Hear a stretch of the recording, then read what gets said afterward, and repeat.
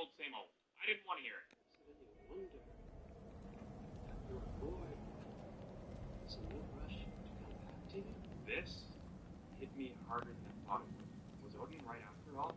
Was that really just some lowly thug who pushed his son to the absolute limits, not caring for his genuine happiness? Was I wrong? I returned home, thought about this for a long time. Before I knew it, I was back in my son's body, and I decided it was time to get up to some mischief. See, Thor was out doing some errands, meaning Sif was all alone in her bedroom. Sorry.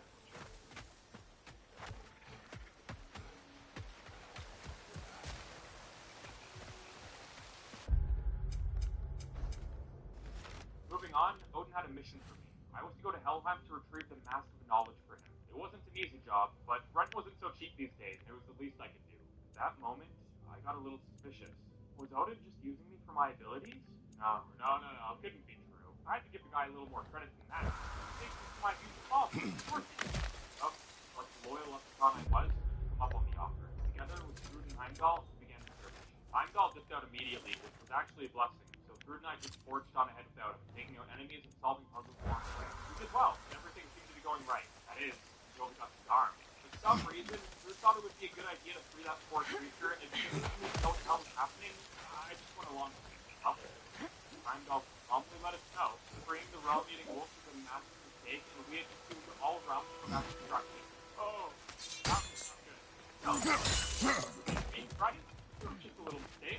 Well, when we returned to Asgard with nothing to show for it, the Allfather let me know how much of a moron I was, and that saving me from my father was the biggest mistake of his life. Everyone hated me. I had no home to go back to. Not anymore. It was decided I would return to Sindri, grab my things, and run away. I popped into the teleporter for the final time. When I got back home, I couldn't believe my damn eyes. I was for how naked to Helheim. See me? Ran out of the protector while she's having very best. Fortunately, though, my best wasn't good enough. I all my friends watched. I reflected on all my good memories. Oh my god. It was Father. He saved me. 20th time that day, I was back in Kratos' body, and I was come on.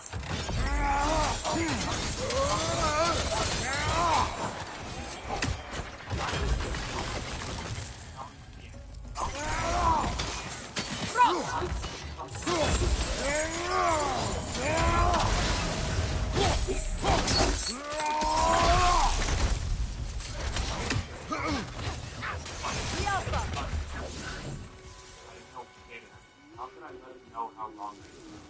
I was committing verbal abuse, after years of neglect and abuse, after being... This plan would have been a failure, but fine, I shuffled around like an idiot while the enemy... For this point, so it didn't really matter, did it? But you know what? Sadly, as I failed, I still wanted to take the challenge to the end. So, instead of helping my friends contain the League of Helheim, I shuffled around like an idiot while the enemies had their way with me. You'd think this plan would have been a failure, but I didn't have to get a single drop of blood on my finger. I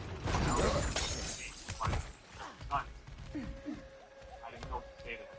How could I let him know how wrong I did? Like eating verbal abuse.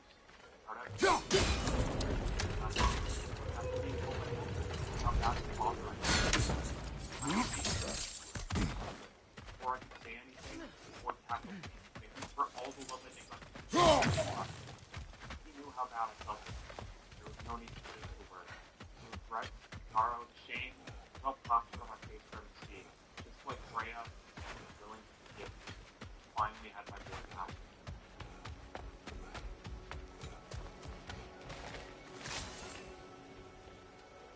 That didn't mean our work was over, though. Garm was still roaming the realm, causing mayhem wherever we went, and it was up to us to stop him. At first, everything seemed to be going well, and Marcel was doing a great job of protecting me, but then we got to another realm fair. This was a problem. Why? Well, since my son was in charge of closing it up, I was the one who needed to protect it. So, just like before, something was rolled around back and forth, waiting for my son to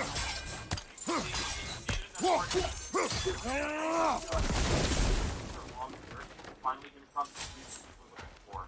Let me tell you, this fight took forever. My god, whittling him down to 20 minutes of my time. The good news is, Grace was able to take all by himself, and it was then we started phase 2. Thankfully, Dharma had way less up during this phase, and only took about 5 minutes to defeat, despite his full health bar. And yet again, I was forced to finish the job, or at least that's what I would have. Well, no, except Arm still wasn't dead. Oh, he ran away from me. Up, both realized what had happened. Thankfully, that wolf who died in the beginning had his soul transferred to Darm's body when his Grace stabbed him with his knife.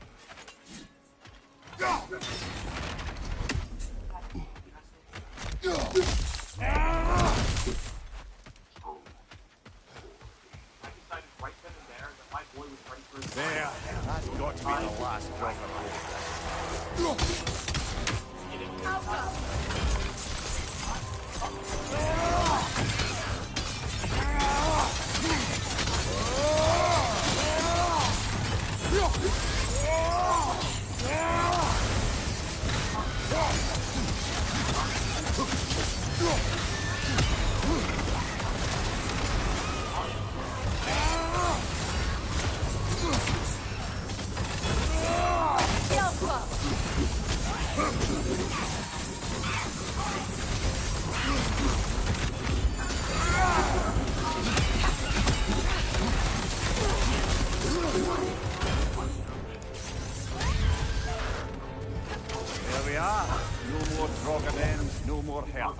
one less thing to worry about. You worry? Oh, never while you're around, oh warrior of rippling muscle. We wanted to chase after Odin, but lost time. It was our duty to save him until the last moment. And, want to know what the worst part of all this was? Rock's final word. Small Peter. If it wasn't personal before, it was now. Asgard everyone went out to do their respective side quests, including Boy and I. We were to go to Muspelheim to create Ragnarok. It wasn't to be enough by anyone.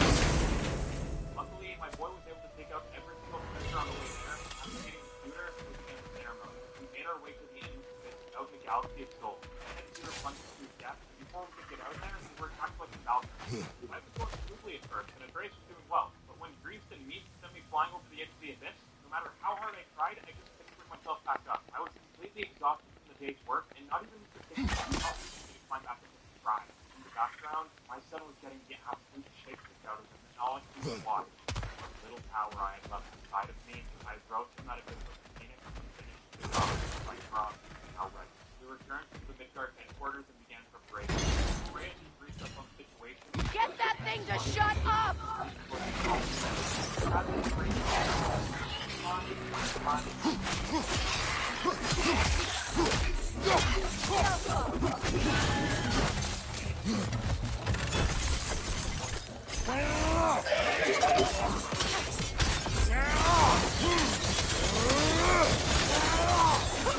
Nasty hit!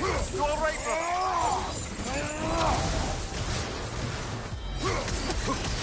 Watch your left!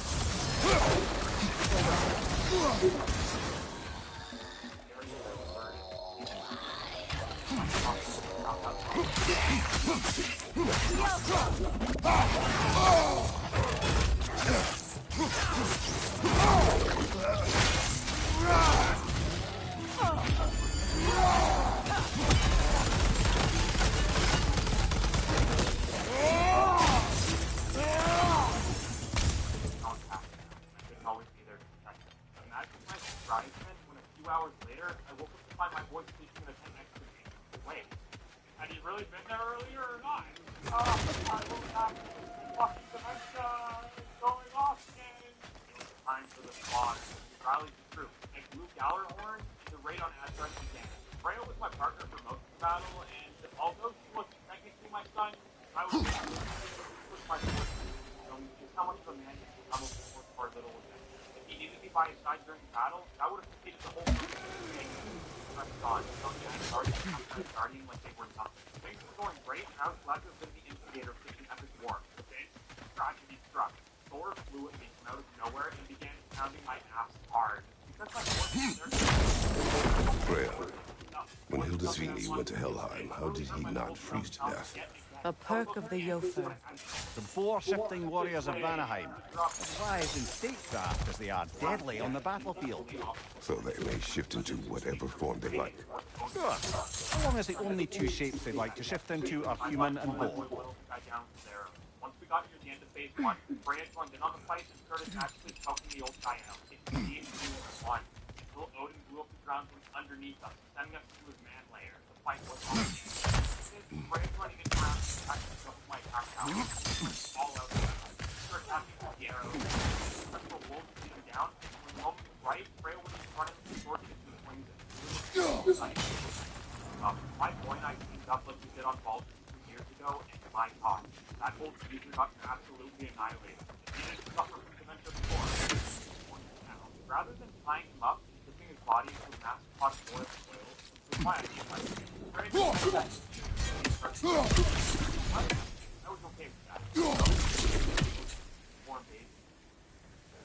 And on the speed, perfect and great, and I was glad to have been the instigator of the war. But then, tragedy struck.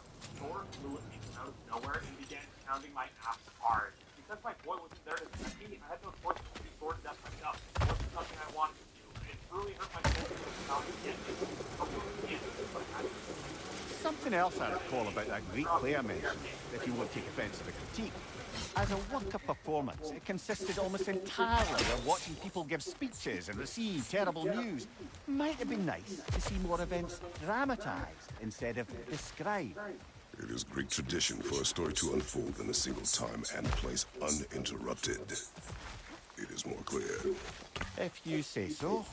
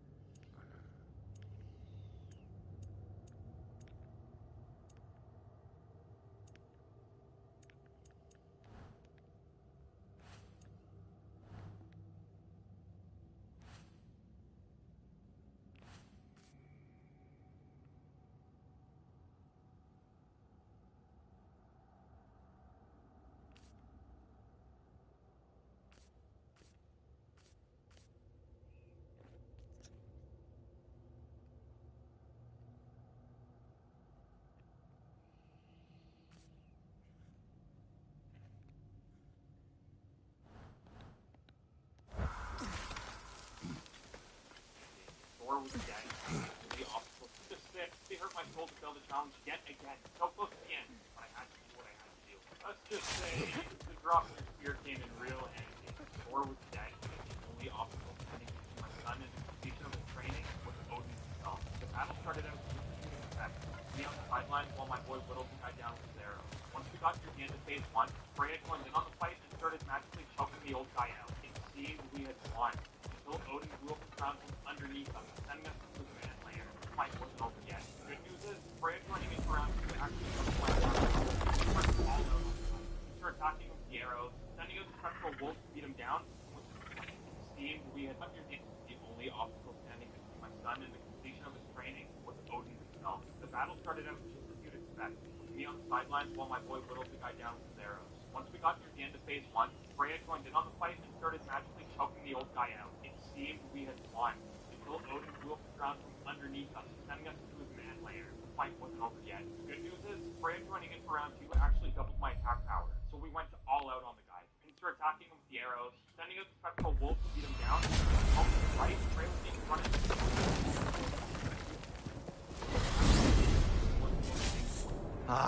if I had a stomach, it'd be twisting right now.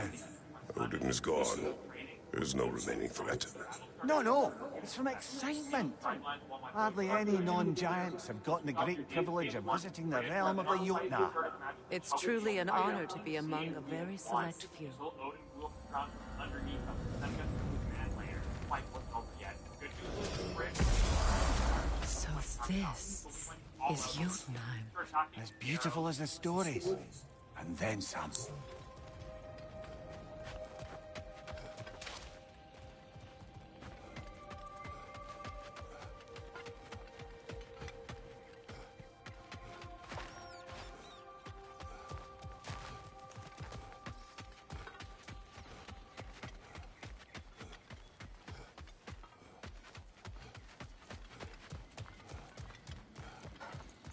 A flower.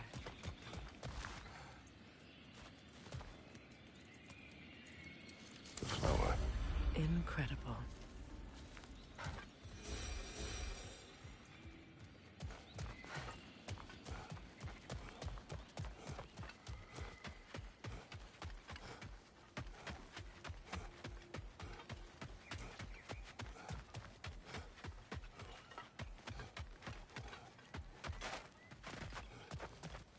Company's here, Finn. Angerboda, Kratos, Vimir, Freya. It's good to see you. I wish to thank you for creating a path out of Asgard for us. Aye, a true pleasure to meet the lassie who saved our skins. Indeed. Your giant stuff magic is truly a marvel. We were so glad we got there in time. Freya, your brother's sacrifice won't be forgotten. It won't. I will say, you've made quite the impression on our Atreus' heart. Mimir. Oh, like you weren't thinking it, brother. Ahem. You're a cherished ally, Angerboda. I hope we cross paths again. I imagine we will. There's lots to do, and I'm just getting started.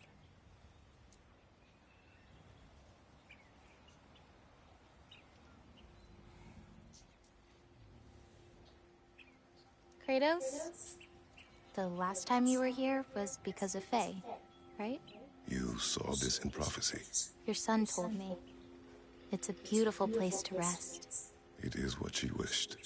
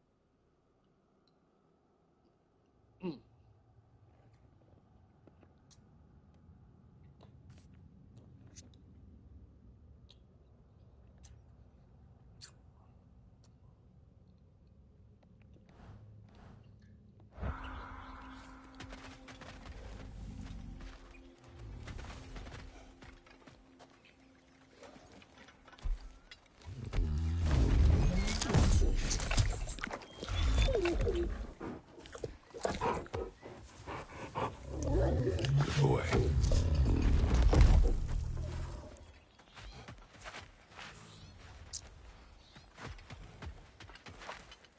You painted these shrines. Some of them. Some I finished for my mother. Your work is beautiful. Your skill with a brush is unmatched, Angerboda. My son. He draws. He told me. Although he'd do well to learn from your use of color. We come from a long line of artisans, so he has it in him. He just needs some discipline to bring it out. I like you.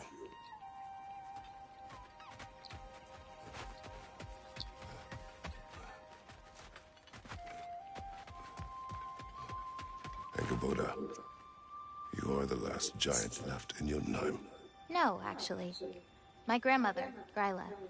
She's, not really one for visitors, but she's still here. She's helping me forage at the moment. After all you've done, lass, she must be so proud to have a granddaughter such as yourself. She She might be.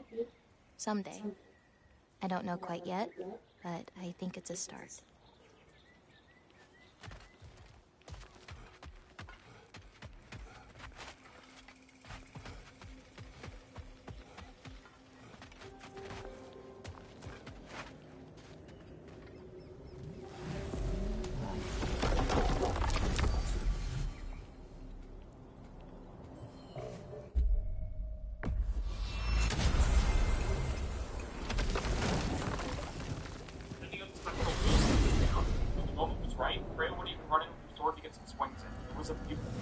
Sight, and Odin just couldn't keep up. My boy and I teamed up like we did on Baldur's 3 years ago, and my god, that old geezer got absolutely annihilated.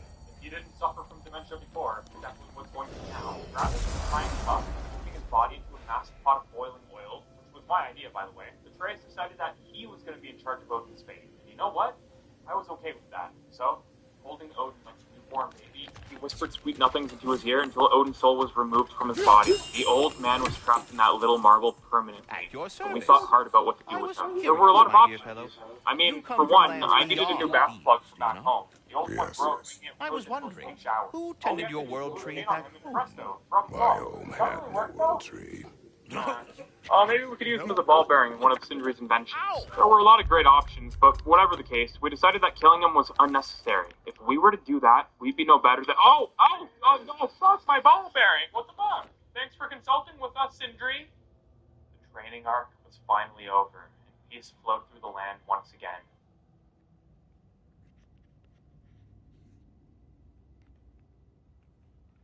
What does Kratos, the god of war, do in his free time? Well, apparently he likes to pick flowers. But we're going to do that with him and earn the Florist Trophy, and that is for picking up the flowers across the realm. Now, the first flower you pick up will start the favorite quest. Now, the first one I'm going to pick up is at Muspelheim here, and this is the Crucible. Now, many of these flowers are not going to be accessible until after you completed the game. Go to this area and drop down to the very bottom of this section, and inside one of the cells is going to be the flower.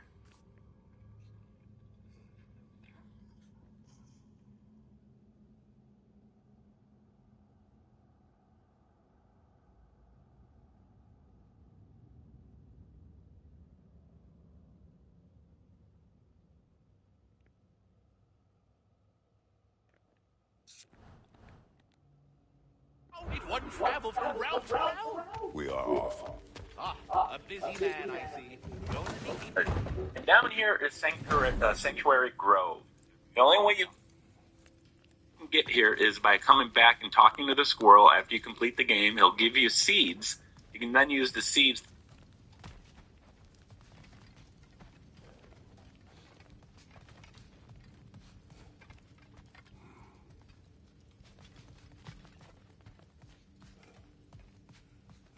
unlock the gateway.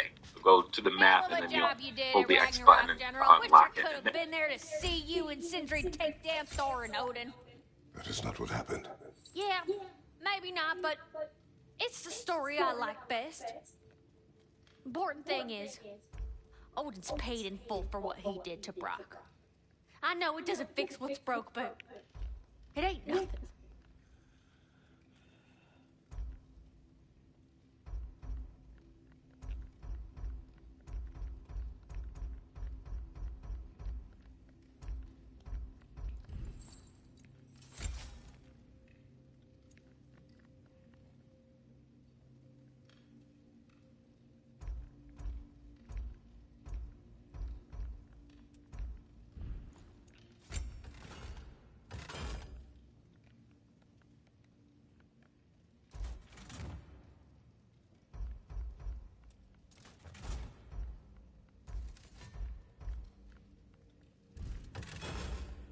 What about Freya?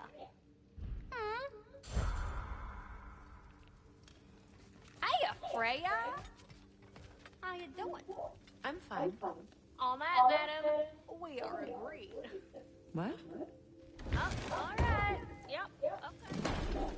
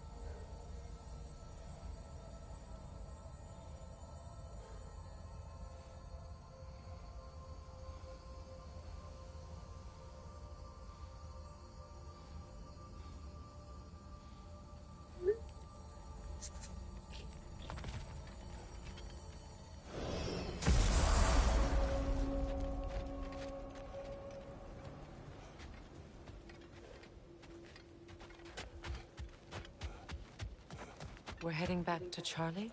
Yes. He's not gonna be very happy with me. No.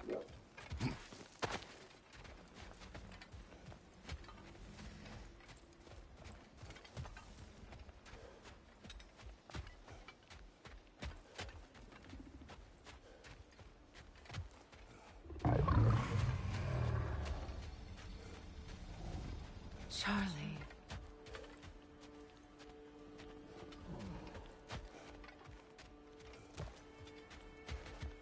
Freya, the flower. Mercury.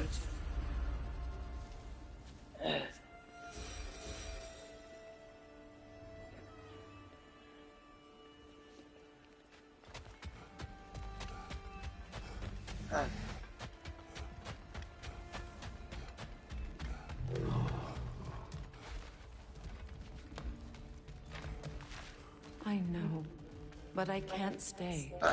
There's still things I must do.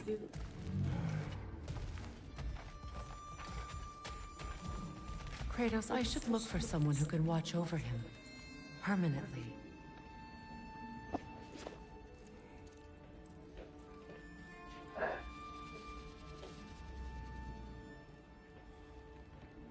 I got no good last time of mine, so you don't worry about me. Just make sure that the day all you gonna be. You ain't, I cannot wait for you.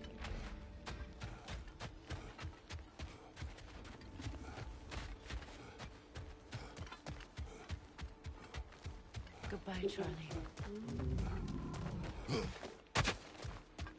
Soon.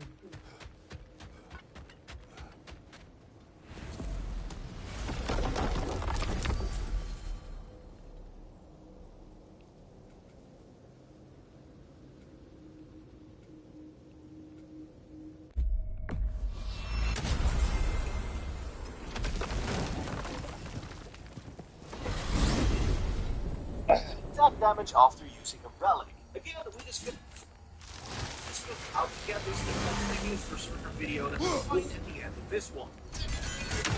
Chest piece for the extra damage to trigger, but since the risk is most information for storing your relic, I recommend equipping those too. Because the more you use the relic, the more you get the benefit from this 15-second damage increase. There is of course a downside to this, and that is the fact that you yourself will also take increased damage with this Soulless Warrior buff active. Especially on higher difficulties, this means that a single attack can take a very large chunk of your health, so you really want to watch out. But this is where all those realm shifts come into play, as during these it is much harder for enemies to hit you while you can easily deal some damage. By starting off with the Hilt of Hoven, you get a very long window of Like slow the father life, of all, also trigger we the swung from the tree.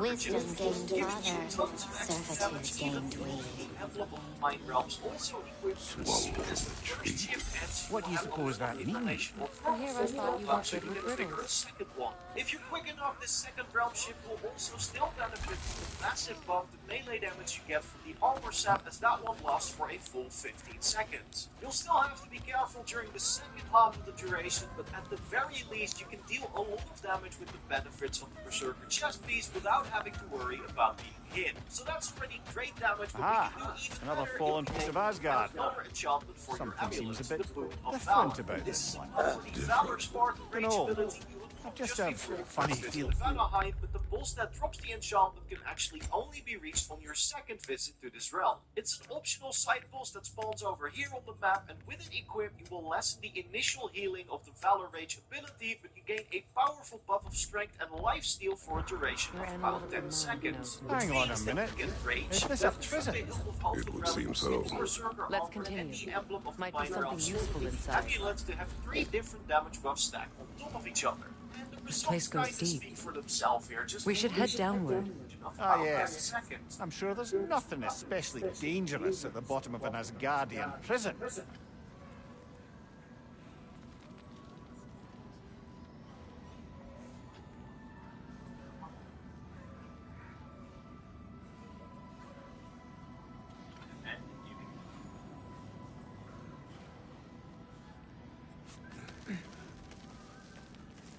think, yeah, a lot of that goes back to my own childhood. Yeah, a lot of neglect. A lot of neglect, a lot of, nobody telling me that I was good, smart,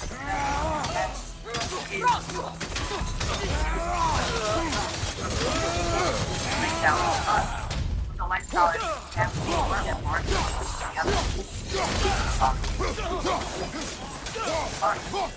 but there's a part of me that was like, on your guard, if the aim with this lifestyle, then perhaps some of the inmates did as well. In order to feel Let us special, find out. feel like a partner, I'm not getting it. Okay, so we talked about this video weeks ago. We talked about the choice to live kind of a non-monogamous life, right? Which is interesting. There must be a way to reach the lower levels. Tender spots. Just need to find a way down. With feeling not special, not seen. Right. Right? You'd think that if you wanted to really address that fully, you want to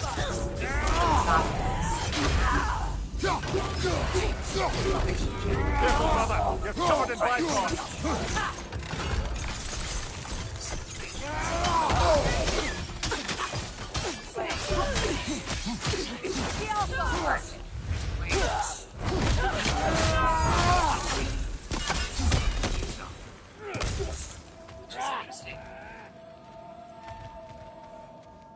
It reminds me of what you said about Korea. That in a way you kind of have this, orchestrate a certain plan, and then you set yourself up to feel left behind, not thought of. What's the chain do? So there is some way Recognize him, Mimir? I do not, sadly. Of course, the Einherjar disappeared a fair few dwarven rebels during the occupation. I suspect this is one of them.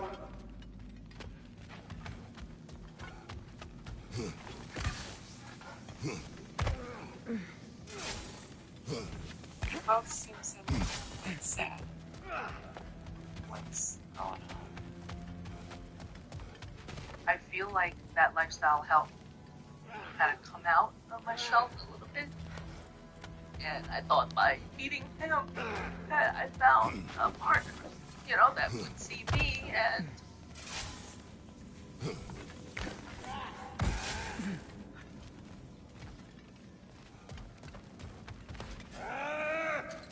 that is what makes me sad.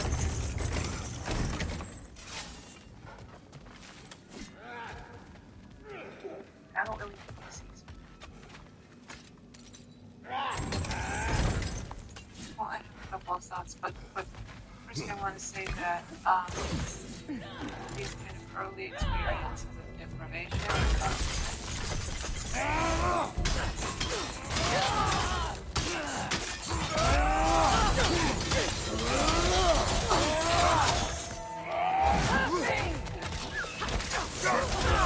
You're on fire, Kratos!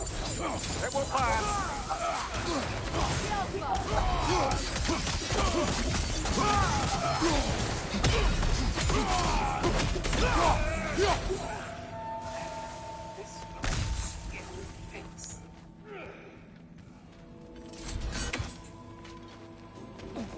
My God.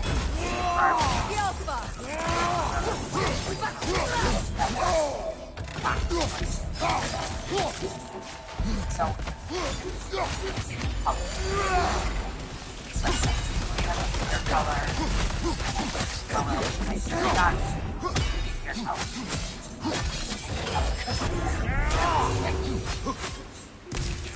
Yes, I don't know, should I be blue?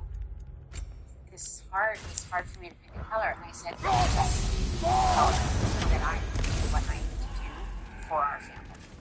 And then he said, fine, green. And then he excused himself to go downstairs. He went downstairs and I said, are you okay? And he said, I just need a moment. You're laughing. It's a fucking dry eraser color. That's an L, but not a particularly high-ranking one. So what did Odin have to gain by imprisoning them? I'd say information, but why keep them locked up afterward? Why not just kill them? It's hard to choose between green and purple. Why and you make a choice. Why? I mean, look where it got us when we couldn't make a decision about whether we should have a third child or not. We can go back to the markers, but can you fill me in on this? We Careful, brother. talked These about prisoners may not be as we should grateful have for their a freedom third as one child would or not. hope. Oh, well, you're very bloody well. Talked about it further. We need more time to think about it. He just didn't make a choice. Wait, well, let's... Well, this is in this also. This is when I first got emotionally involved with this person about 8 years ago. I think at that time I was very confused about a lot of things, and I've always worried about making you happy. I think probably at the time I knew it was something that was important to you, so it didn't feel like my question mark about it. It was stronger than how you were feeling.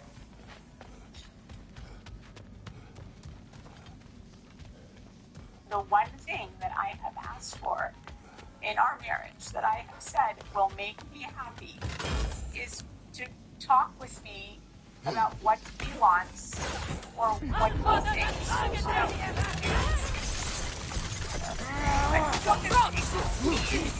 Careful, brother. You're covered in bygones.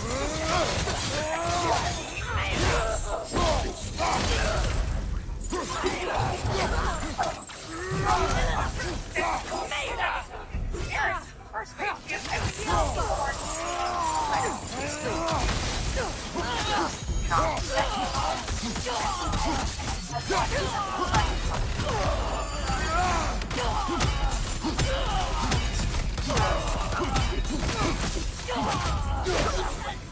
which is to say, we want there not to be kind of a sonic stream where Josh lives separately, maybe in a somewhat vague state, while trying to make you happy. But the solution is not simply getting what you need. The solution has partially understanding how the intensity of your ask is affecting the feeling. I don't know. But when will it become a conversation of, okay, well, Dream shade is but you difficult to have keep look at alive the way even that under the Molly best conditions. But engages this, in conversation or what he she gave all needs. his You know, I strength to just keep it feel alive. like Then it is right. You means should that have you're it. being asked to adjust to Josh's rhythm. yes. But you don't feel like Josh is getting any kind of pressure to adjust to yours. Yes. I do not know if Josh feels this feeling that he needs to make changes. And the unfortunate thing is, the way that I have chosen to scream and yell at him that he needs to do some fucking work himself has been by having my own relations with other people. It's like my way of screaming at the top of my lungs. But the fact that you think that I haven't done anything, that I haven't done any work, grown at all. First of all, I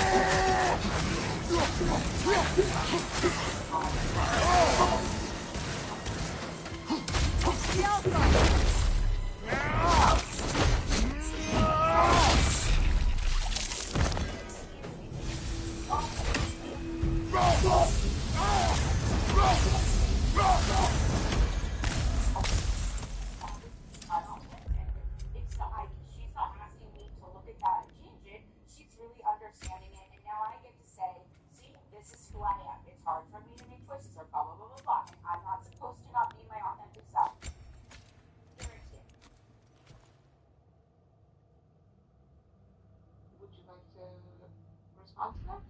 that what's going on? No, I see very clearly pressure and asking me probably not to talk and continue to ask me to go to try and figure out what was going on. Where is this a lot of tough choices together as a couple. Together. I was in a relationship for 5 years. A year and a half ago, I was in a relationship with someone at 12 nights. I'm so crazy. We have to fuck that. Like, if I had done something, you would have done those things. And it's not like somehow if I had just gotten it right. No, I would have. not getting it right. I'm sleeping.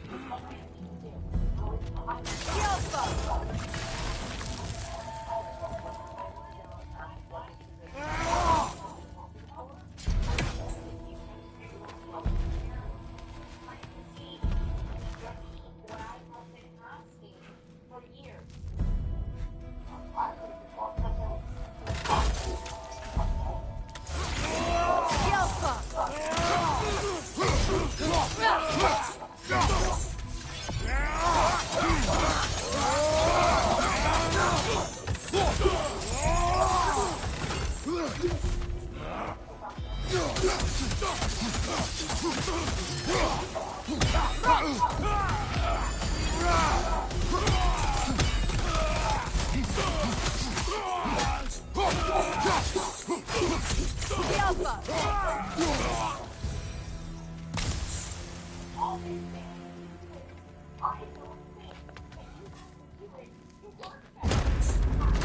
Freya!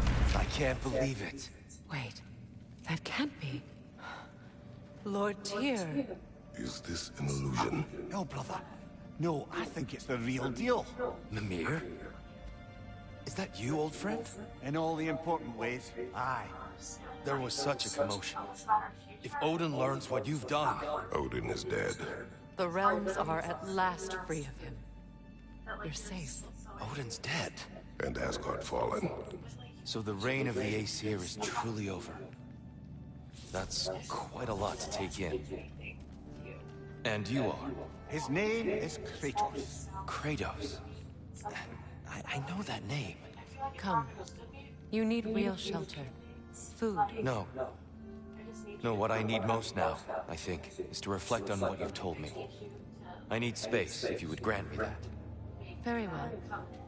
Our home is in the realm between realms for the moment. You can find us there when you're ready. Kratos.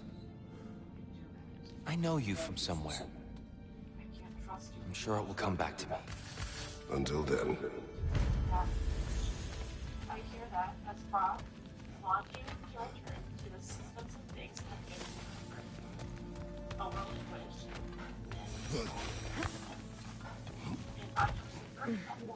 You believe that was truly him? It's hard to trust anything after what we've been through. But with Odin gone, I've no cause to doubt it. Our paths will cross again. Of that I'm sure.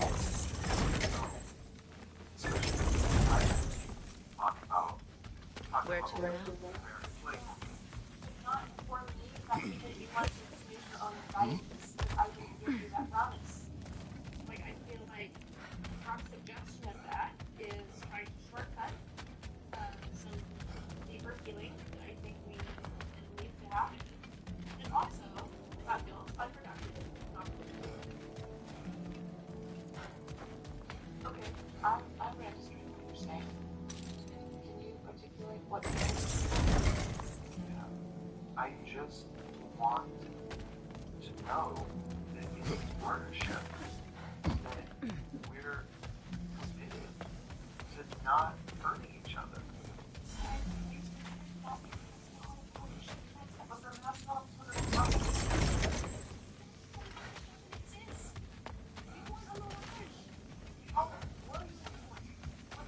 You don't want to open a relationship. You don't want to be with me, and that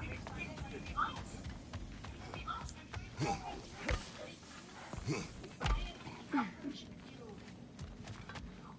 your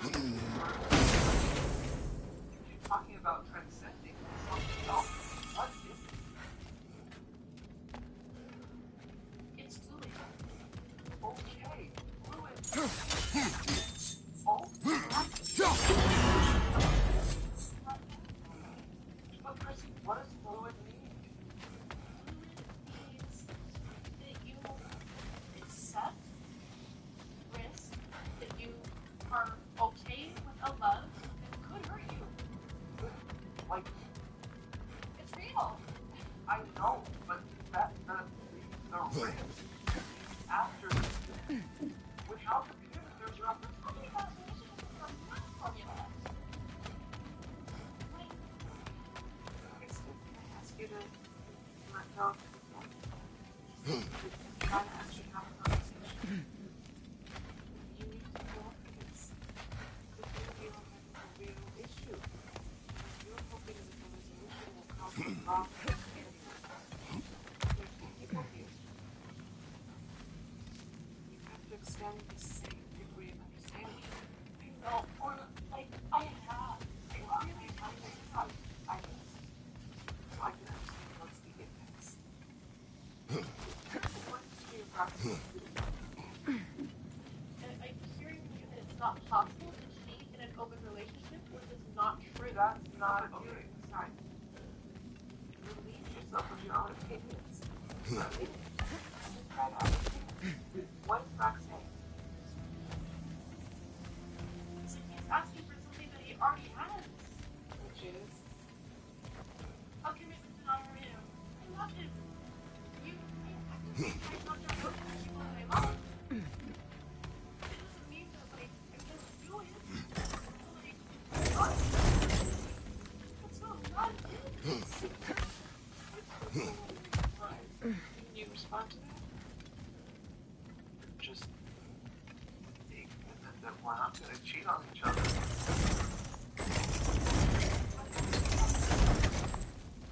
Say full terms. What is the cost to you of saying, I will not do that again? Everything is to reduce it to that. I think that is the out. Is to just promise that I'll never have it again. The cost is the pain. And that pain was really worth something. So, what I learned from it was that we can recommit to each other and we can stretch our marriage to the sake of ourselves as partners, but we work together to do that. Like, we don't just decide one night, you know what, fuck it, make it big. That's not how I view it. All I hear when you talk is like that, of course. Saw it was one thing you said, remember? You saw on the couch that he was going to marry us. He's supposed to remember all the things, one thing. This is not love, not forgiveness. Right. That's not the most important thing to me. It's the old ways. To me, that's the old ways. The relationship. No.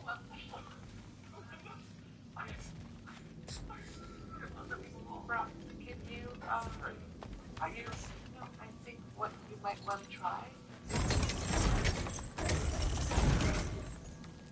My concerns are, I don't want to be blindsided like that. I can't. I can't.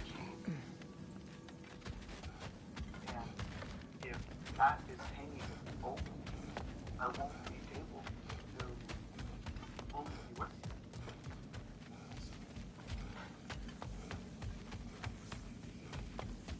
you. I will. I'll promise again. So, I guess we're open. I will make my promise. Okay.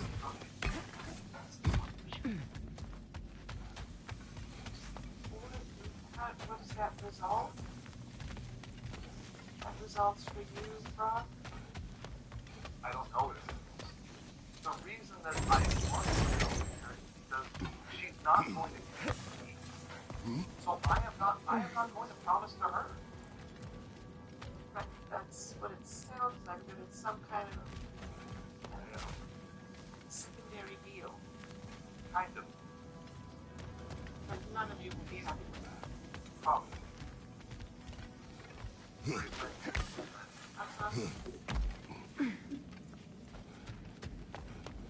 know, this dilemma between the need for predictability and safety that you're each expressing in your own way, and the need for some kind of freedom is always there in a relationship. And there's some way that your histories and the way the church lives there that is making it very difficult in a place where you're each owning both sides of it. And it's repeatedly split between the two of you. I feel like I get put in the box of church, in the box of patriarchy, in the box of family. Like I become the stand for all of that. So like my opinions, it's almost like when they travel to her, they pick up all of this historical trash along the way to get to her ear, and then it's not about me anymore. Now it's about broader things. And for you, what is put all into you? Wow. Figure out that it's not so hard. Like, it's sort of a hammer. For me.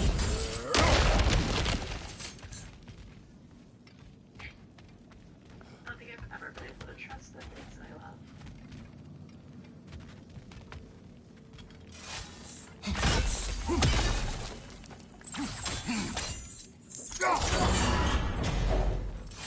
I'm saying I long for, you're saying I expect, which means that sets up Rod to fail. Okay. Expect and the person fails. So that's already a dynamic that's toxic for the two of you. Because then I get a response. If you want to think, what is it like? I don't know what I want. That's important. I'm not sure what I want. You're disappointed. Right. And none of you even know what's missing. Not even close. You don't know what you want, you don't know what it's expected, but you just know it fails. Right. There's nothing there, really. This is like some cover-up or something else. False. The reason I sometimes choose to avoid conversations because they're difficult. And dare I say anything about finances, and that's it. It's all done. There's no pressure on me. I want myself. It's not bad, to be more successful for a second. But when you deliver it with that, jazz, it feels What? What does it feel? It feels like a jag. Let me ask you this. Manifest right now. You get it. It's not. Okay.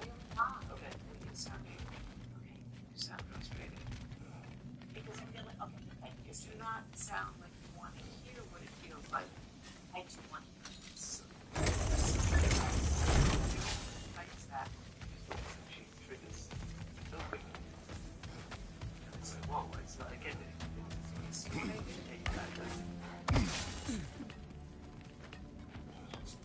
our issues. What's happening? Let's talk about our finances. We need to get help and figure out what we need to do together. Do you want to try talking about finances? Try. We know the answer. We expect we know that's the answer. We can't come back. I mean, they do this. I can come back on the phone. We need to bring in more. There are things to spend. I don't know. There's another X now here, another X now there. We don't have conversations about that. All of a sudden, I see, wow, $700 out of the bank. What are you talking about? You went to get your eyes tested last couple of weeks.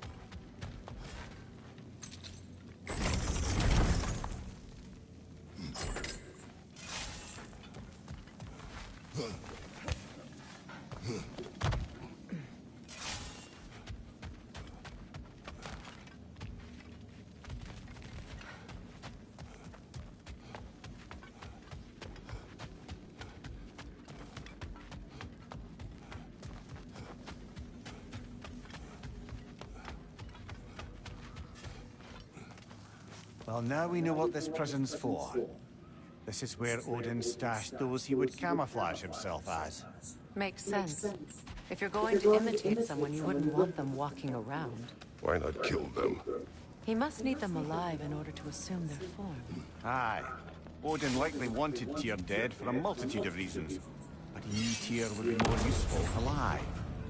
Your god of war has truly returned. What now? He'll want to...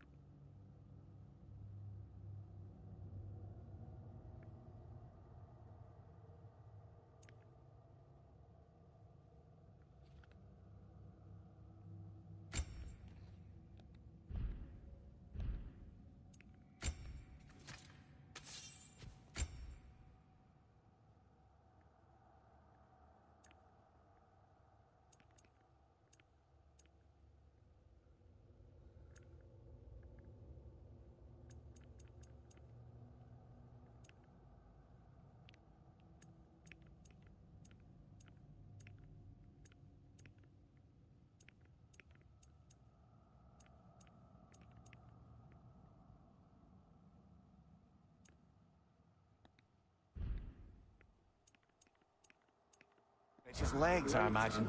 Imprisonment stokes wanderlust. Not that I need to remind any of us of that.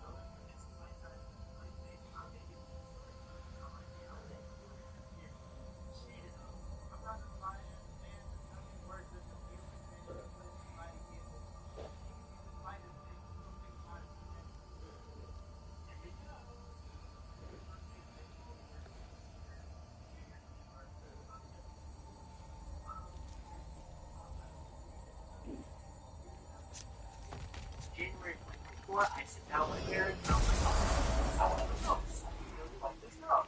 They're like, oh my god, I love you. You know, I love you. Boom. March 2024. Stop the question. She said yes. Oh my god. And August 2024 calls it off. Won't go with me. Doesn't want anything to do with me. Fell out of love. Just think that we'd be better as friends. Wants to be poly. A whole bunch of excuses.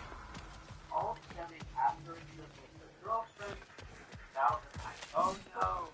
Anytime a woman tells you she wants to be poly, it's just a euphemism for I want to be able to sleep with other guys and I want you to accept that. Profane alternate lyrics to my ballads. Absolutely disgusting. But now I wish I could remember some of them. The paperwork that man created for me. I had to build a chest just for his violations. A big one. I taught him 20 different ways to cold forge a bolster.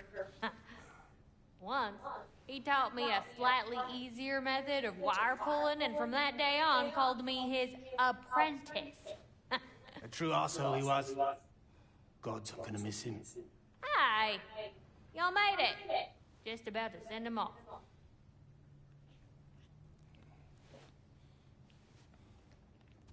I have met many on my travels. You are one of the few I would call friend. I always thought you were one of the dumbest creatures I'd ever met.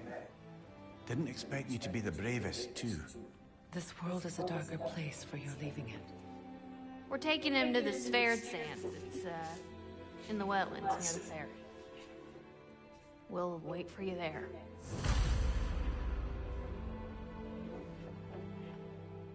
Oh, do I dare? Do I dare put my fucking feet up like this?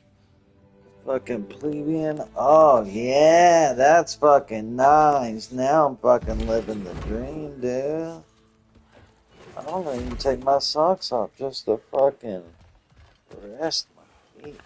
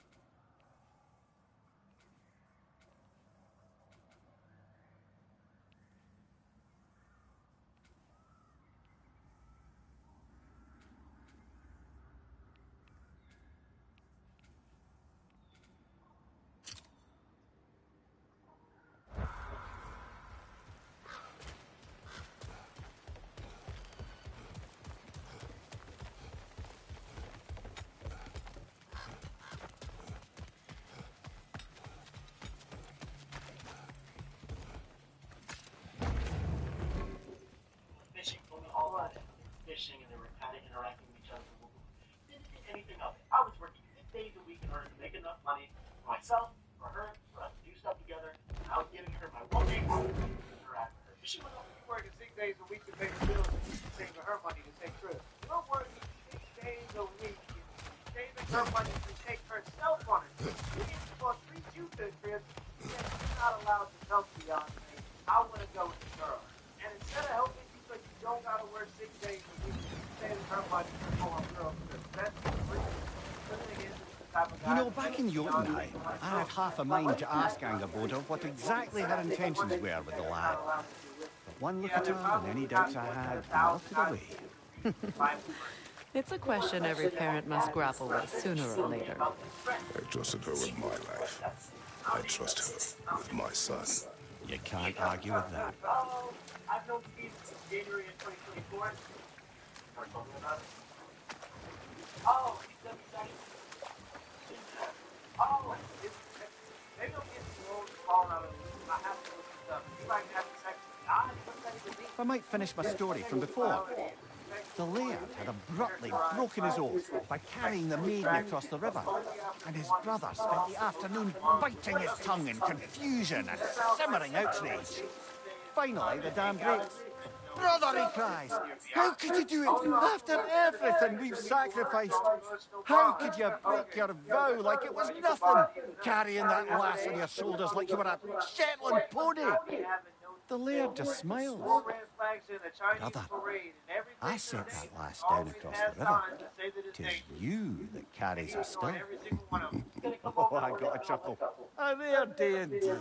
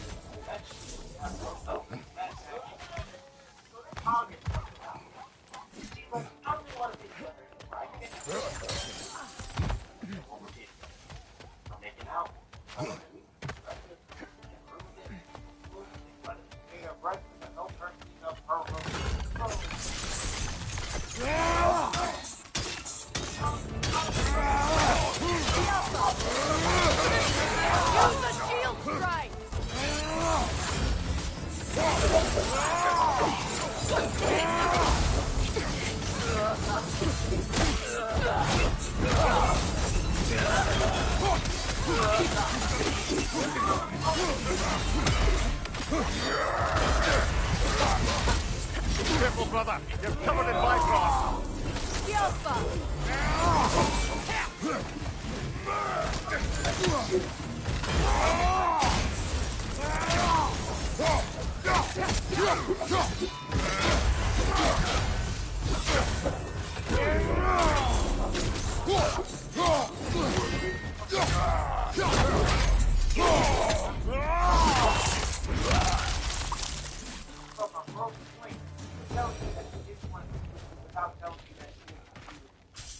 I'm glad we can help these Einherjar on their way, even if they hate us for it. They do not need to spend their afterlife serving a cruel god any longer. Agreed.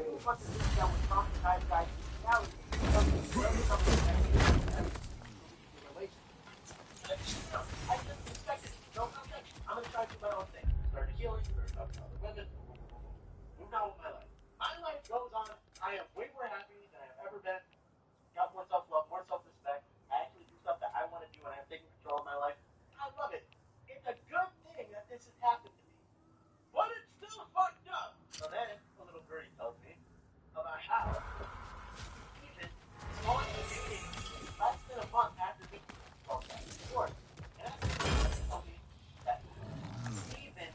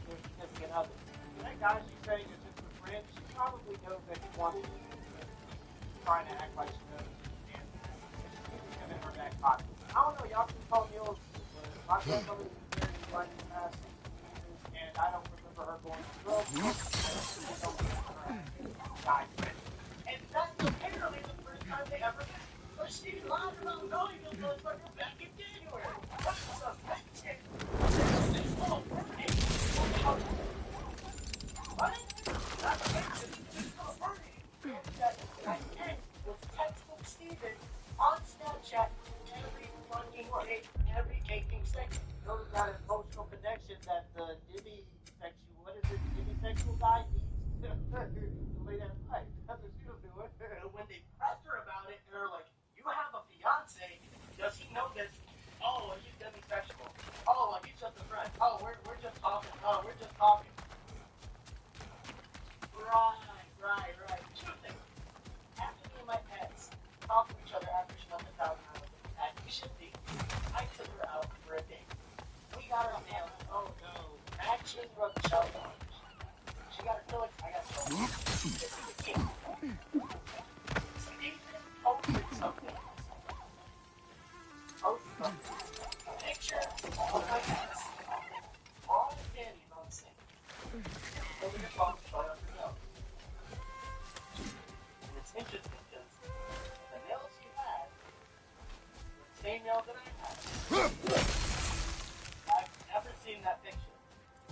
Right. Okay. This is like weeks before we broke up. This is like middle of July before we left town.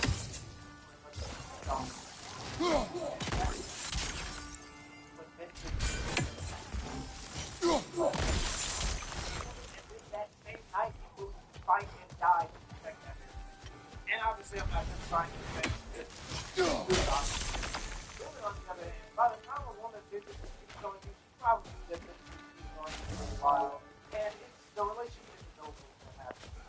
I got her a ring in March. I asked her for her ring size in February. Oh, I didn't want her to know.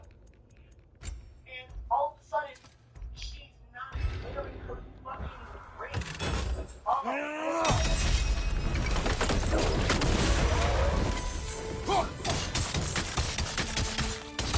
Cover! Let's roll!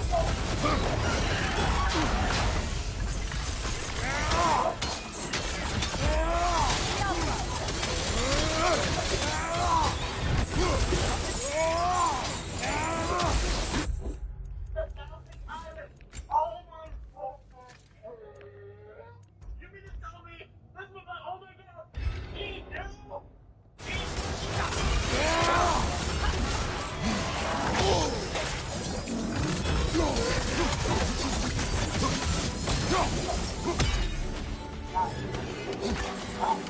Focus up!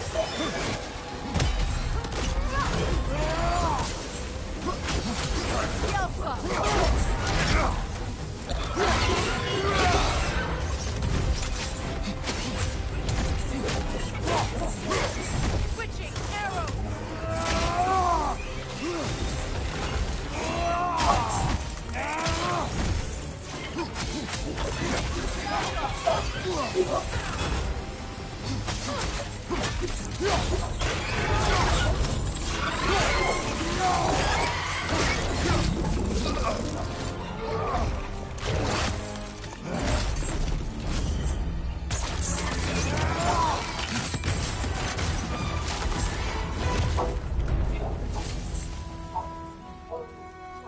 That was quite a surprise.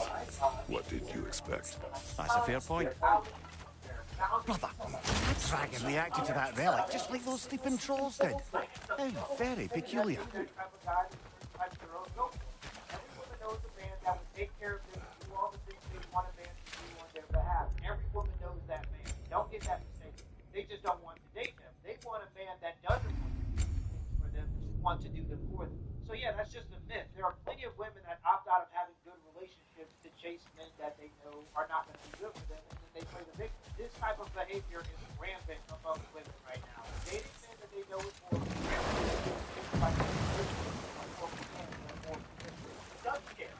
Do you regret it, Mimir?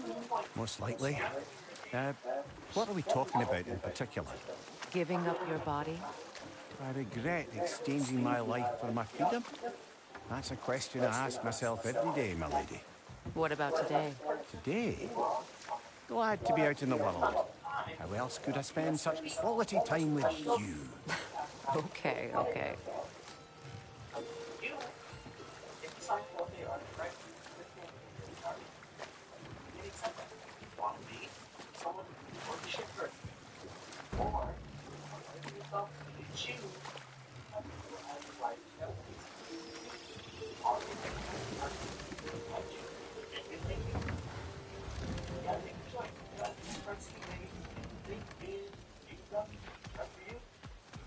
charge. Yep, there's a difference between being useful and being used. The guys who are just being used, they try to justify themselves by saying, I'm empathetic. Well, you're not empathetic, you're sympathetic. You're desperate for the woman that you have, and you're afraid of standing up for yourself because you think she's going to leave. By the way, your desperation is going to cause her to leave you anyway. Yeah, those types of men allow themselves to be taken advantage of, and if you allow yourself to be taken advantage of, unfortunately, people who like to take advantage of people will take advantage of them. In his case, especially, he actually got killed because he was about to marry this woman. He ended up being after the marriage, but then working 3 days, he still got half of everything that worked. So this is actually best case scenario for him. Let me know in the comments below this video with the Godofwar episode 8 for but I'll definitely like and subscribe for more content. A serial killer has been caught, and it's very interesting. It's not a true crime little thing, and I kind of want to watch it. I want to do a little watch. Serial killer realizes he's been caught 45 years later. Hi, good morning. I'm so sorry. I'm super embarrassed. Hi, puppy. This man is 74-year-old John Arthur Getrew, an elderly homeowner in Hayward, California. What he doesn't know is that he's speaking with an undercover officer closing in on a decades-old secret. And things are about to take an unexpected turn. Let's see. I was turning around in your driveway, and I accidentally hit your car. Which one? The one parked in the driveway. Do you want to maybe take a look to see if we should exchange insurance information? I hate that he has a dog. Can I say that? As a dog and cat lover, I just dog serial killer. Assuming this guy's a serial killer, right? Oh, I'm so sorry. So embarrassing.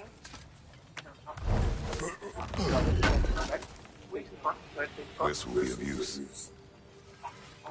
That was a good little Hello, lure. Linda. That was a good little lure. What's good? We'll talk to you later. About your brother. I never got the chance to tell you. I know Mom John a isn't this, you're routine supposed to pat-down say before sorry he and slid to the whatnot, front but seat of a police vehicle. I always known that pretty man had greatness in him. That he'd do something amazing one day, and I'm just, Such a heartless person to have a slight I'm heart. proud that now the 9 realms know it too. Though he hasn't been told why I think you. John applaud. He probably knows why he's been arrested. It's the impetus for the police. He's lying. Come on out of the house. Months earlier, cold case investigators in Santa Clara County reopened a murder case that had remained unsolved for 45 years. DNA from the crime scene was compared to a public database, allowing investigators to trace a family tree and identify John, a husband, father, and former Boy Scout leader, as the primary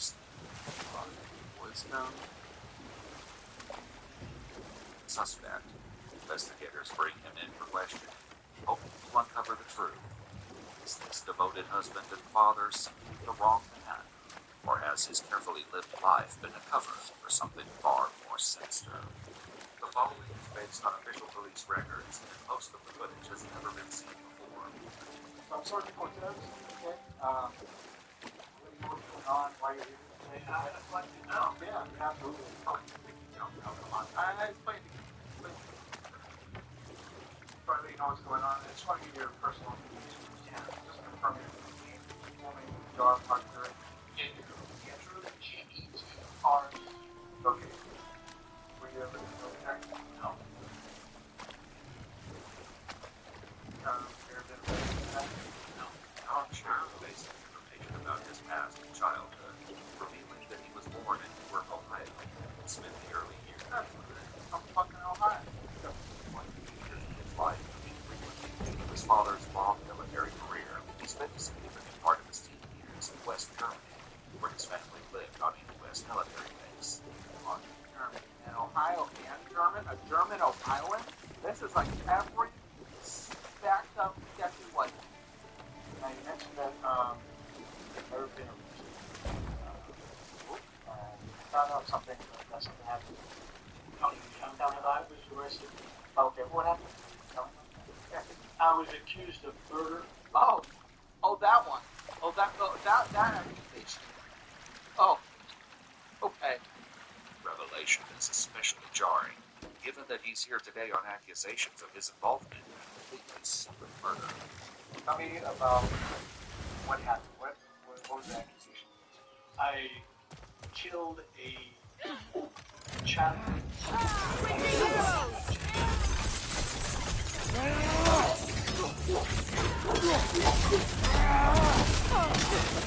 Left side, Kratos!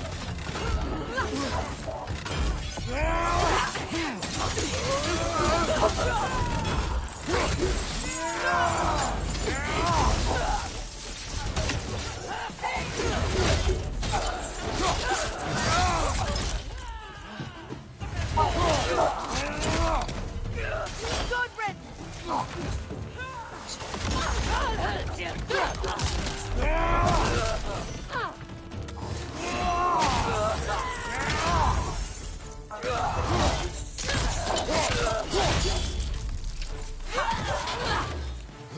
Enemies on the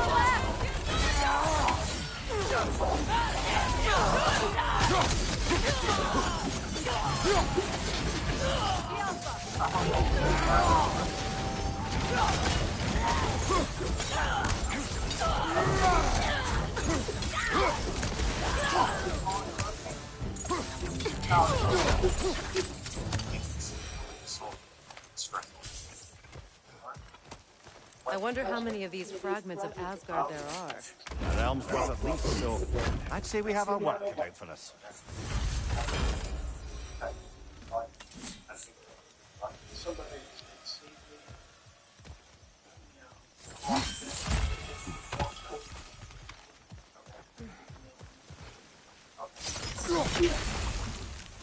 I don't know what happened. Yeah. Alright. There's some stuff. I think it's working. John Wayne, That's what they say. Though John maintained his innocence, he was found guilty of trial for Margaret's murder. Oh, come on. Really? Bring it down. The sentence was in a German juvenile prison. How old is he? Hey, it's 16. They called her 15. Well, this time, she's an island. Here, 10 years for murder? Oh, he probably got off early, right? Crazy. because of his age at the time, he was released after serving roughly 2/3 of the sentence. That's good. 7 years. Once in a while, it's dead to walk free. Actually, 16. Wow. How, after you're released, don't tell them that they go higher than 40 days. Yeah, how was that conversation? Okay. After returning to the United States, John moved to California, and in 1975 was once again at the center of a serious crime. At some point, sexual assault. How long?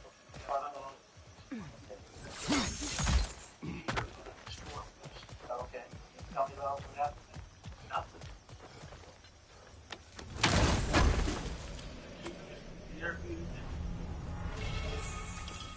Allegation. I gotta ask you. Yeah. You know, this allegation is young girl. Young girl. That actually happened. No, not that I know of. And if I was arrested for specifically that, and then not even tried, and then nothing happened, I could go with nothing happened. Yeah. I never saw her again. You know. Did Jen serve you time for that? Do you remember? No, I didn't. That I know. Everything is that I know.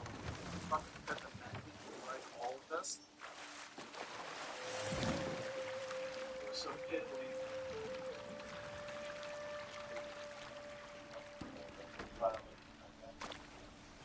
According to multiple news sources, John was 31 years old when the began to move forward, claiming he not only assaulted and strangled her, but threatened to kill her if she didn't die. Back then, by the way, it was like, I take it so much more seriously. Like, I'm like, now I'm going to try to be a little more nuanced with everything. With the internet, everyone's kind of fucking crazy about that just would go around. 1935, I pretty much assumed there was 100% true, if we're being completely We're seeing a 6 foot singers serving just 30 days on September 5 versus 50. That's fucking insane. What's the truth about that?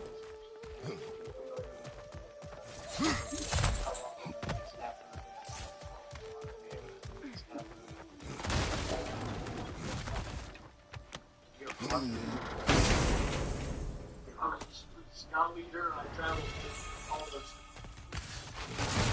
Scout leader? Who let this guy be a scout leader?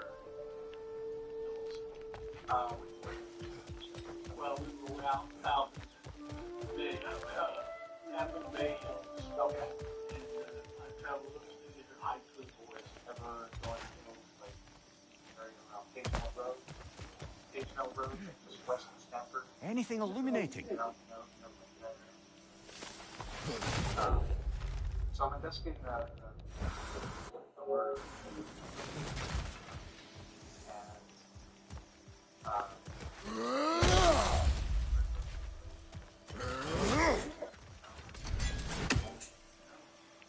Leslie Marie Furlong was a 21-year-old Stanford University working as a law clerk on Prairie, Palo Alto, California. Her body was found dumped in the Stanford area. A scar was found tightly knotted around her neck. The means of a living or strangle. Found that This man is so far below the ground. I want this man fossilized. That he's so destroyed. It's the legend of John, who at the time worked near the Stanford campus as a security guard. You ever see this young lady? You know what? Investigation. You ever see her at all? Oh, Dad? Spoiler alert, but think what? Less than 1970, woman Chevrolet Nova was found parked at the gate of an old Ford near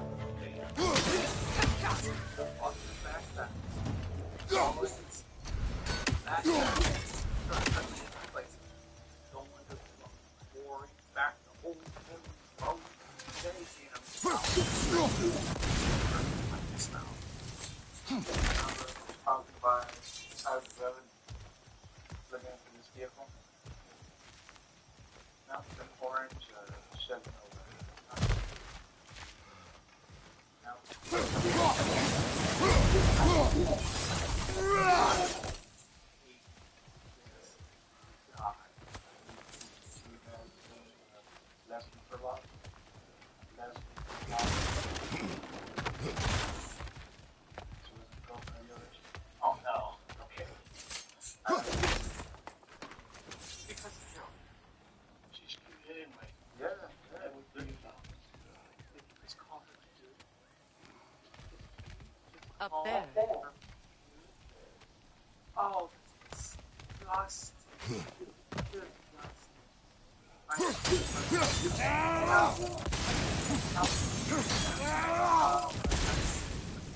This is Caleb and Wife. But we'll work on this.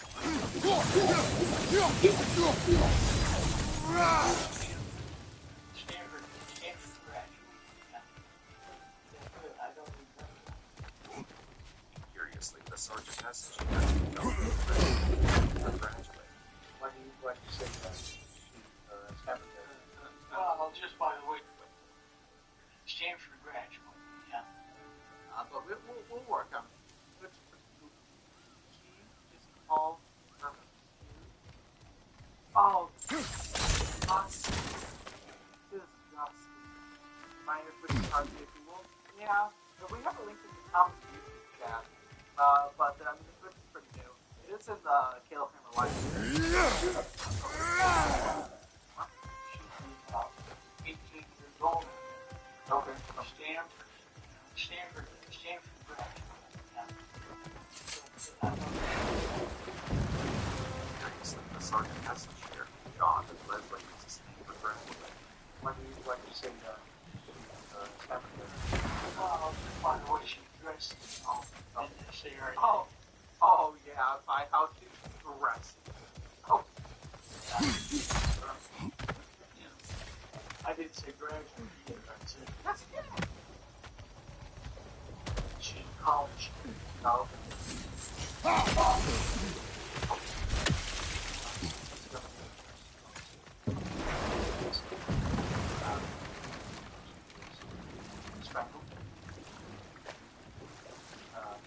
Never made love or anything like that?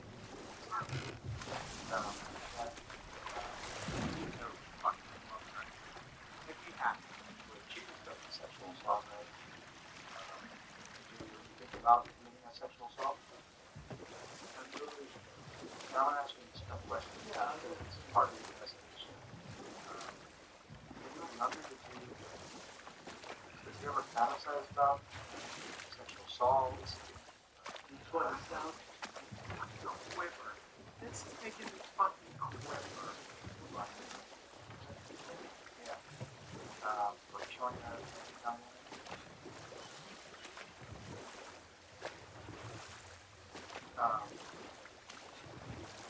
Investigation.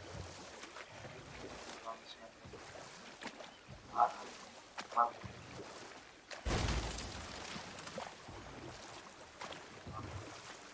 it's like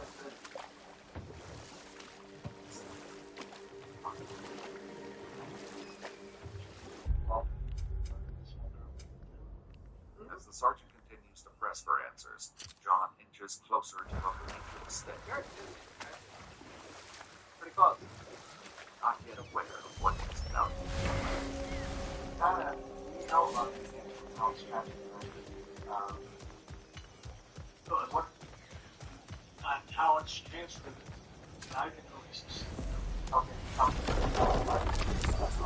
Fuck? Okay. One is semen. Okay. One is saliva from the mouth. So which one was yours, guy? Sure.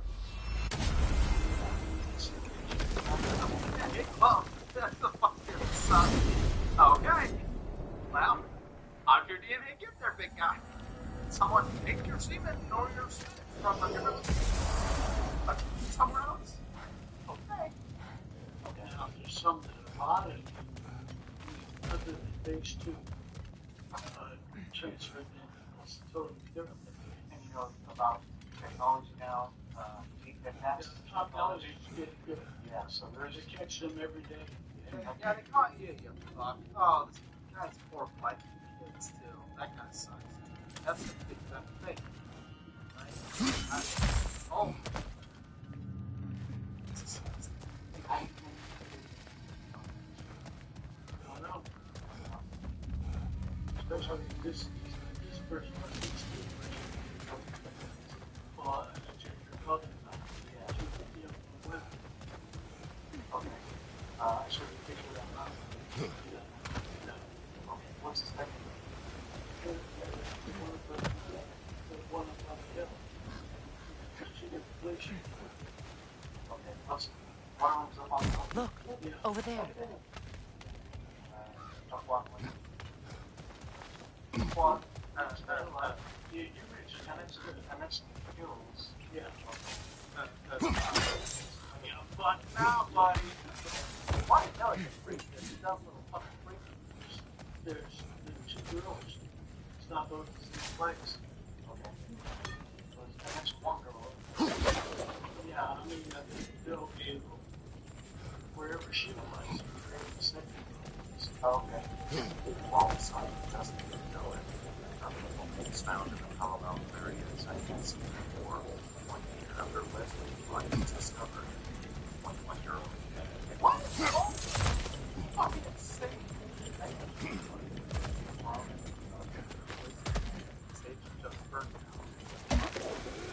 That's great. It's the lines of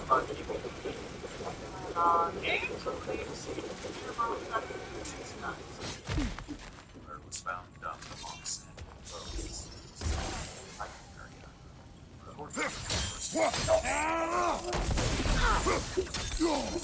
Responsible for the deaths of both Leslie and Justice. Think fucking that. point in my investigation. I'm guilty. Well,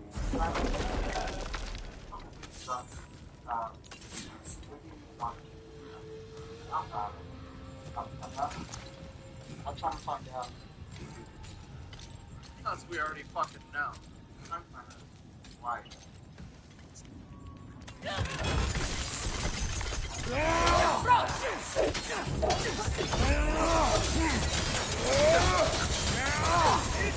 Take it off, man! You've got this!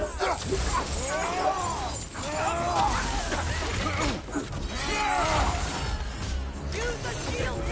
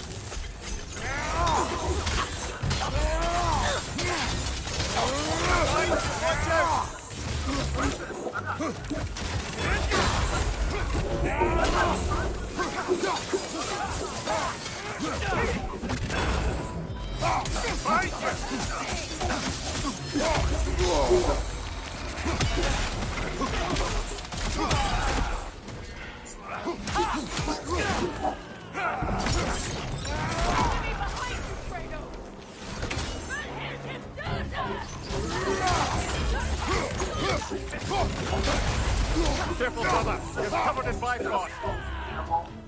Oh my goodness.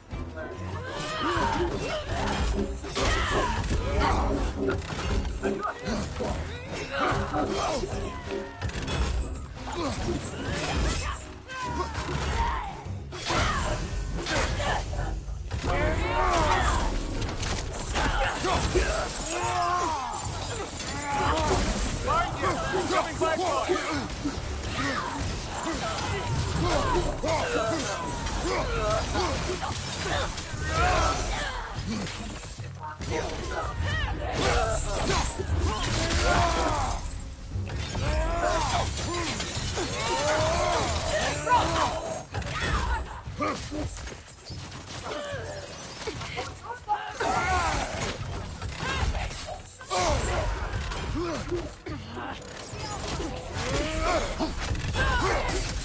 Last one!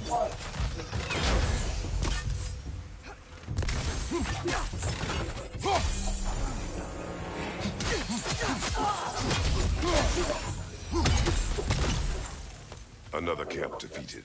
Aye, and one step closer to giving the realms a shot at healing.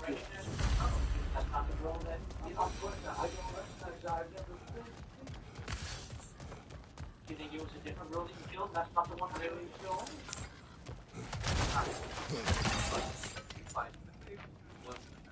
You didn't kill the girl in Germany?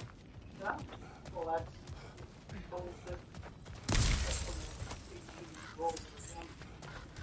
Final confrontation. Investigators case down. There's a situation in Germany where the Alliance is dead and you weren't there. There was a situation here, years later after you came back to the States, where the Alliance is dead, you stayed, you weren't there. If you're in, isn't it? What do you think the chances are of that? What'd you do if you were us and you were investigating this case? What did that look like to you?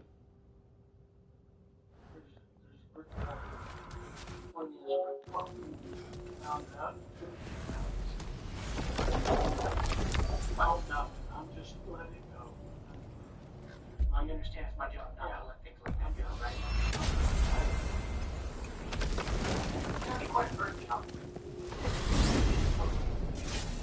I look forward to exploring Alfheim and not having to fight elves. Oh? What makes you think that's an option? They've united, haven't they? What possible reason would they have to attack us? Sorry to say, but there are still plenty of elves out in the Barrens eager for conflict. After requesting a lawyer, the interrogation came to an end. But justice quickly caught up with 17-year-old John. Why? Freyr united them. They fought together at Ragnarok. For those who have spent their lives in combat, peace is not an option.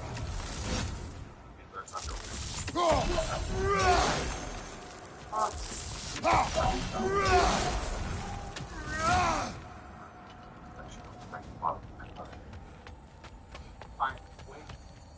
They're expensive. Killing a 21-year-old Jack Taylor.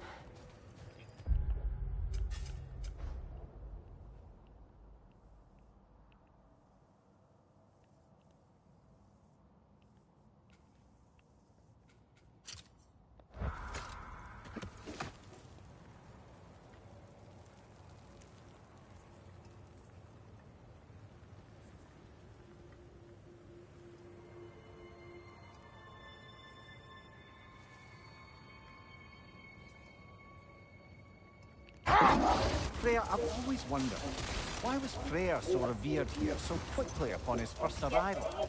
Well, to begin with, it wasn't his first arrival. Very few know this, but Freyr was one of the earliest visitors to Alfheim, back in the dawn of realm travel. Oh? A bit before my time. Do tell. We believed for a long time that all the giants had died in the flood, until one of them appeared in Vanaheim. Her name was Gerd, and she came offering to teach us the secrets of traveling between realms using Bifrost light. No more for now. Focus.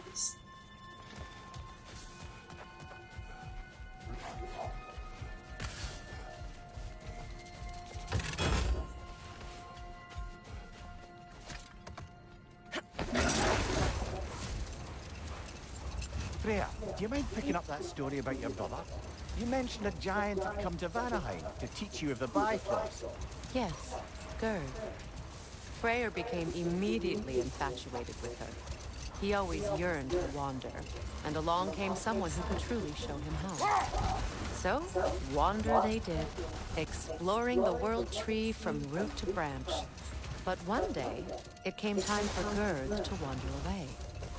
Freyr was heartbroken, and resolved himself to perform some great feat to win her back. Enough talk for now. Be ready.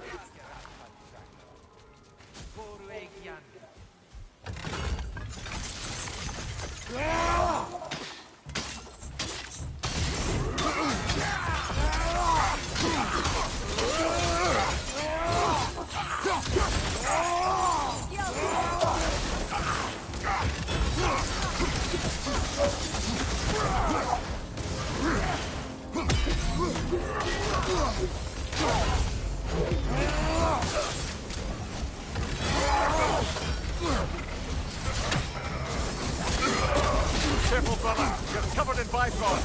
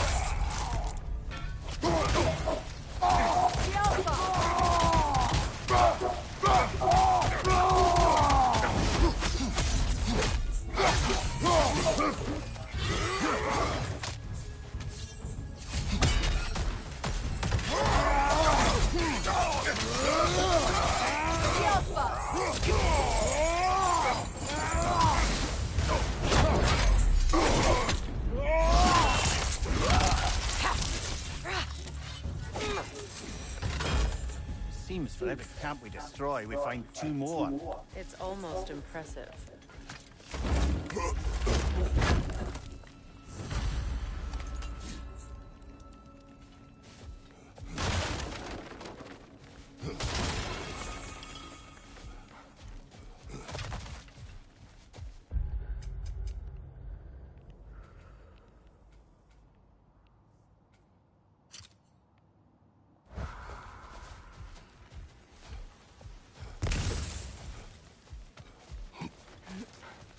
Kratos, tell me of an adversary from your homeland. It will serve us well if I understand more of your battle tactics. There was Medusa, queen of the Gorgons. Her gaze turned men to stone. A mirror will turn her own powers against her. Or you may remove her head. Like they always sexualize us, or like don't want to take us serious. But that is the hard way. Which did you choose? The hard way. Forget I asked.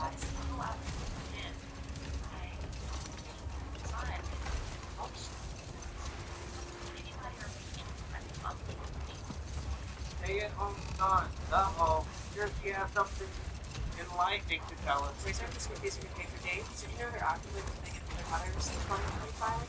Stay home, son. For HubSpot, the summer home. The new economy was hard. I just didn't know how hard it was hitting the male species. Wait a bloody moment. Is that? That was Henry and his daughter. I'll make you proud, Dad.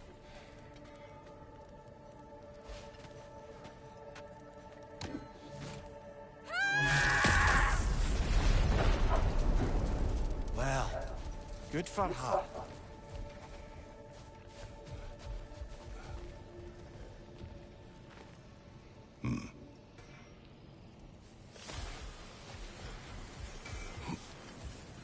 Well, how about that? Didn't I tell y'all there'd be something to see? Thank you.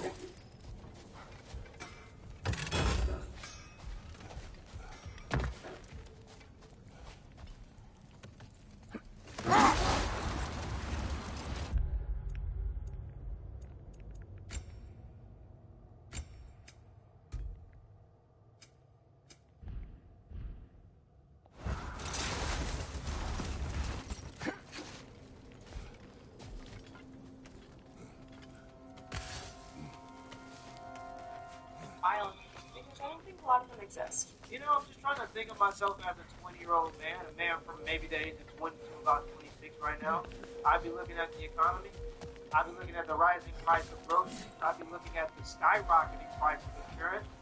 I'd be looking at the fact that a new car now costs an average of $50,000. And then I'll look at my rent and say I'm paying $2,000 worth of rent when I have a mom and a dad. Because it's not opposed to that these people don't have parents. It's not just them living with their mom. It's them living with their parents. The economy gets harder. Cross-generational living becomes more and more popular, especially amongst the youth, which really makes sense if you think about it. The economy, I don't think it's just hard for young men. I think it's hard for everybody, and young men are adapted to it because either you adapt to it or you just let it drown you. I don't think the prices of things are going down no matter who the president is.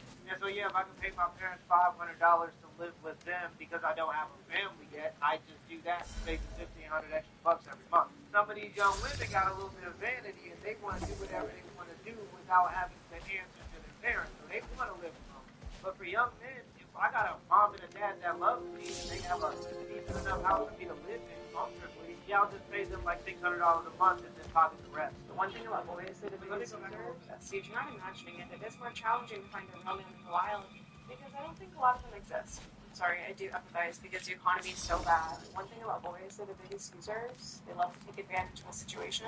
So naturally, they burned all the bridges and went back to the first person they took advantage of, their mother. It's giving regression machine. It's giving I'll never change. And it's almost like these guys know exactly what to do, and instead of trying to do that, they've just given up. And it's crazy because I'm convinced these are the type of women that ruin the entire community. I know that there are good guys out there, and I'm sure there are good women out there. But the problem is when guys get on these social media apps, the loudest ones in the room are the ones making these stupid videos. When I found this video and I seen a part of this video and I was scrolling, I went from good video to good video to good video, and then she pops up and immediately I'm just, oh, here we go again. So I think they ruin it because they fearmonger the girls that might be looking for a relationship, and so the girls are always on guard and horribly. And then it ruins it for the guys because this is the only female representation that the guys get to see. This is the friend that likes gossip. This is the one that wants to be the loudest in the room. Most normal women aren't making these types of videos on social media. It's a very specific type of woman. Now move back in with our mom.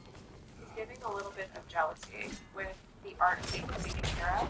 The way the patriarchy is set up, there are providers and there are caretakers. And the providers are wanting the women to provide and also take care. So now that we stop being these guys' moms, it seems like they feel the only option is to move back in with them. It's changing, and that is sad. Seems like men and masculinity have officially left the building. Listen, this whole male loneliness epidemic, whatever the hell these people are talking about online, is cap. Absolutely cap. Absolutely fake. I'm starting to think like, did this even ever exist? No, it's not real, but it is kind of dark how it came along, though. It's a bunch of feminist propaganda where they gathered a bunch of statistics talking about young men being more likely for themselves, and they somehow chalk that up to a male loneliness epidemic, which is interesting because young women are being more likely to be statistics, but it's not really that because their only purpose was to try to prove a point, and that is that young men are lonely. But the reason why you know it's just like feminist propaganda is because it's about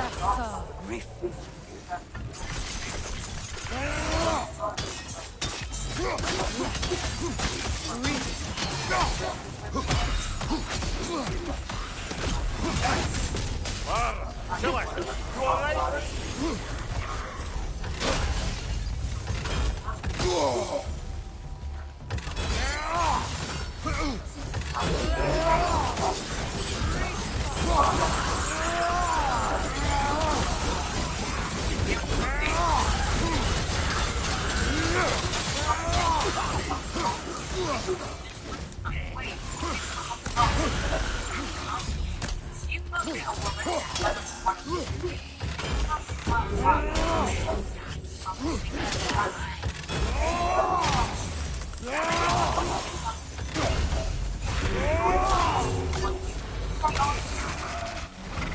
Behind you, brother!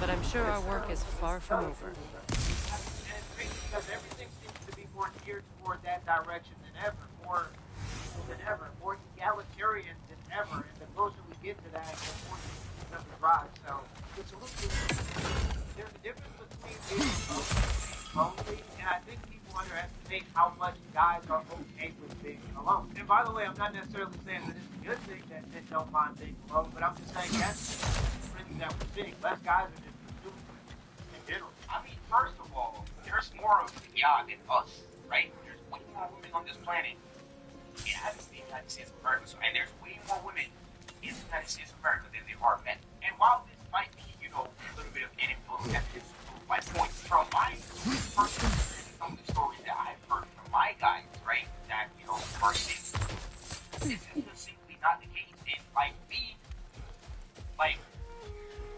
I don't consider myself to be a 7, 8, 9, or 10, right? I'm fairly average individual, right? On a scale in terms of being attractive. And in my humble opinion, instead of there being a male loneliness epidemic, I personally think that it's never been this Freya. easier for a man. He forged a piece. Of a sort. Wish I could have seen that. I'm sure he wished the same. If you'll excuse me, I wish to pay my respects to your brother. In my own way. Of course. But like I Let's said, go, it's Kratos. never been easier for men to do these two things, which are save money and getting unlimited cash at the same time. And here's where, in my humble opinion, the sexual revolution, and I can do whatever I want, whenever I want to do it, and I can have sex with whoever I want, whenever I want to, and I can, have sex with however many people I want to. This is where all this sexual revolution kind of vice women can get. Because these modern women out here are giving it up without hesitation. The ones who are winning, right? They're the ones taking the dub because small minority of guys. Women were sold that this whole sexual liberation and this sexual empowerment, you know, all this liberation to do whatever the hell they want. From above!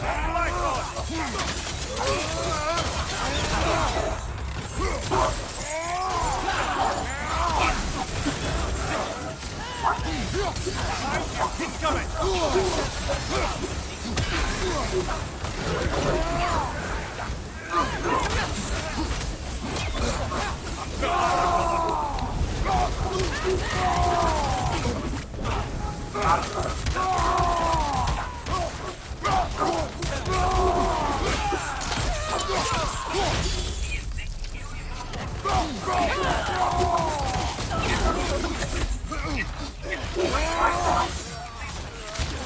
Left leg!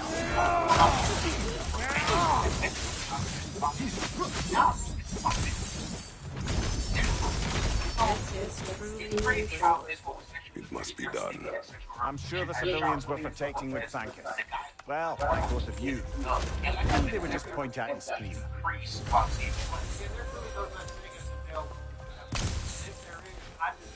Let me know in the comments what y'all think.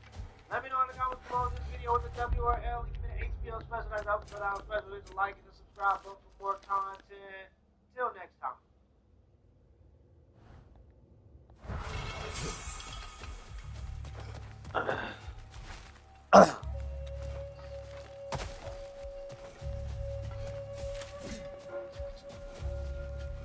Vince, I have that quarterly analysis that you asked for.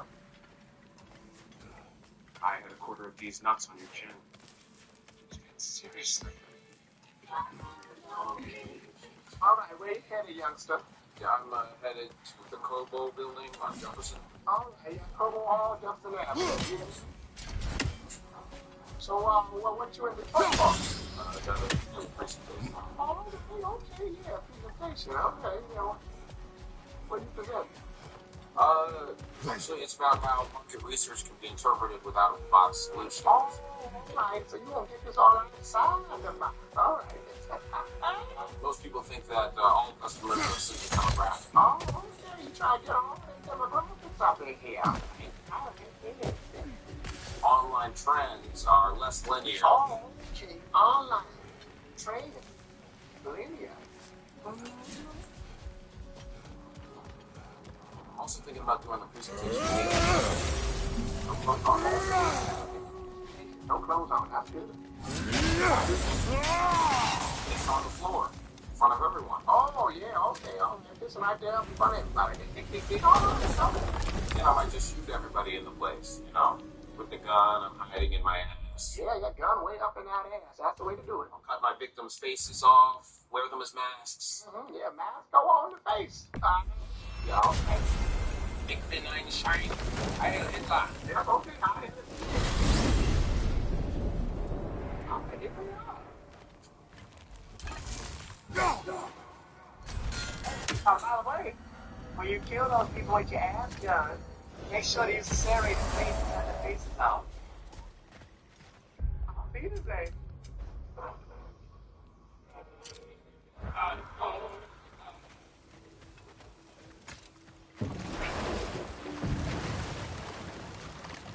Brother, I've heard my share of stories about your homeland. I have that quarterly I've analysis. also heard that you once fought in a tournament. I fought in many contests. But this particular one, I heard you did battle with beasts, scoundrels, princesses, the undead, automatons, and history's greatest musician. That's not true, is it? I did not speak of this. Fair enough, brother.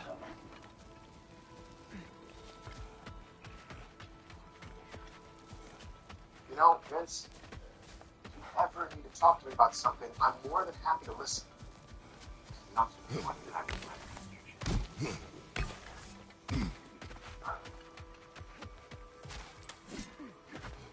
Look, we've been doing this for about a week now, and it was kinda funny at first. That's for kind of funny against your chin. Vince, I'm going to touch you.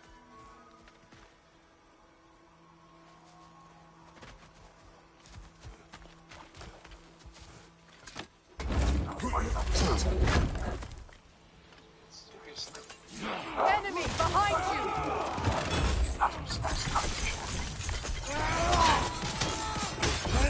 Shield right now! Careful, brother. You're covered in bypass.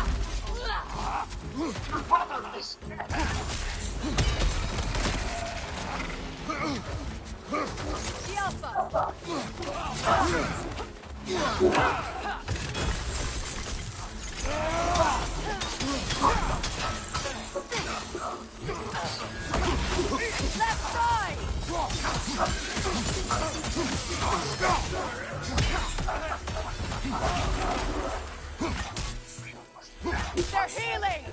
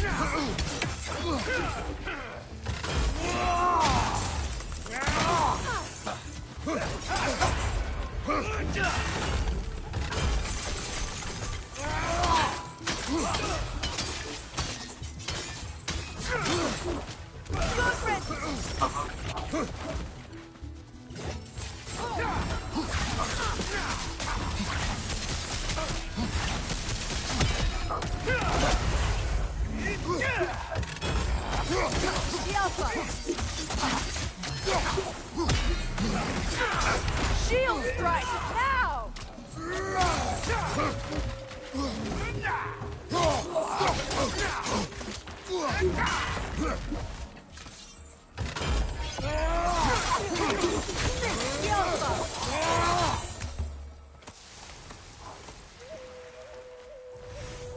I feel bad for the Asgardians, and even worse for the Midgardian refugees.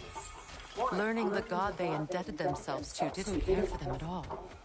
Ron, Such a profound betrayal. us fam. Aye. Their homes will not be the only thing they will be rebuilding. That's right. Oh, yeah. Make sure everybody knows that the bagels are for sales associates only. Officer. Let's get this sales presentation started. All right, who's hungover? I know where Ron is. Not true. You're not home. I'm not, sir. I'm not. Hey, guys. Sales associates. Friends.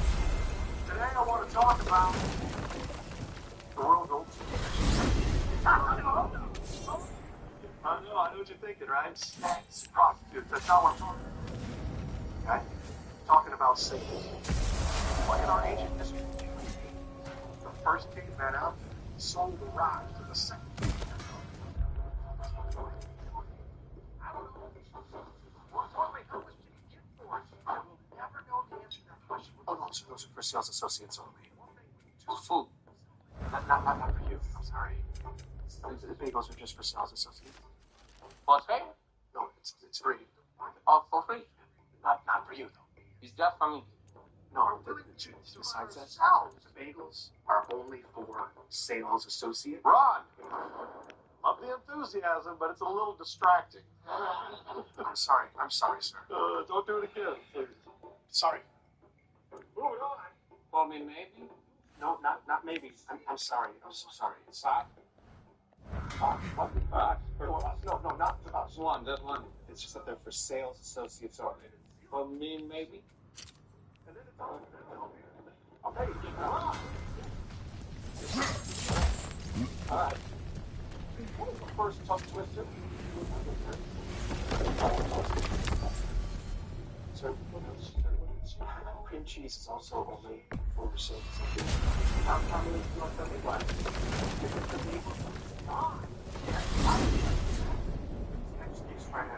Ron, do you want to come up here to the presentation? I'll go back there and be a jackass. Use that to make sure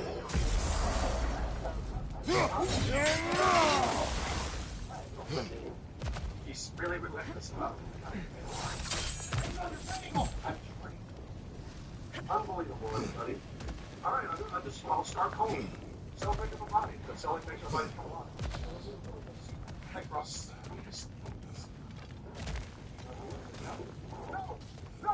No! You can't have any bagels, you can't have any cream cheese, and you can't have salad! That's what the fuck is that wrong? That's not fair, sir! I'm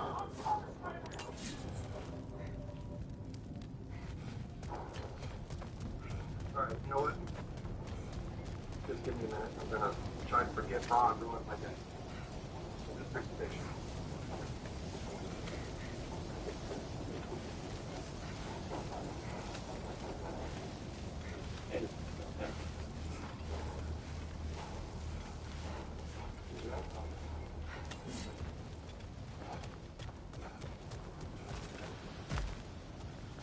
Mr. Cook, you're on the stop right?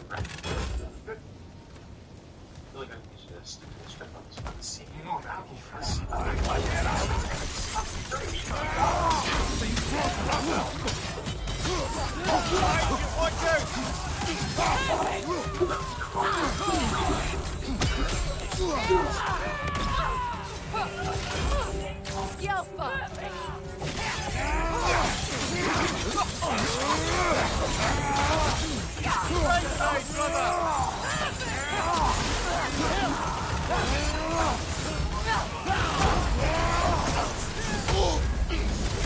You're on fire, Kratos! Triple fire!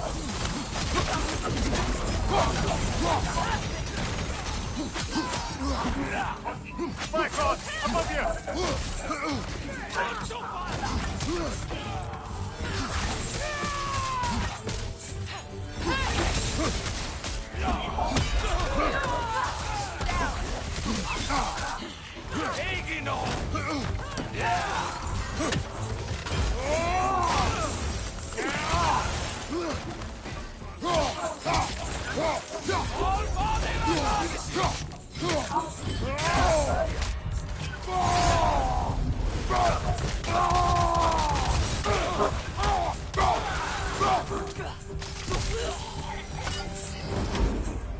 I believe that was the last stronghold of the Aesir.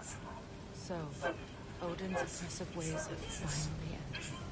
Are you satisfied? Yes. Perhaps the realms may finally find peace and healing. It does not.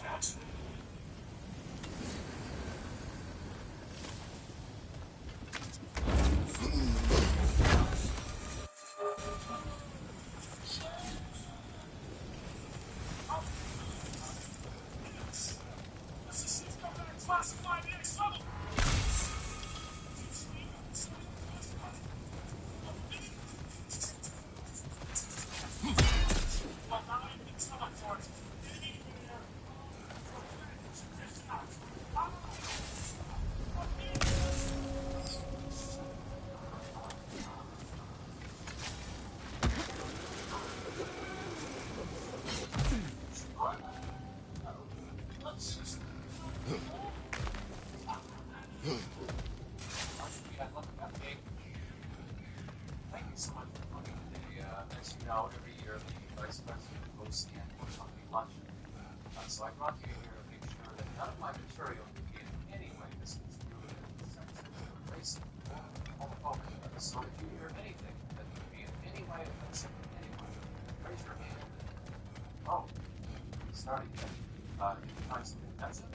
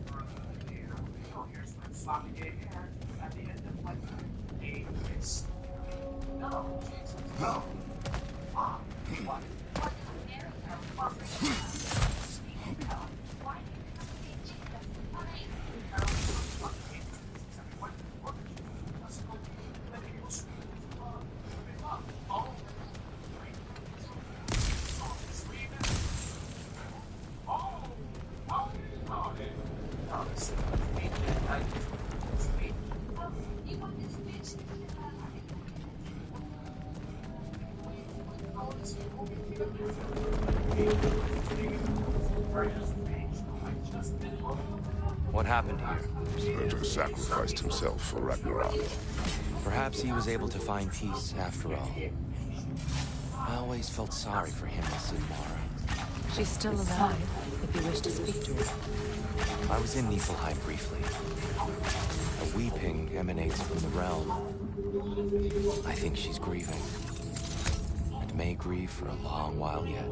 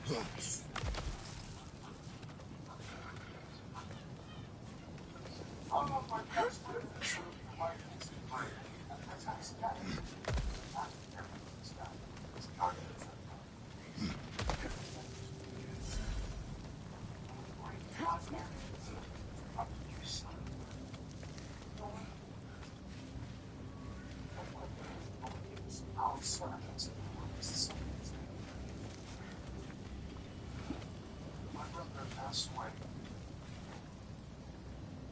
20 years ago. We were estranged. He didn't get help.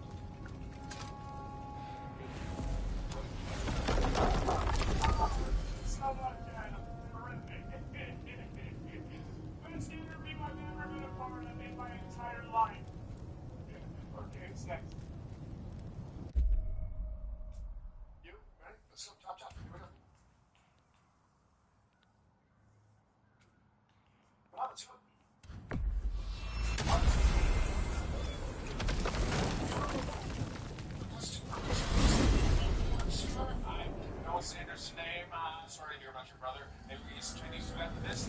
All right, okay, take these.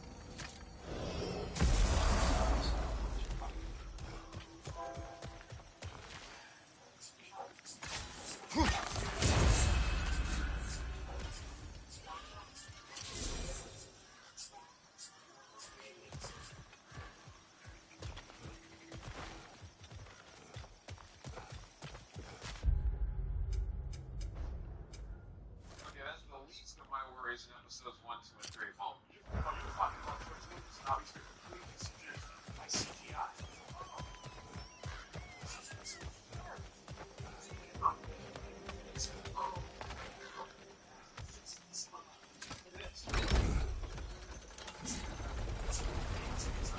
Damn it. What is wrong?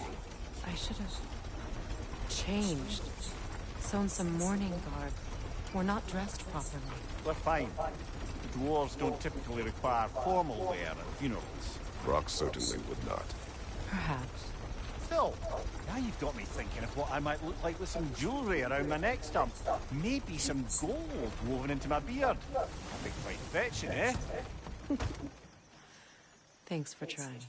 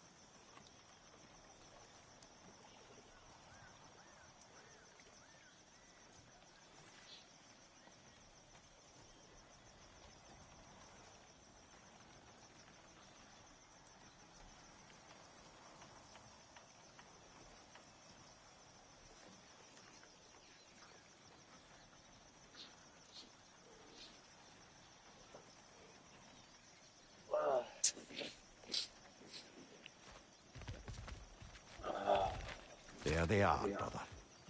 Oh, come on, surely he'll be along. It's his brother. Let's hope so. Loss can do things to a man. You made it. We can begin.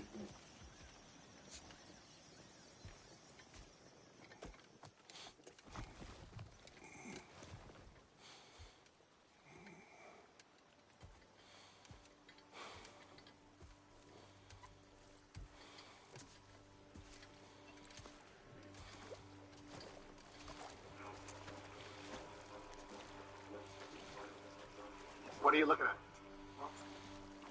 What?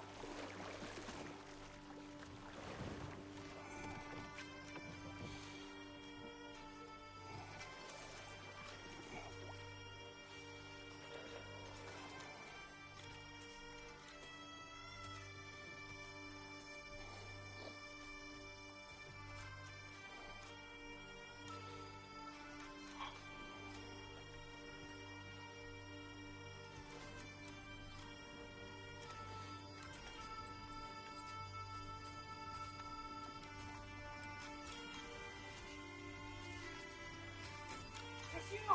Wait! It's you! Protect yourself!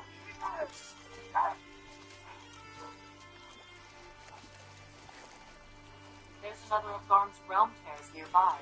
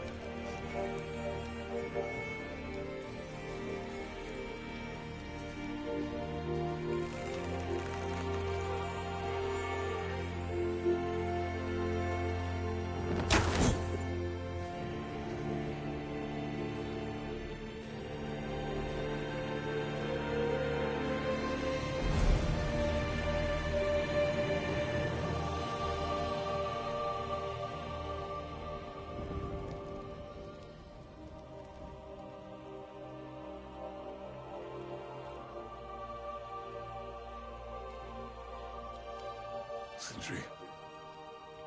Blackbush.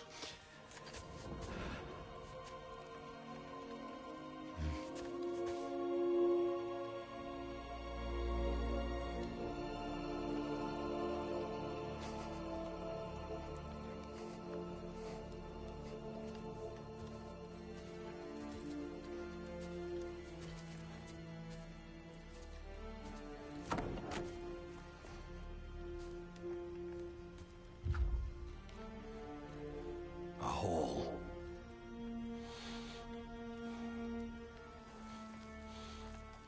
What? Gets bigger the more you take away.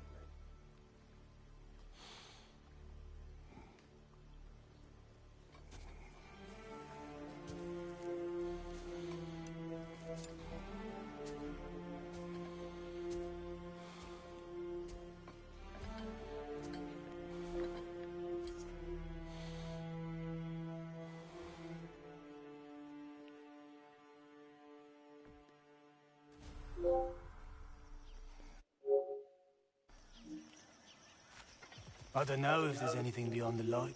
Afterlives after afterlives or whatever you.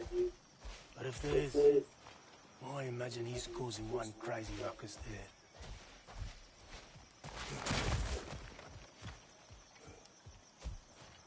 I wrote that dirge for him. What's it called? Something profane. He wouldn't have it any other way. Forgive Sindri. He's just, I mean, you know.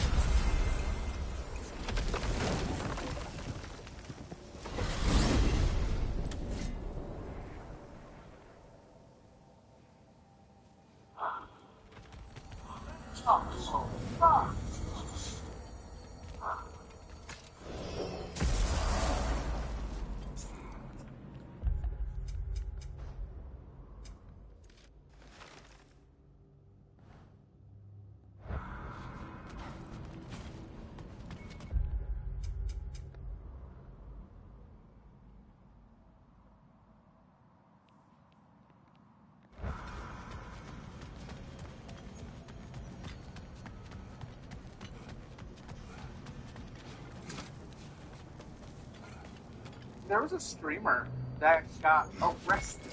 So I want to talk about it. Alright, so I guess an IRL or in real life streamer has been arrested alive for doing a video. Let's figure out what happened. I want to know. This IRL streamer just got arrested for hitting a random woman with a paintball gun while live streaming herself doing so. 29-year-old Amaris Sampson. I get that audio better. This IRL streamer just got arrested for hitting a random woman with a paintball gun while live streaming herself doing so. 29-year-old Amaris Sampson, more commonly known by her Kick username Xena the Witch. Oh, just a Kick streamer. Well, she won't be banned for it. You know? Well.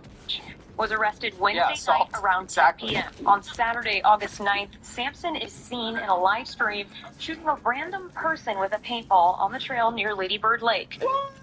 This is here in Austin. I didn't hear about this. This is here in Austin. Lady Bird Lake is downtown Austin. It's close to our studio. I did not hear about this. Safe to say, the punish dude. You see this fucking board right here? Me and my cousin used to play so much on this little board. It is nostalgic. That she received from this platform might be one of the funniest we've seen on this channel, because honestly, it almost feels like a bad joke. And honestly, not really to anyone's surprise, this whole mess was a part of Ice Poseidon's streaming event, because in recent years he's been collecting the biggest influencer morons like their Infinity Stones for his own. Oh, I've met him. What's his name? Ice Poseidon. I've met Ice Poseidon. He was very nice to me. I don't know much about him. I know he's controversial, but he was very nice to me. Content. And while some could argue, hey, well, this was an open event and anyone can compete here, he at least gravitates them towards himself. And if you've been around the channel for a while... Is she in relation to Ice Poseidon? Now, you probably know who he is. He was one of the largest streamers back on Twitch, had a very controversial career, ended up getting banned permanently, and then... Everyone gets banned from Twitch. I got banned from Twitch in my first week of streaming on Twitch. One for something stupid, one for, whoops, that was an accident. the whoops was an accident with the titty popping up. That's fair. Now at TikTok, though, I get banned on TikTok once a week at a minimum. For Kick.com to continue his controversial career. But in recent years, he's been hosting all sorts of Hunger Games-style streamer competitions and other stuff, and they normally spiral into chaos. Dude, color correction filter this guy has on his videos. It's like a war movie. It's basically been one single month since some chaotic thing has happened on his stream. You know who's random? It's like 3 pops it up with most that's we covered here on this channel, but today we're back with a new love. He said it! And honestly, similar fashion to the other one, this isn't even really his fault. But before we dive into what happened, I don't know what Ice Poseidon's done. I mean, someone's saying he's controversial in chat. I honestly don't know what he's done. I was friends with his girlfriend, Kimmy. And she moved away. We haven't been in touch very much, but she was very cool. Meet Amaris Sampson, a 29-year-old woman who goes by the name of Xena the Witch on Kick. She was one of about 90 streamers participating in this new scavenger hunt event. And it's safe to say that she's not someone you would call a first-time offender when it comes to controversial streaming content. She's actually been featured on this channel before, because Xena has been building a reputation in the IRL streaming space for a while, and it's safe to say she's made some pretty dumbass decisions. Arguably, the paintball incident isn't like an isolated moment of poor judgment, because in January of 2024, after an argument with an Uber driver, he pulled the car over in the middle of the street, and both Xena and her friend got out. Then Xena's friend... Do we know Xena? Chat, do we know Xena? Are we Xena fans? Do we know them? Recorded herself grabbing the driver's phone and tossing it into the street.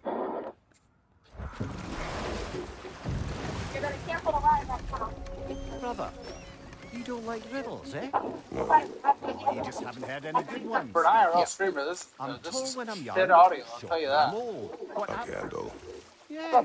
I mean, that's just completely pathetic, but then she herself randomly sucker punched this Norwegian... No, it's not in New York. This was, she got arrested in Austin.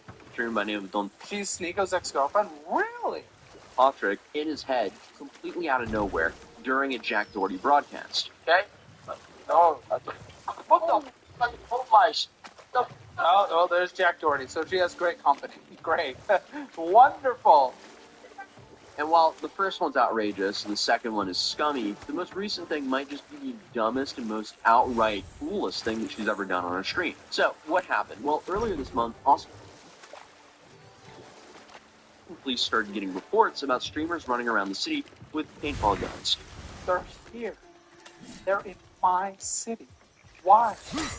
And it all came to a head when someone got hurt. A woman was just going about her day near some paddleboard rentals on South Lakeshore Boulevard in Austin, Texas, when she suddenly just got hit with a paintball fired at her by a random stranger. The victim had to go to the emergency room and file a police report. For a paintball shot? I see another realm tear from Police Dawn. report I can understand. Shall we close it? Emergency room? Where did you get fired in? Like your pussy? Courtney goes, well, it's no surprise that being hit by a paintball is not your ideal way to spend your Saturday afternoon. But police classified this assault with injury, and it didn't take long for them to conclude that it was connected to the scam. I know. We got it in one of the hammer streams. We all got it. Scavenger hunt in Austin, Texas. Now, unlike the Last Man Standing event, Ice Poseidon Scavenger Hunt is a citywide competition where... Well, paintball in Texas sounds pretty risky. One person can say different answers. God, yeah, you're fucking glad.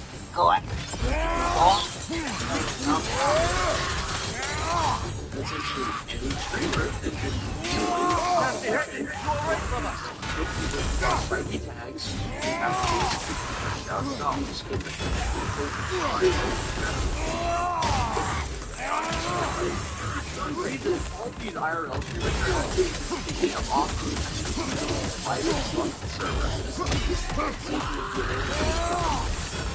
The first event that worked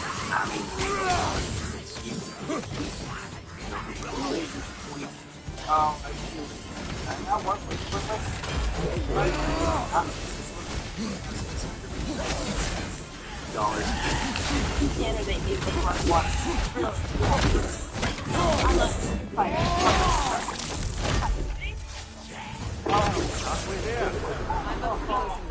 You said you wanted to swim. You told me to jump in. I didn't tell you to jump in. I still don't know why she jumped in for someone who can't swim, but also the streamer's an asshole. What is wrong with him? Yeah, those dive. I know. Who even knows what's down there? It's debris in Lady Bird Lake. Fast forward to this year, we have multiple streamers running around South Lakeshore Boulevard. Dude, I didn't know Austin was such a home for degenerates. Am I a degenerate? I'm a gooner. Am I a degenerate? Oh, fuck. I'm gonna go cause some chaos on the streets after this, and I'm gonna Hard for some reason carrying paintball guns. According to them, this was to protect themselves. Okay, and I guess that's one questionable thing, but it got worse when Xena decided to do this. Adriana! If you fancy it. Now, I can't show the moment she fired the paintball, but you can use your imagination and clearly see she tracked that woman, and this was no accident. Does she know that person? Okay, I know where this is. I go paddleboarding there quite often. I'm glad I missed this. Well, not quite often, but anytime I go paddleboarding, I do it there. This is gonna get locked out like DC. Yeah, the fuck lock up all the streamers. Die.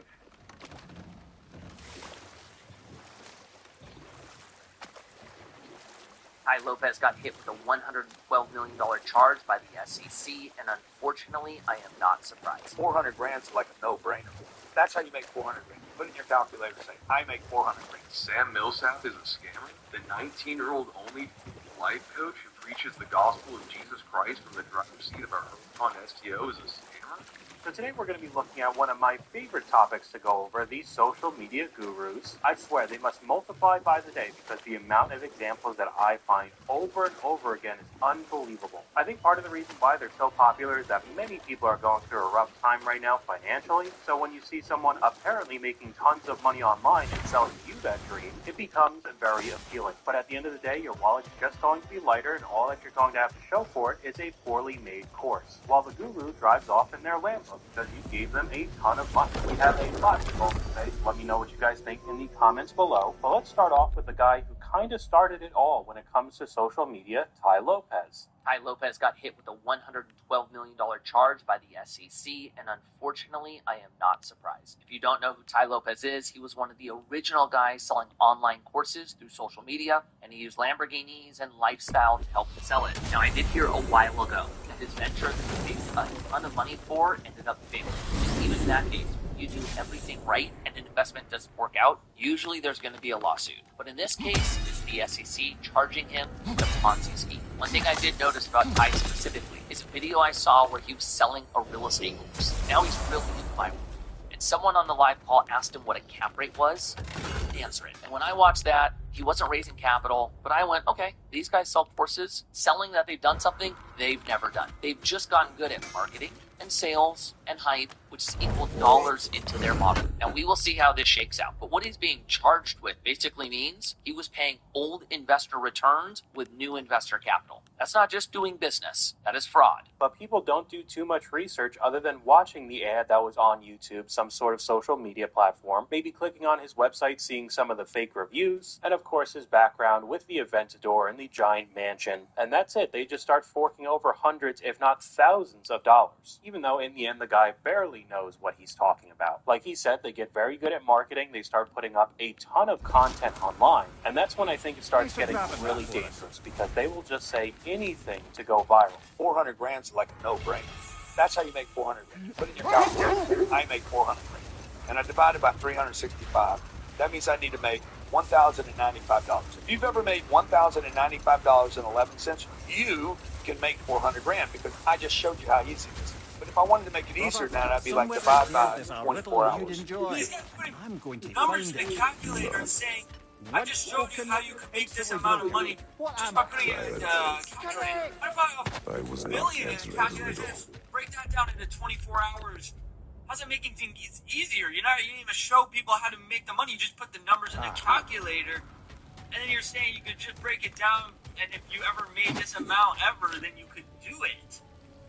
What? The comment section makes this even better. Made this on my lunch break today, buddy, with $780,000 in the calculator. Stack up that over 2 to 3 calculators, and I'll eat your lunch. Stack that over 10 calculators, that's generational wealth. 400K, check my bank account with $1 million on the couch. I bring my bank with me with a watch calculator. I mean, it just went on and on. I know some of this is cammed up for the social media engagement, but the disconnect from reality, as if saying making almost $1,100 in a day, is just that easy to do. Do it every day until you die. Duh, that's how you'll make $400,000 in a year. Clearly, that's not very realistic to the majority of the population, but it does not stop there. It's a competition to see how much they can outwork you. I can work twice as many hours as you, twice as efficiently as you, and twice as statistically successful as you. I get 64 hours of productivity in a day.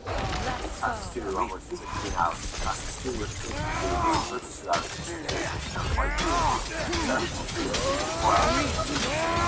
What's the real comment section? 500. That's time to stop. So much hard work to win.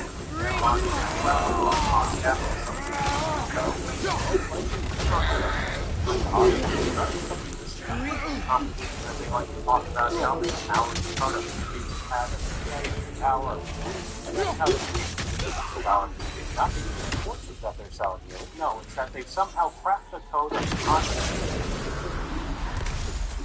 $1 million is buy something that's $10 million, buy it for $8, and you sell it to somebody else for $10. The easiest way to make $1 trillion is to find something that's worth $100 trillion, buy it for $99 trillion, and then sell it for $100 trillion. Now you just made $1 trillion. Okay, so this is one of the guys that so many people like to protect, Alex Hormozy, because I will admit there's a lot of good information that he's put out being a successful business owner, but this is what happens when you start going down Gary puts up so much content online every single day. It's ridiculous. He's everywhere. However, because of that, this guy just talks and talks and talks. You're not going to be spot on or relatable 100% of the time, so you start getting clips like this. Didn't you know the way to make $2 million really easily is buy something that's worth 10 for 8 and then just move it really quickly and boom, you're a millionaire. Please go over to the comments. I guess I skipped the advice on how to get the $8 million to invest in the first place. Bro's not thinking 10x. Clearly not manipulating time. He may sell. Of course, why not just buy something for $1 trillion and sell for $2 trillion? Great, so $5 million. You loan me the $8 million. For everyone saying they don't have the $8 million, just buy something for $6 million and sell it for $8 million. Then you've made the $2 million. Buy the world and sell it for $2 world. I think there are tons of comments like this. And there's an entire channel dedicated to finding these guru clips. So if you want to go check them out, Fogey makes a lot of really funny content from all of these gurus, just saying the most ridiculous things. But this kind of content really works well for the 18 to 20-year-old guys just getting out into the world. They want to be an entrepreneur, make a whole ton of money, and then they start making their own TikToks trying to go viral. I don't understand all these people saying, I mean, what are you gonna do with $1 million that's 60? You're 60. Just curious. All you can do is cry for help. They are frivolous. They encourage lateral thinking. So this guy's winning at life because he financed a $50,000 Corvette and is now trying to sell you courses with a whopping 1,500 followers. Doing really well. Ideal Digital Equity and Make Cash. EMB Equity in your series. Giant red flag there. Just following in the exact same steps as all the other gurus. But yeah, don't put anything in your Roth IRA or 401k for retirement. When you're 60, you're basically going to be dead. Buy my course instead and you'll be rich instantly. And honestly, that's just not the case. People are always like, why would you pay $18,000 a month in rent? Like, bro, you got to get around the people that are winning. Like, look at this garage, bro. Look at this. We got the GTS. We got the Urus. We got the, I believe that's the 750, right? Bentley, Range. There's like 2 Cullens back there. My GLE and then my Huracan. But like, bro, everyone over here is winning. Again, straight over to the comments. What differences do you notice between the place and the $8,000 penthouse you had before? I highly doubt that there's anything different, just paying a ridiculous amount every month. Do these people even talk to each other, though? A very good point in the comment section, especially in today's world, 2025. Because, of course, the argument is you need to be surrounded by all these rich people to network. However, do you really think that these genuinely ultra-wealthy people would be completely cool with you getting into elevator with them while they're just trying to go home, and you start throwing out sales pitches and networking events, and we could do this and that and make a whole ton of money? I highly doubt it. I frankly would just be annoyed overall, let alone the fact that people don't talk to strangers in general in 2025. But again, the project with 120,000 followers, $50 million e-commerce, learn from me with a course. But what I did think was funny, the 125,000 followers, this guy's hitting about 1,000, maybe 2,000 views per video, so I think you can absolutely no engagement from your followers or people like making look legitimate. And a piece that I've started to see that's very popular among us over the past few years is the sell. Wall Street copy trade, right? If you can sell into the news, that's tons of money. And most of the time, that's just not the reality. It's the real one. They're just selling that trade. Some of y'all left your pyramid scheme just to join another one with my flag. Let me guess. You're a high-ticket closer. You work from your laptop. You sell freedom. You repost Alex Hormozy clips and quote Grant Cardone. But you've never actually sold anything face-to-face that didn't come with a 5-day refund and, of course, login. Let's call it what it is. High-ticket sales has become the new MLM. Everyone's a coach. Everyone's building a team. Everyone's mentoring 3 people who are just getting started, a.k.a. paying them. And somehow, nobody's buying. Because when everyone's selling the same dream, buyers stop dreaming. Real sales isn't about flashy scripts or 100% commission fantasy checks. It's about knowing how to move a real human being in real time with no refund page, no manager whispering in your earpiece, and no 30-minute webinar to stall. But then you actually have to teach someone to be a good salesman instead of just throwing a course at them. Him talking about it being the new MLM, I think, is spot on. I feel like everybody knew somebody from high school or college who got into the MLM game, thinking that they were going to get selling to most people maybe a few months or a few years down the road. They realized it wasn't scams, and then they jumped right into the motivational guru. Just getting their money siphoned off by these grifters. This video is definitely going to piss off At your service, what would you wish? The little ones are growing up so fast. It brings a tear to my eye. How are they coming along? I think they're almost starting to recognize me as their father and not their appetizer. I believe 1 or 2 of them may even know how to say my name. Or rather, scream it. More of a... 9 times out of 10, it's just a mock call with another quote. Must be tough being a parent. It has its ups and downs, but after a few ages pass, I'm certain they'll start to take a liking to me. There's baby dragon steps. Master Kratos knows what I'm speaking of. No. He knows what I'm speaking of. Farewell for now, Master Kratos and retinue. Engagement online. More courseware, so and they might get enough fans where they'll sell out these masterminds. Do you just like hearing the sound of the chimes? I suppose they do sound very pretty. A lot of money because that genuinely does. But to me, in the end, it just seems like a huge scam for all of your viewers/fans. But we'll pivot into another very popular niche right now with just wildly inflated numbers. Do you know how bizarre of a lie it is when, like, OF girls say that they make $43 million a year? You realize that means that they would be a billionaire in around 20 years of posting content? Billionaire. A billionaire. You're telling me you make that money a year and you live in a dinky mansion with no furniture? I know you make a lot of money. I know you make a lot of money. But, like, why out of 10?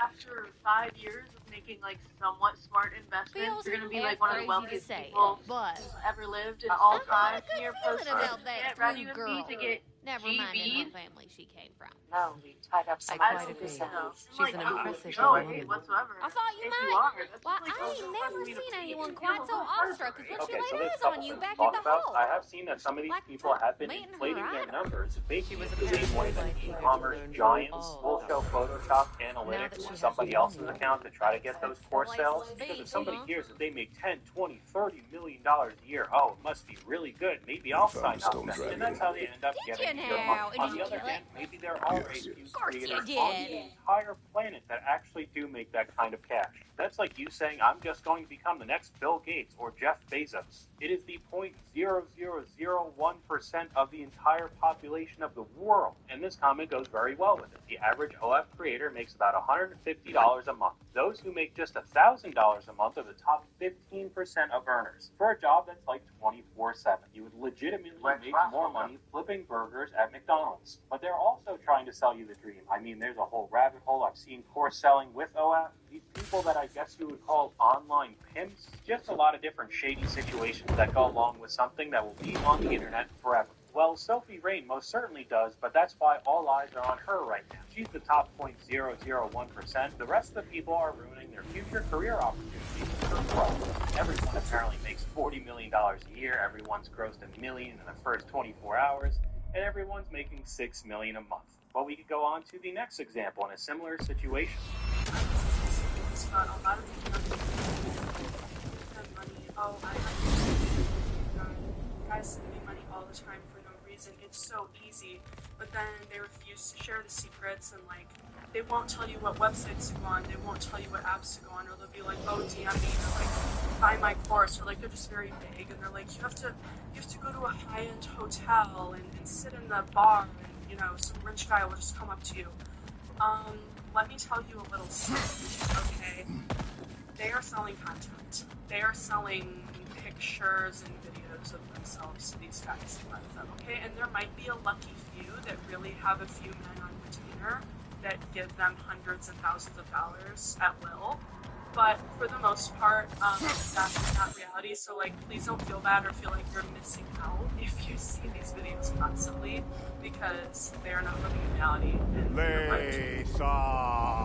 And it feels like everybody just wants to make fast money all the time. And I don't think I have to tell you that most of the time that's just a pipe dream. They're completely lying for attention online, along with, of course, the monetary gain. And the shocker when you start looking into these people more, they're not these stand-up guys you thought. Sam Millsap is a scammer. Well, then I wouldn't advise staying. The 19-year-old only life coach who preaches We'll the be gospel going of then. Jesus Christ from the driver's seat of our Huracan STO is a scammer.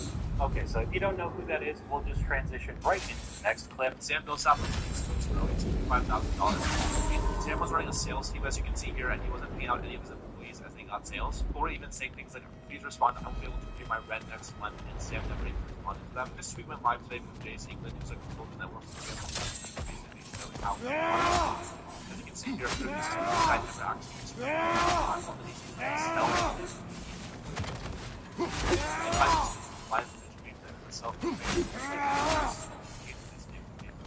overall, this is something that makes Sam Millsap look pretty bad right now. It is everything's kind of getting to be a follower of Jesus and knowing the truth. It's quite controversial because a lot of people didn't predict this. He just lost his entire sales team. So at the same time, he's in the comments on TikTok for months trying to get as many views as possible. By the way, all of this is just a scam for a lot of people. He's basically doing a coaching program to make as much money as possible. Of course, this guy is just a complete liar and he's really hurting himself right now. Okay, so this guy's thing is to coach people on how to be coaches for other people. We're just going layer after layer into these courses, man. And not too surprising, a whole bunch of people have not gotten their money from it, gotten scammed. We'll finish off this video with this statement. I don't know who needs to hear this, but there is a side hustle out there where you can gaslight people on how easy it is to make money online. Side hustle is some digital product in hopes to drive up your What do you know of the trials? From what I hear, Surtur set basically up a the bunch new of version combat of those challenges, motivational test his mindset weapons and YouTube whatnot. videos that you've probably Better seen you kind of are at around the fighting, COVID era. A lot better of the that was getting rewards. You recommended know to the me. drill. But yeah, I don't see this stopping anytime soon, so I guess I have an unlimited amount of content to make in the future. But that's all I got for you guys today. Let me know what you guys think in the comments down below. YouTube thinks you'll like this video popping up on screen right now, but hopefully you guys enjoyed this video.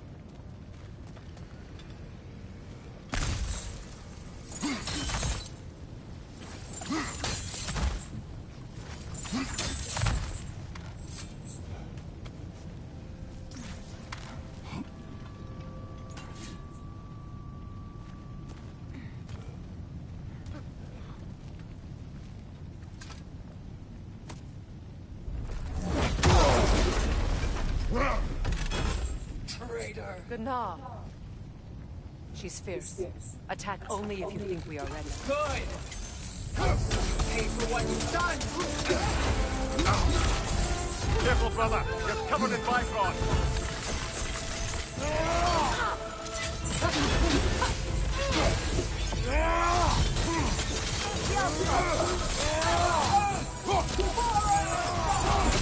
Unworthy! Getting someone? Kneel!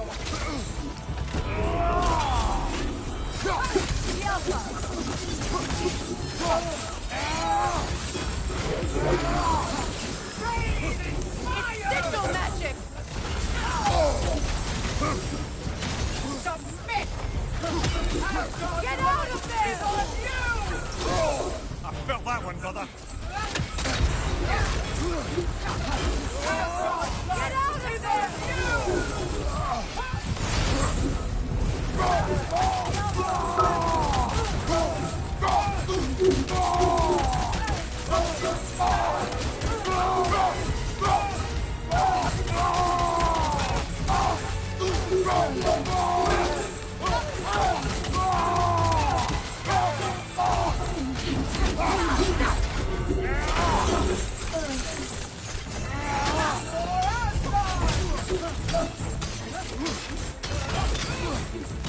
Rise! Rise! Maelstrom! Rise! For Asgard! Murder her!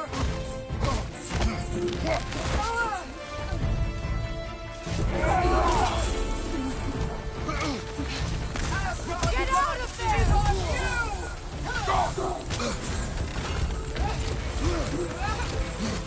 For Asgard! God, killer! This has to end!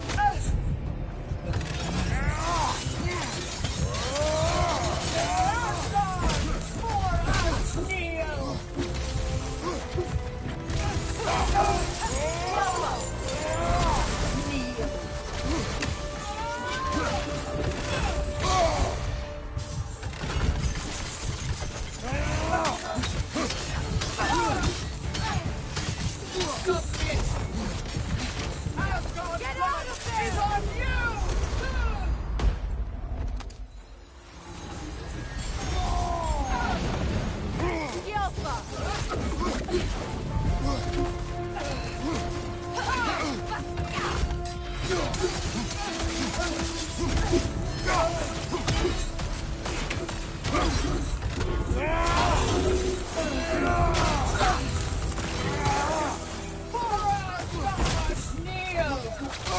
Blood is not enough!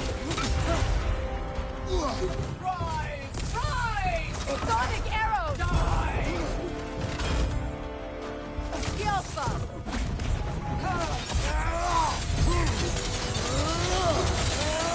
Asgard! Kneel! For Asgard!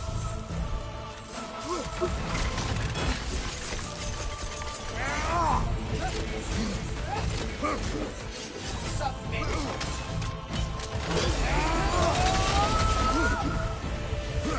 Kneel!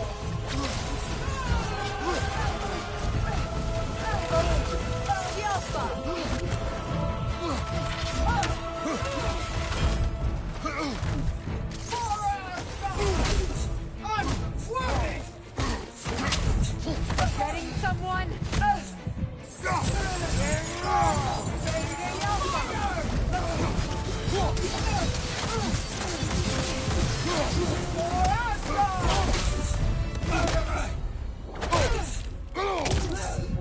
Give up already?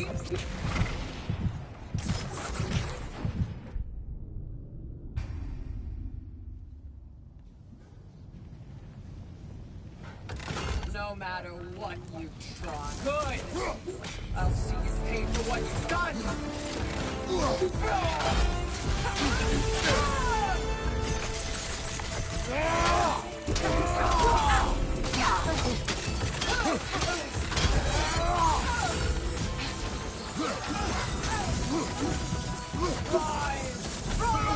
Soundstone!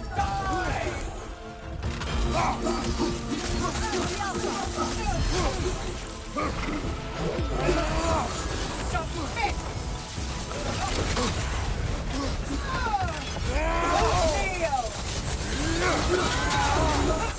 Careful, fella. You're covered in bifrost. For Asgard! For Asgard! For Asgard! Asgard is on you! Raid in fire! Digital magic!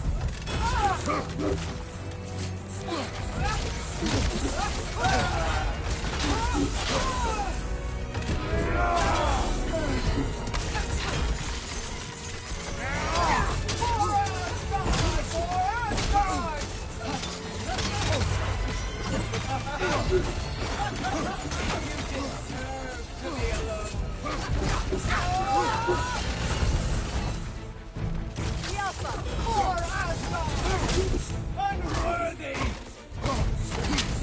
Getting someone?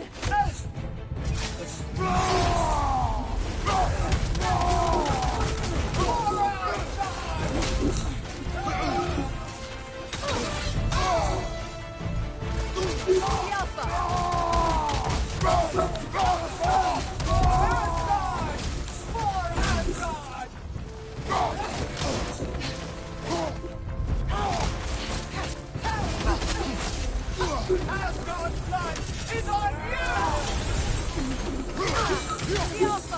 Asgard's blood is on you! For Asgard!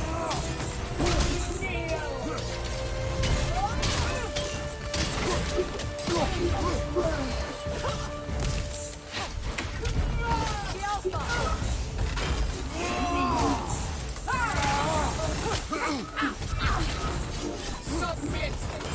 Submit! God of no one! Meet your end! Not today! I'll tear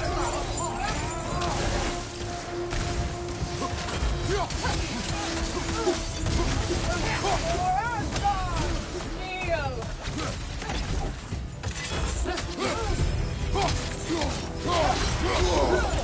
I felt that one, brother. Rise! Rise! Sonic arrow! Die! Asgard's blood is on you!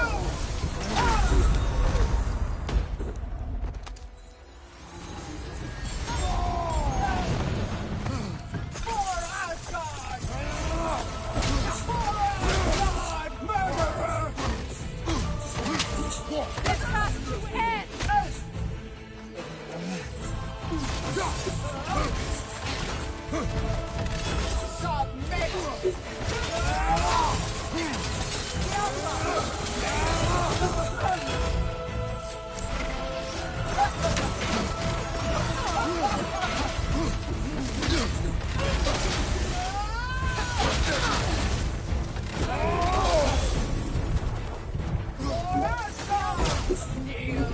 There could only be one Damn. queen. God damn.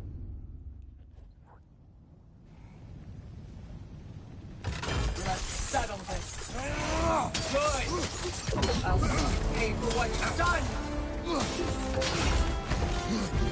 Kneel.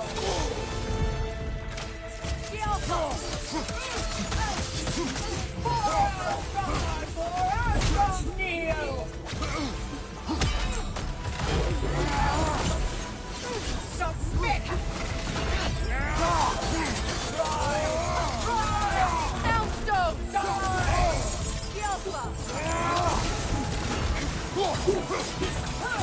What good's this shield if you're not going to use it? Abandon me!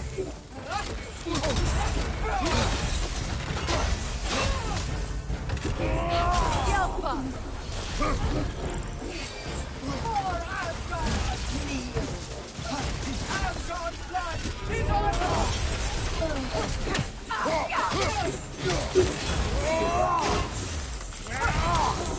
Kneel!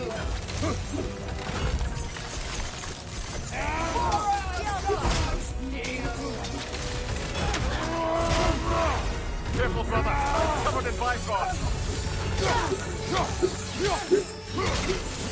You're not afraid in fire! It's digital magic!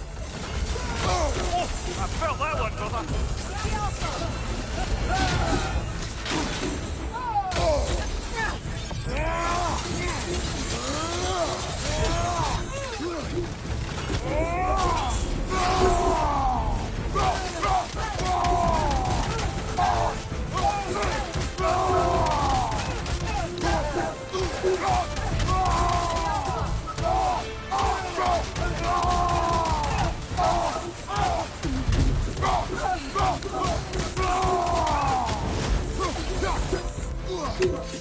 Submit!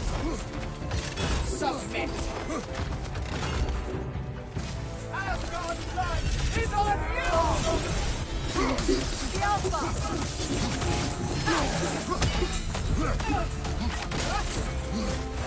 For Asgard!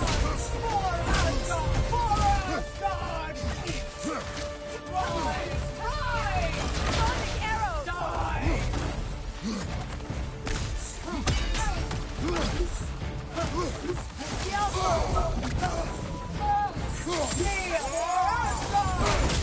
Unworthy! Getting someone?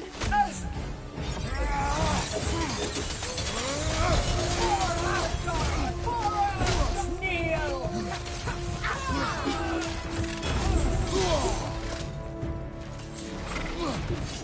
Submit! God of no one! For my fallen sister! And this is for mine! Asgard's blood is on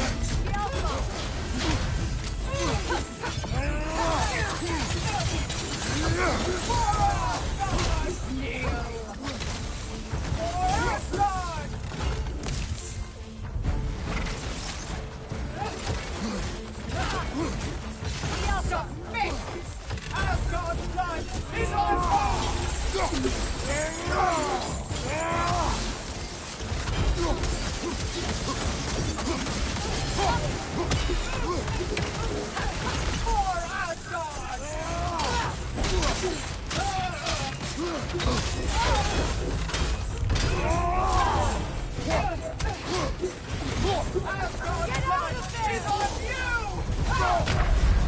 on fire, Kratos. It will pass. God!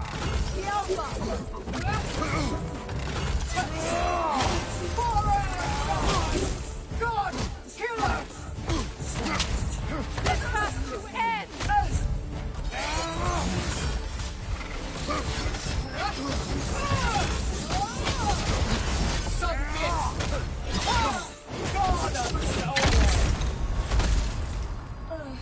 Now it's just you and me.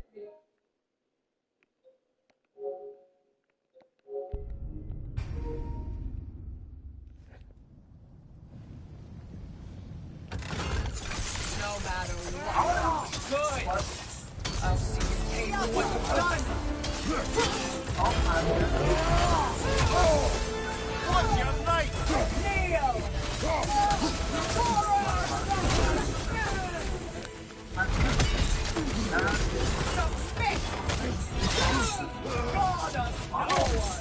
This was inevitable! So is this!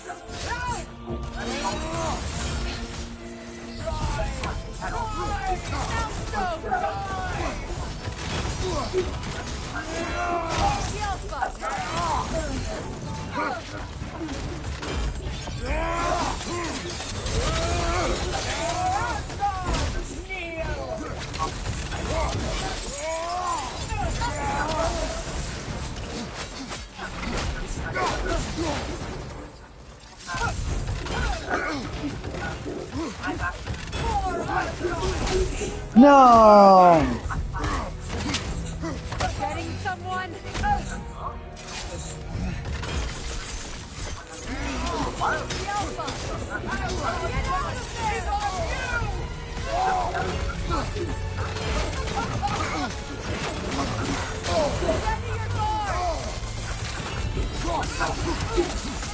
Careful, brother. You're covered in bifrost.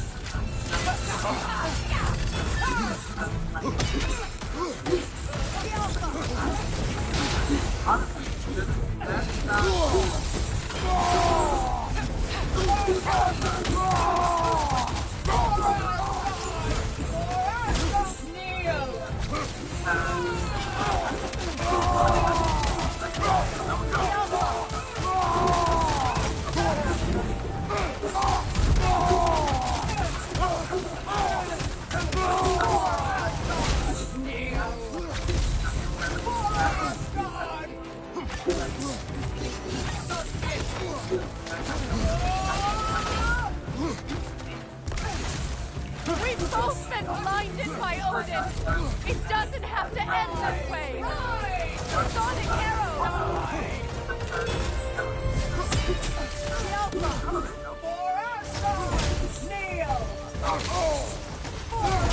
No, bullshit!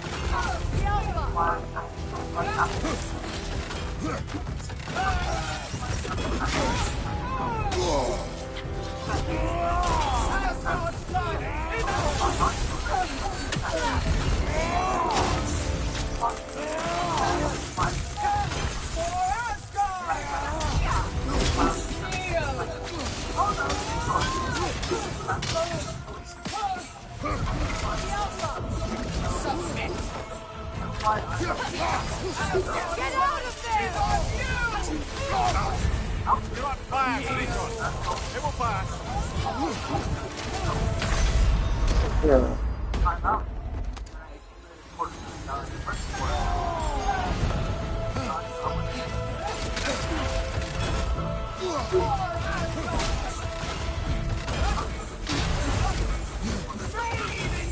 sigil magic!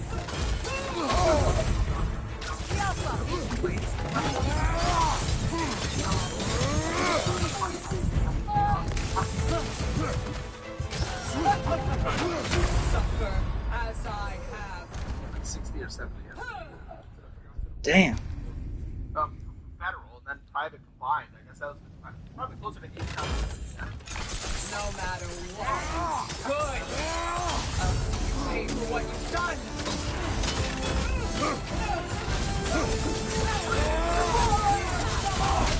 Unworthy. Getting someone?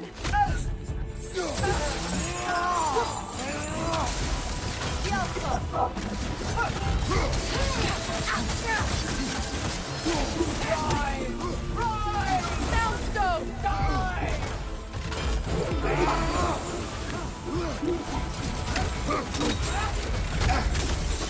Careful, brother. You're covered in live rods. Get out of there,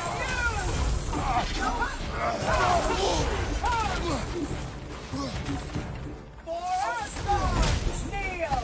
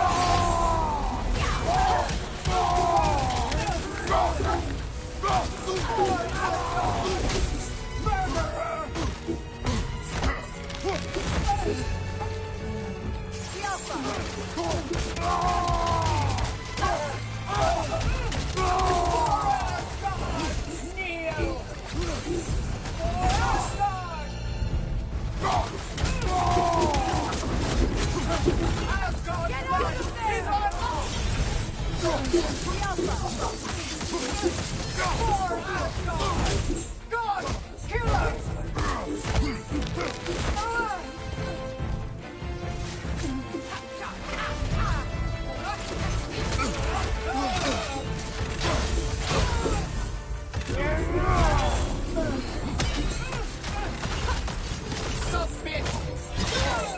God of no one! For my fallen sister! And this is for mine!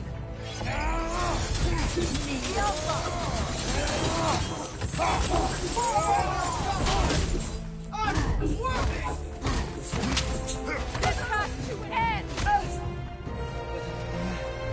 We've both been blinded by orders! It doesn't have to end this way! Steady your sword! Breathe in fire! It's sigil magic! The Alpha! Get out of there!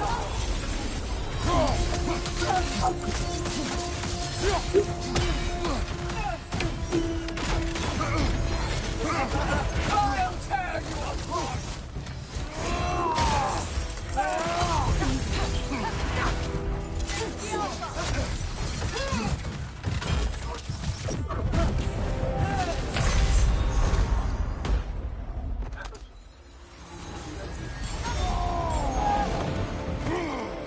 Submit! Submit! God of no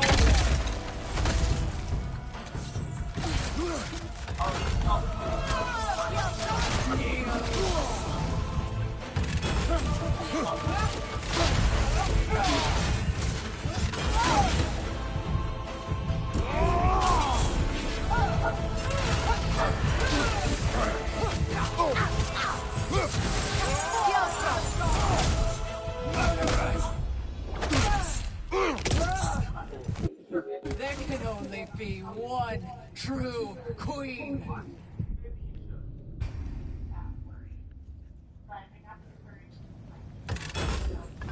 Let's settle this. Good. Pay for what you've done.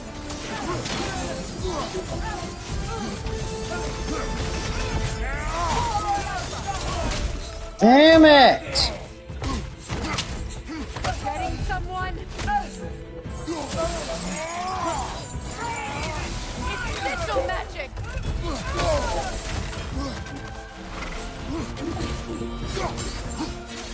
Submit!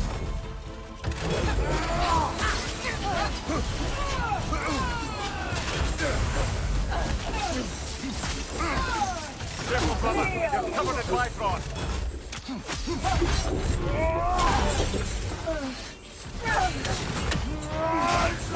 Get out of there! It's on you! Oh, I felt that one, brother.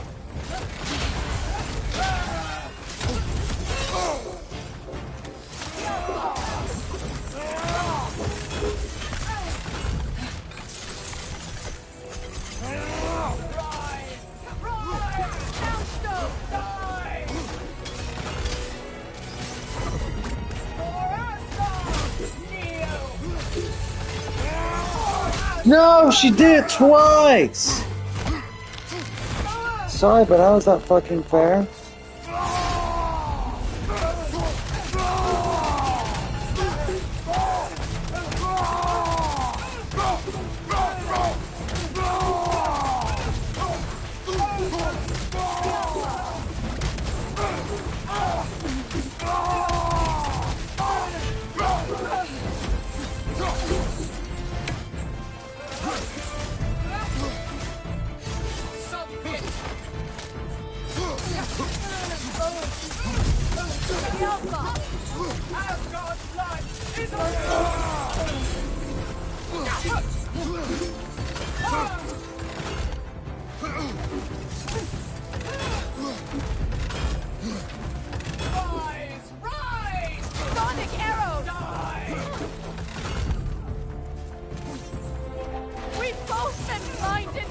Shit. It doesn't have to end this way.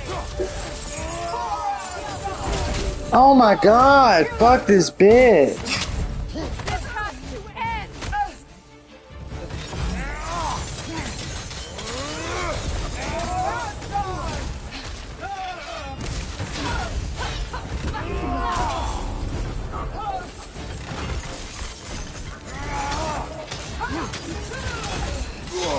Oh, damn.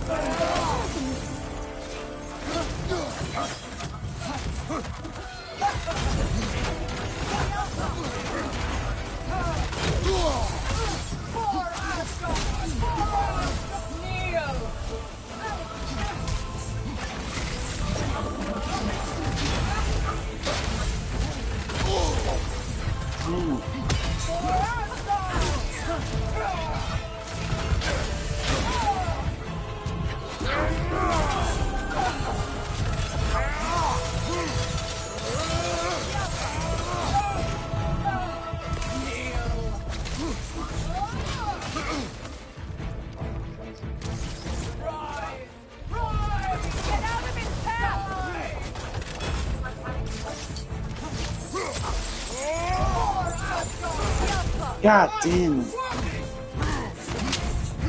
Getting someone?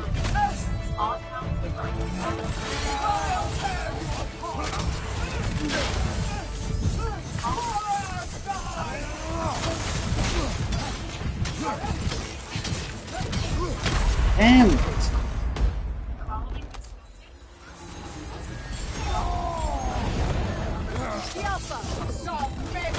Damn it. And this is for mine!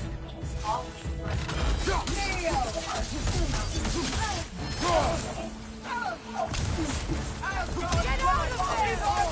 Damn it.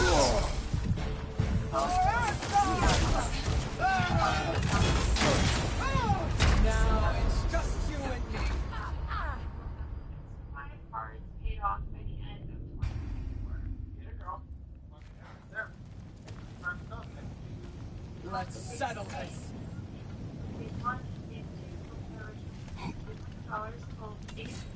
Good. I'll see Behind you, brother!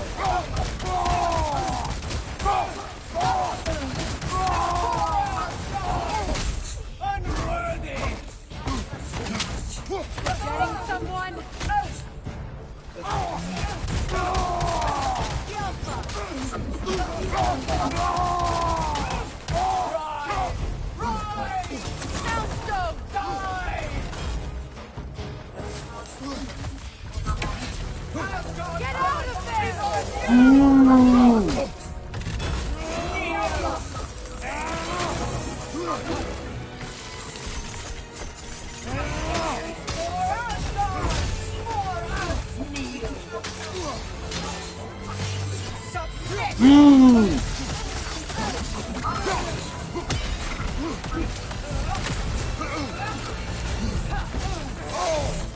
my god. Get out of there! Damn.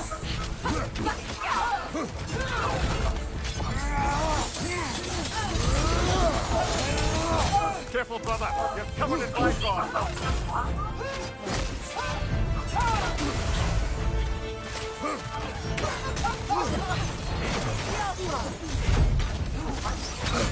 Damn.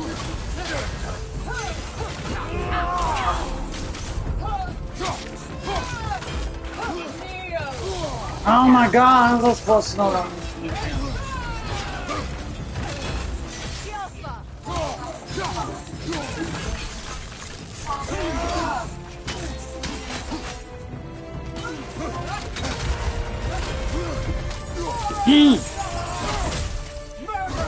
I'm not fucking involved. This has to end! Get out of there! He's on you!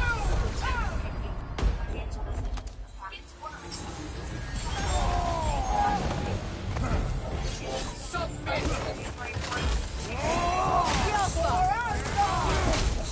God damn it!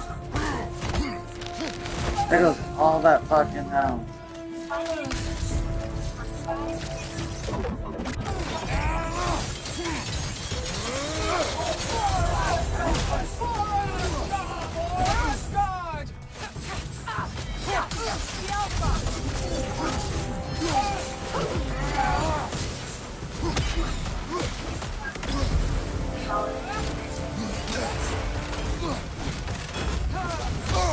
Oh my god, I hate that fucking Sonic arrow!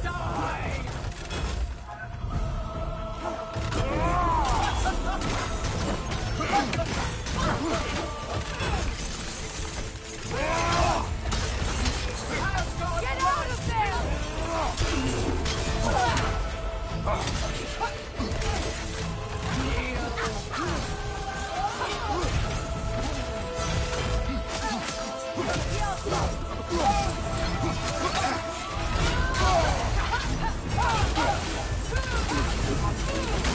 Submit! God of Noah! This was inevitable! So is this! This part come over! Breathe in fire! oh my god.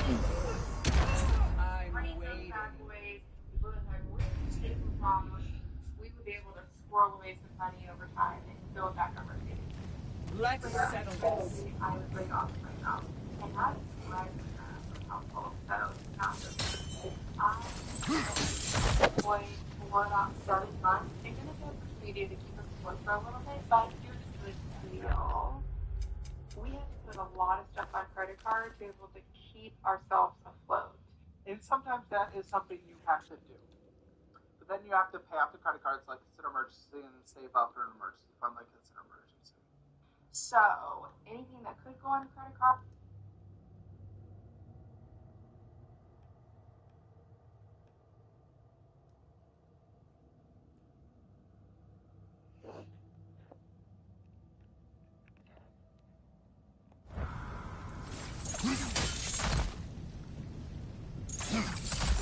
Hold silence, cross up your axe, fire all sonic arrows.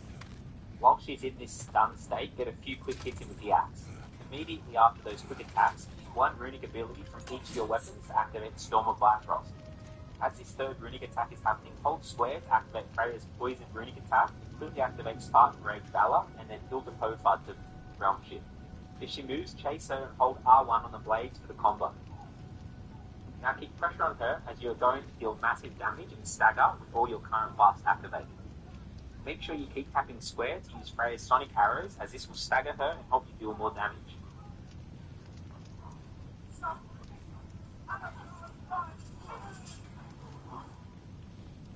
Now I use the remaining runic attacks of all my 3 weapons to activate another Storm of Bifrost.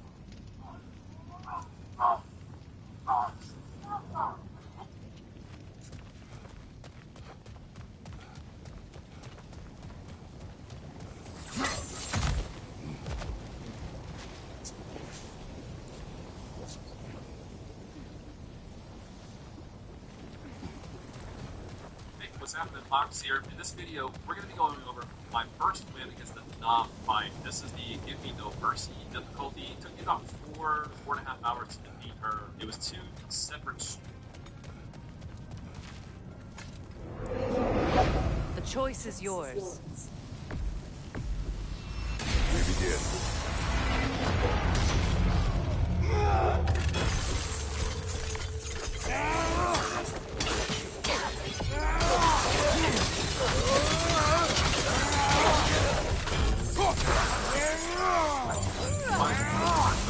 I wanted to go over. Fire from above!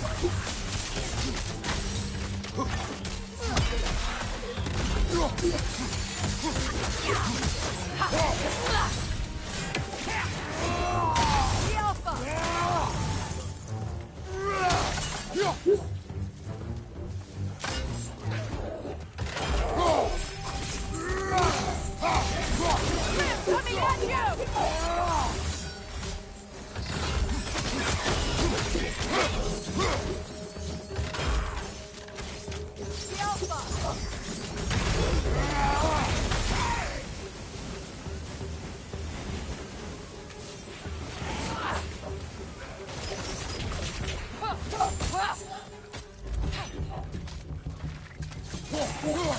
Cover! Enemy bastards about to explode!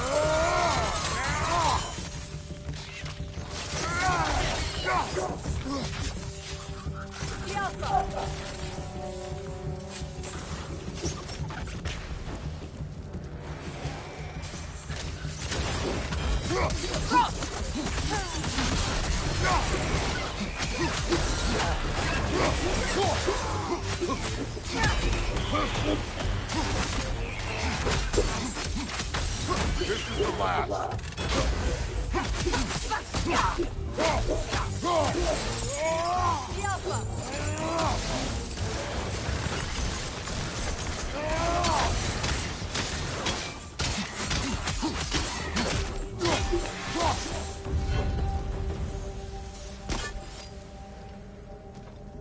Kratos, a chest appeared.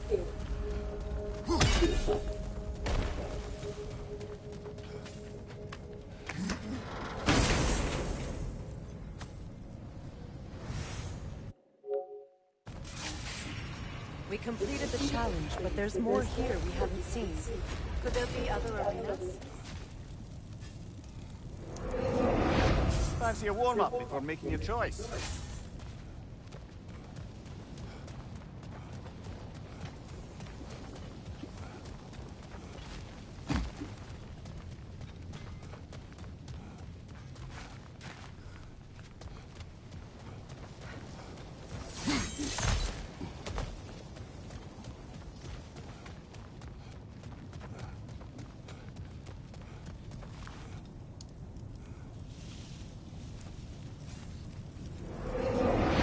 Which challenge will it be today?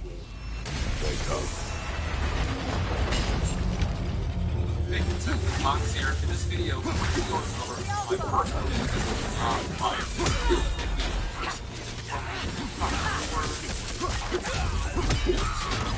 Streams, 2.5 hours each stream, and I finally beat her. I wanted to go I did it. It's definitely not the end all be all. It's not the way.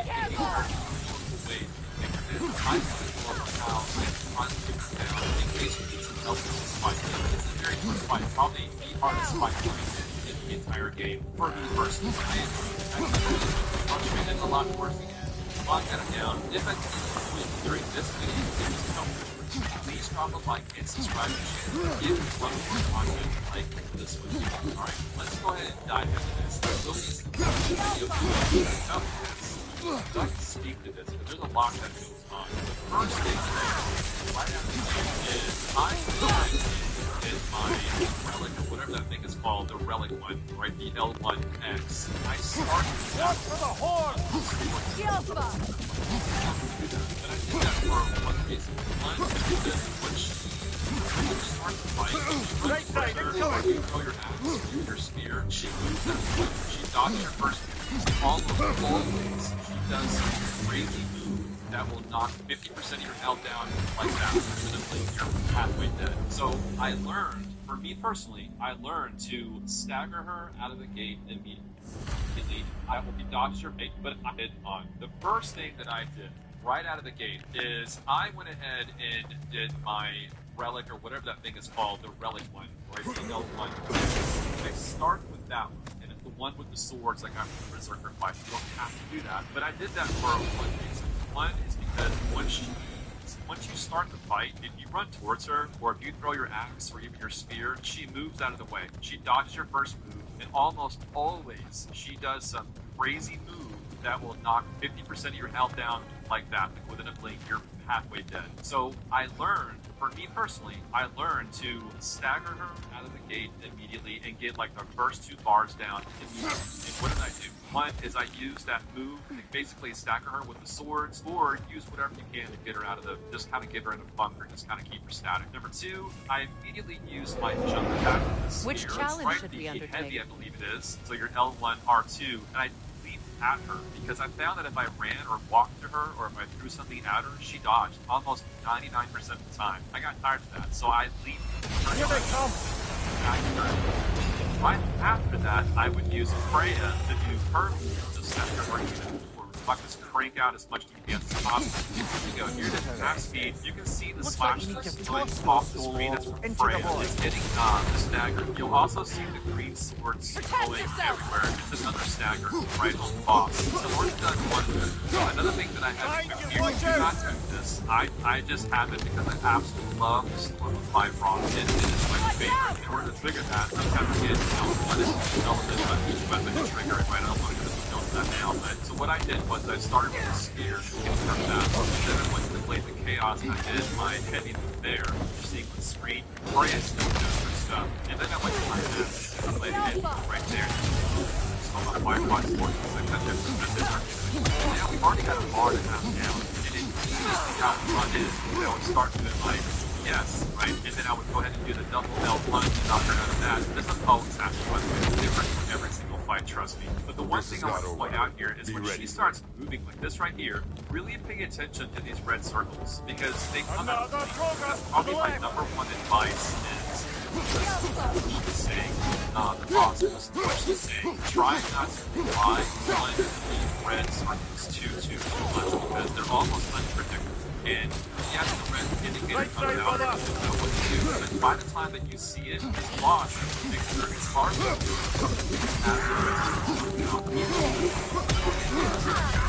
So this fight for me is memorization. Memorize the patterns, listen to audio, and really watch for her animations. It's kind of hard to follow part of the animation, all the stuff going on, splash stuff. It's really hard to see, you know, what she's doing, those indicators. But eventually you can visualize what she does and hear what she's saying. So a good indicator here is she had a red circle and I dodged out of the way. And she'll always this boss here does not like to hear in her face. She'll always have like a jump back. So just listen and pay attention. Next here, she's so but here we go with a red circle. You know that she's here. So she starts out before the red circle. Right? So by that time, everything is awesome. But just get this habit of like, and not just side down, try to get that with one double tap.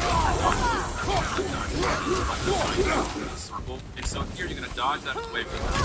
Just find the red circle. She's already moving out of the way. So you just got to stay on top of it. Try also to swap in between your arrows of Freya with the Sonic that you see opposite where you kind of meet her. By the time you get to this fight, you're going to know these things in the game. But if you didn't know, make sure that you juggle between the two, essentially, and the Sonic arrows. Here's the dark one on the right. As you head fight in with the Sonic, what it does, you see a circle, right? That's my circle arrows. You go and play the video, go back to this here. This here, she actually says something here. I think it's what it is. There's an audio cue that you'll hear her say something. is she'll get into this stance, like a charge stance, and when I first played this, I was trying to just simply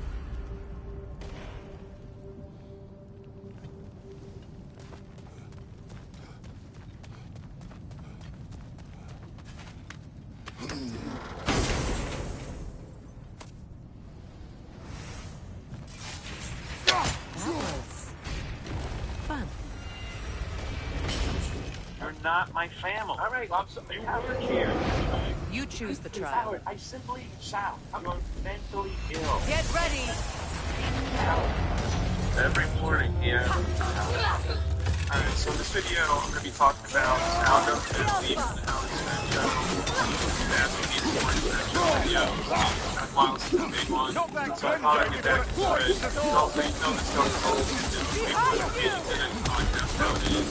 So I briefly talked about sounds in all the videos, but I didn't so much more with him. Like, he's one of the craziest characters in the show. I think he had a couple when he first joined. Howard. So when he finally got a job there, on us, which was great for listeners, but Howard would get really frustrated with him. Eventually he had a real challenge and got way too serious.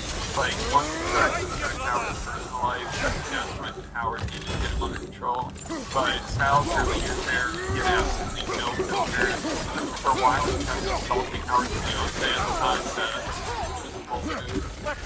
By the way, let me say something. It's my dog.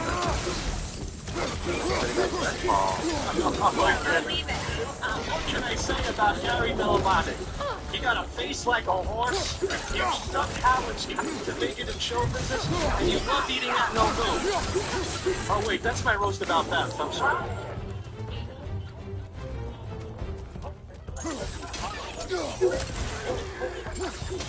Sorry, Beth, in case you didn't get the joke, let me translate. Steve Howard has been up and down, the best part of the show. Like, the college Howard's healthy problems, how much stress the relationship is hilarious. Like, after that roast, Sal, he kept making horse noises at the top of the show. The fans started to do. That's what I go showing the parts of that I would say.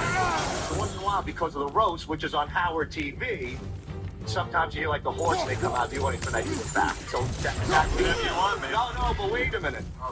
I only do that because that's on TV right now. I mean, that's just a joke that's out there. I'm not insulting that.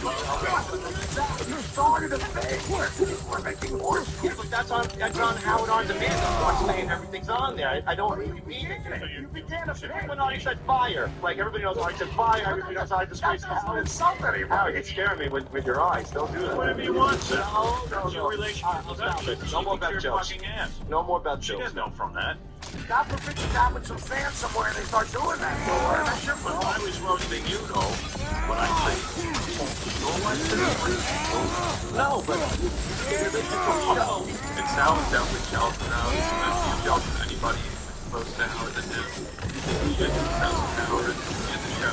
Like at their engagement party, which their artist has been like down to, he decided to get this speech. Talk about how much Howard didn't mention Beth at all. Enemy behind you, Kratos! Sal's whole speech was about my career. Right. He was a kid. Yeah.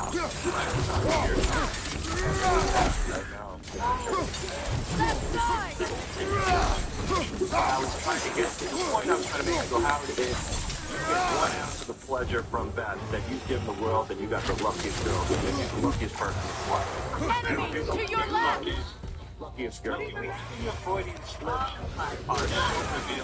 She's the luckiest girl. She is. What's your partner?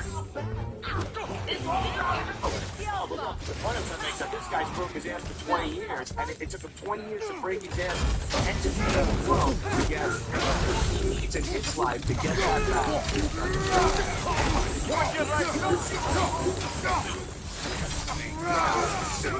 She's a terrific girl, and I'm the lucky one with her. You know,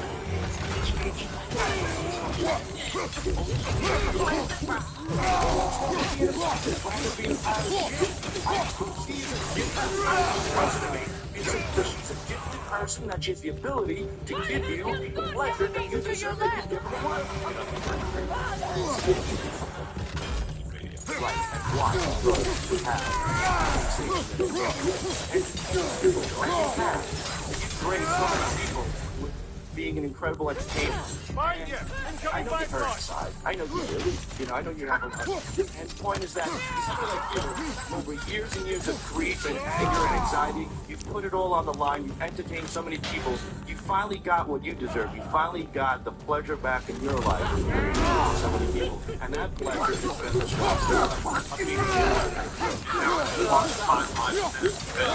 New Sal's great, but also New is good for the show. So you try to put up with him, but Sal always gives you the car.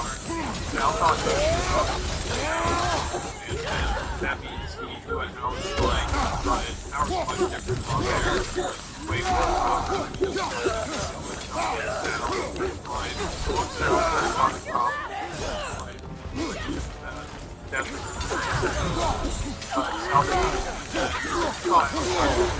Careful, brother. You're covered in my blood.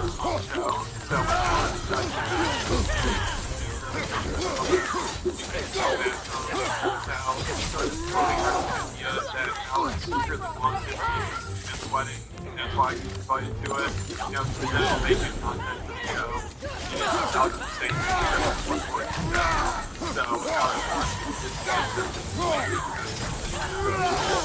I think subconsciously. Enemy to your left!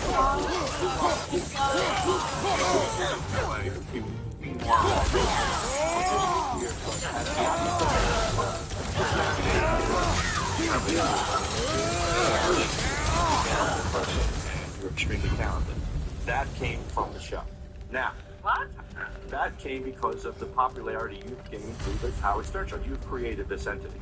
And in an odd way, is that right? All these events that have happened throughout the course of the years that have made your show great have led you to Beth. So I think there's only one thing more important than you than marrying Beth, and that's for a good show. So subconsciously, all right, so by you knowing, hold on, let me finish, sir. Subconsciously, by you. So does Beth subconsciously want you to do something too? But there's one thing higher than Beth in your mind, and that's the show. So subconsciously in your head, you're thinking, okay, if Sal comes to the wedding, something might happen, and even though I love Beth, it could be something good. Sal, I'm telling you right now. Which challenge should we undertake? You're mentally ill, all right, and you have low intelligence. And you invited him to your wedding. If your show goes down, because I'm not going to force it because you're no longer popular. Don't blame me. You're insane. Yeah.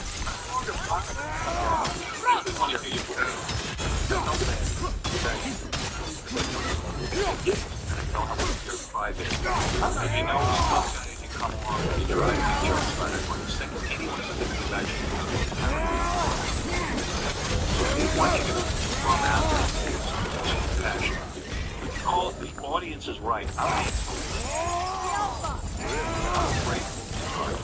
grateful. Yes. How am I ungrateful? Because here I invited you and your reaction was bizarre.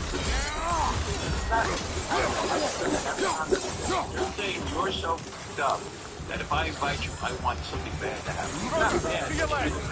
Here's what I want.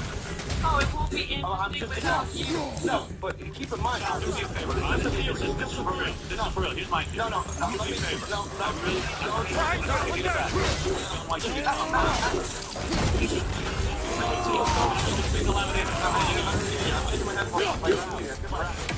I don't really believe that Howard is beat out free of what he suggested that I need to get out of something. He hasn't. It's not that bad. And Howard has not put Behind you!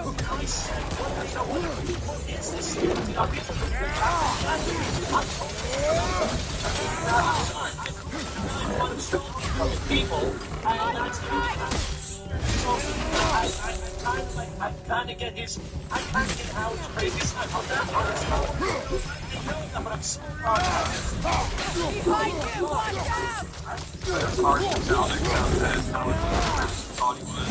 His outfit down there is really bad. Talked to Howard, he's my best friend. We were hanging out outside the show. But obviously Howard wanted nothing to do with him, so when that wasn't happening, Sal started to An average guy that can step right. Dominant. Why do you think that's not a friend? With my mind, Behind you! Look out! that's not a friend. How did you? Well, what dominant? What did they do? My business. I wasn't. I don't want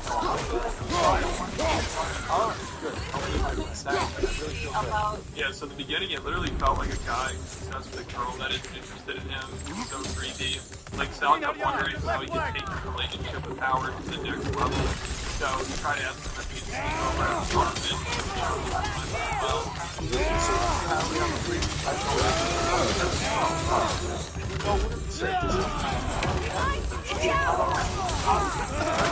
Careful, brother! You're covered in Bible! I don't want you. I don't care. You know what? I don't. I like it. You know what?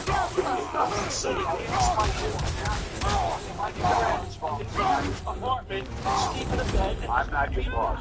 I had visions of us hanging out, laughing, watching Survivor. I was like, oh my God. I had lunch with Lewis the other day, and I was just saying, how come I can't have the next? How come I can't go to the next level with Howard? Dude, he's trying to get the second face with you. What is he talking What next level? This is what I meant. Why can't we hang out? Why can't we hang out a little bit more? Why can't you get to know me a We little still better? haven't seen I used to everything this area fantasize has to about offer. sitting in. There could be When I was like 17, and now you're here. Right, but it's not enough yet.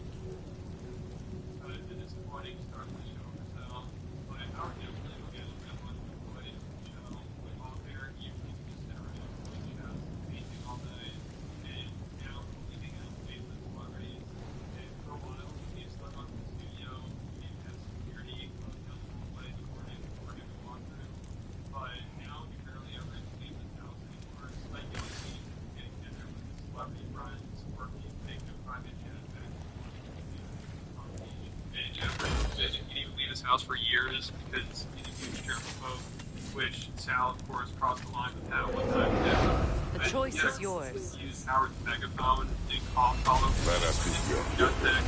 So he's pissed, and Sal started crying from it. Sal coughs all around.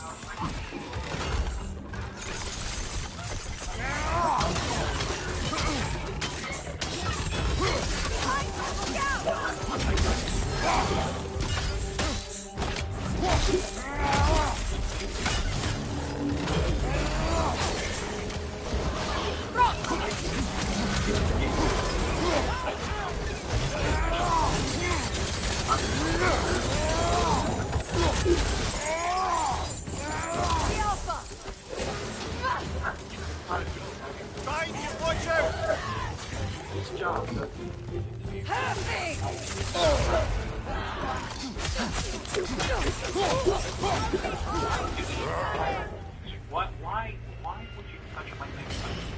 I trust him. I respect that too. Richard and I decided that. You choose the trial. Be ready.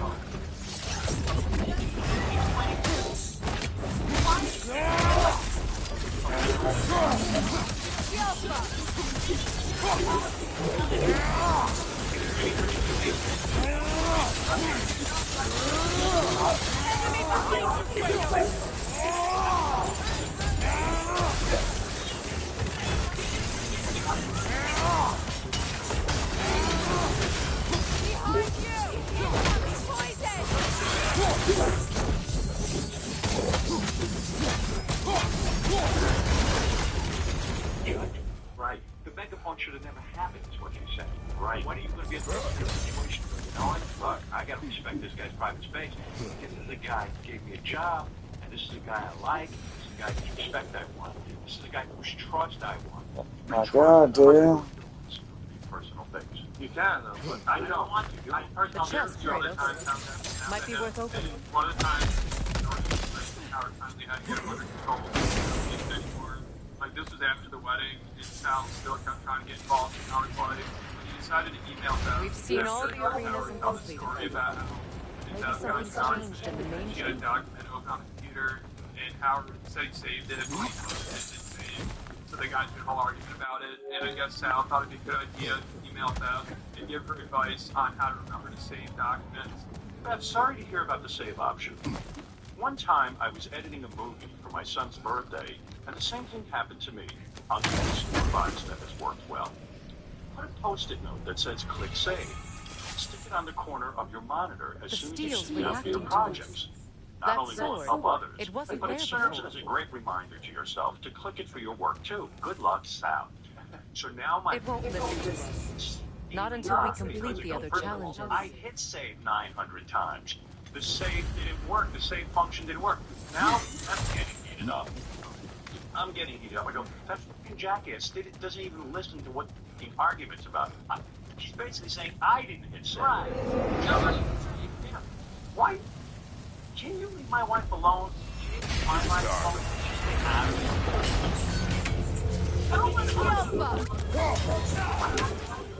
And I didn't tell her I discussed it on the air. I was just that's all. It was just like yourself. I told her. Get back!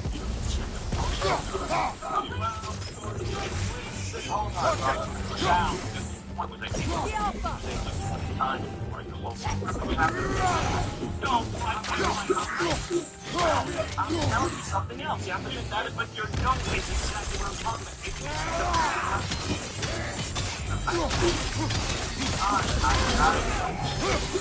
Never heard of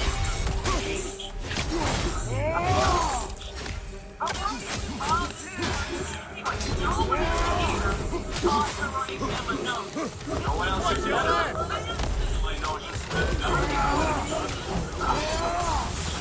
this is the miracle sound of the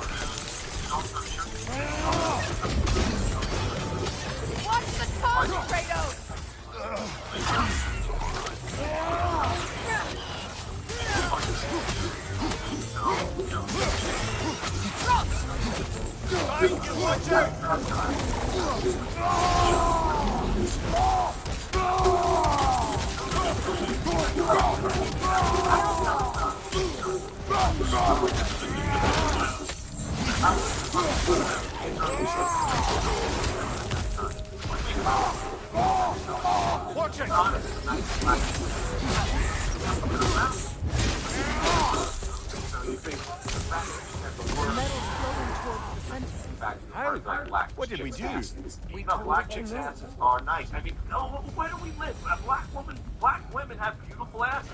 At least the ones that I look at. You ever see a Salt and Pepper video? All black women have nice asses. Most of them.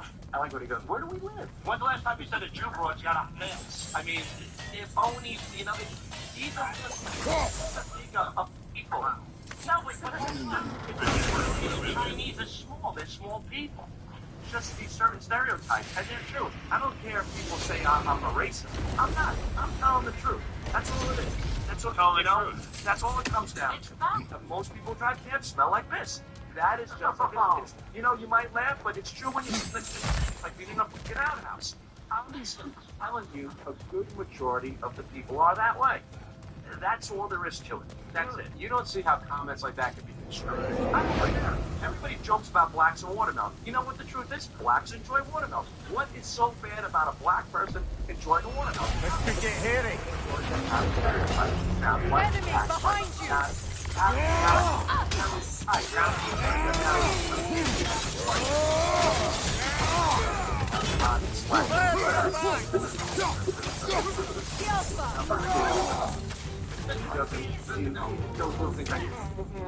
She doesn't have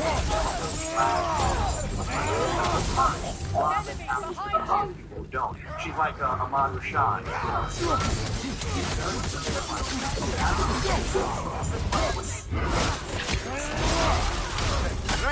Carries herself. Well, let's get it. Another Raider! To the left! That's fine. No, that's fine. You sound white. You sound white. The wrong word with white. Not white per se, white people.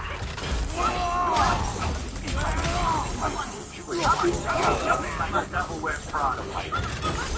Carry yourself a little on the side. Like when you're going around. You know it's not going to work, brother! And black people do the no. No. Black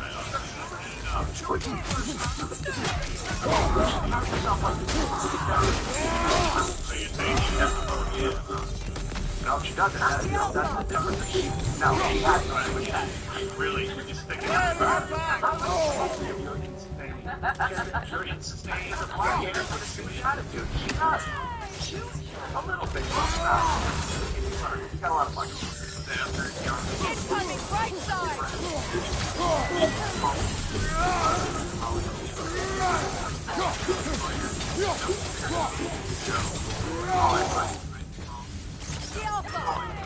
Enemy on the left!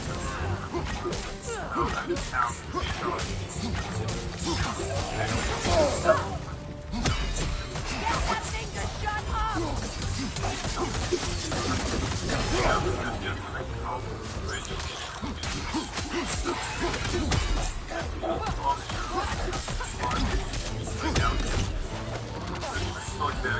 Watch your right!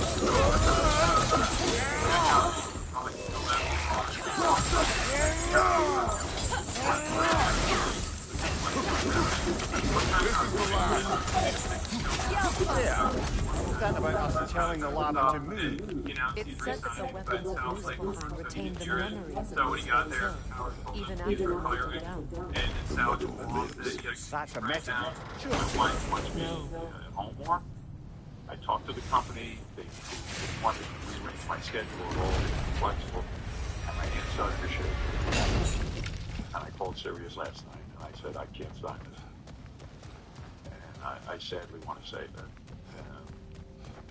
I'm going on to the sunset, and I love all of you. Oh, wow. So next week's the last show? Yeah.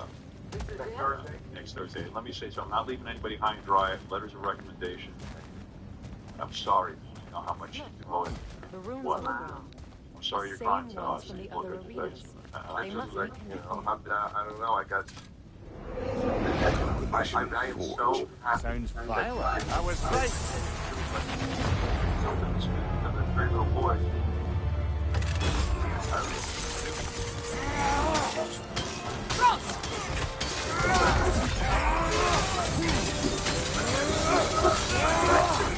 Left flank!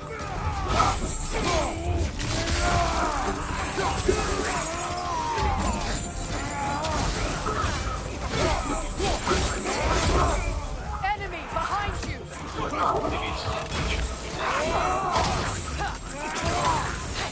Left side, brother!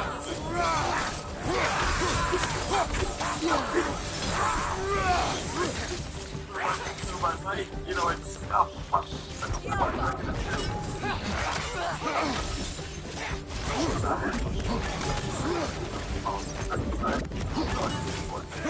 Another Raider! To the left!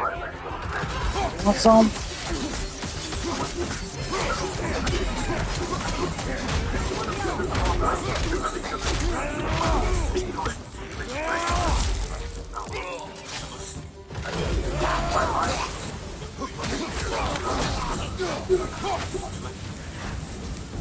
Yeah. What happened? Good, that's the way. Fire, right side!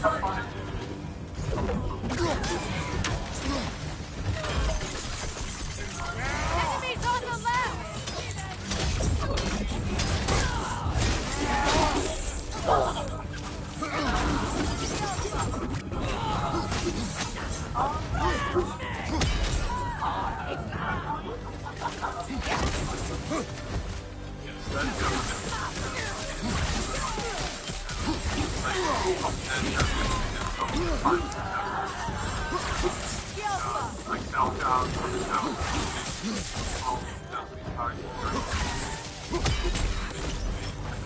That's about it for this video, but if you want to hear more about that video Enemy on the left! Patreon, and that's seriously like one of the funniest things ever. Videos about high chair,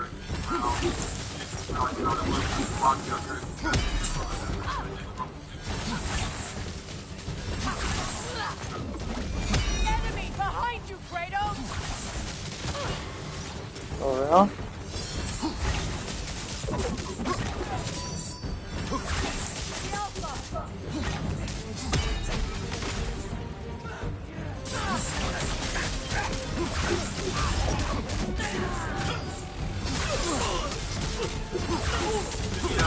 Talked about split comments and how it's their channel. I know there are a lot of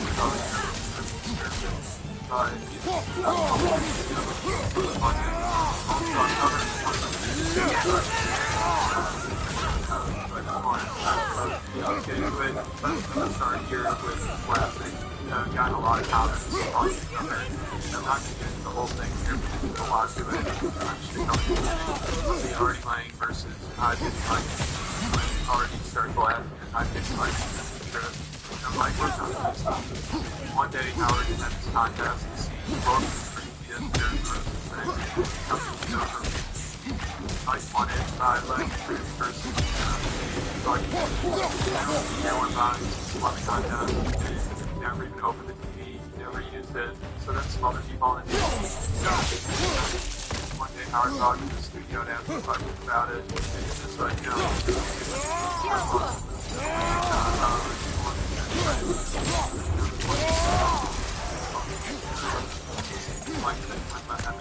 so then they keep talking about like they're hide something, you know, hear about it.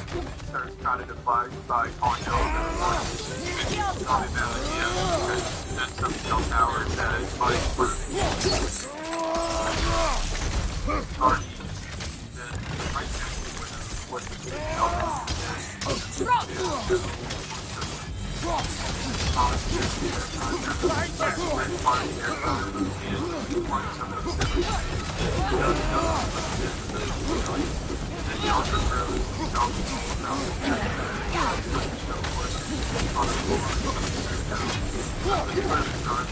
talking about their reporters and how it was like, you want to get the room and go to work.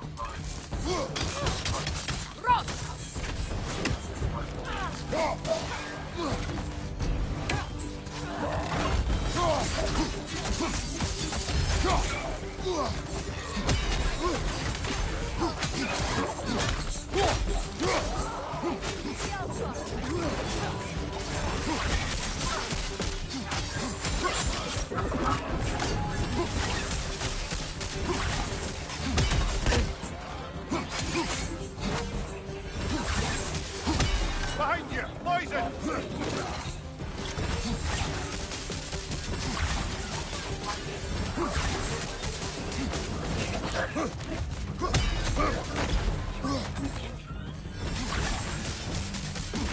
Alpha! Right side!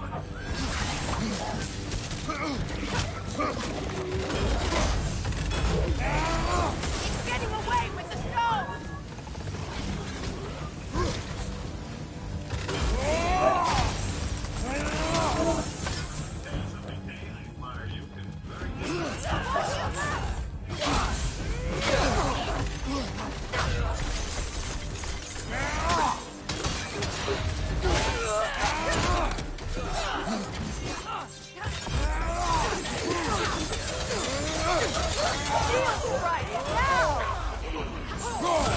Careful, brother! You're covered in bygones!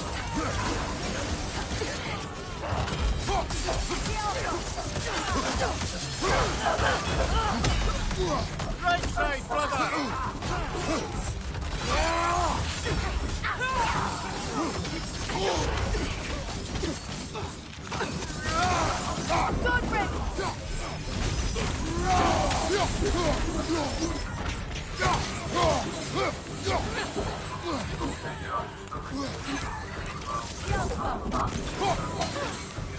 Left side, rifle!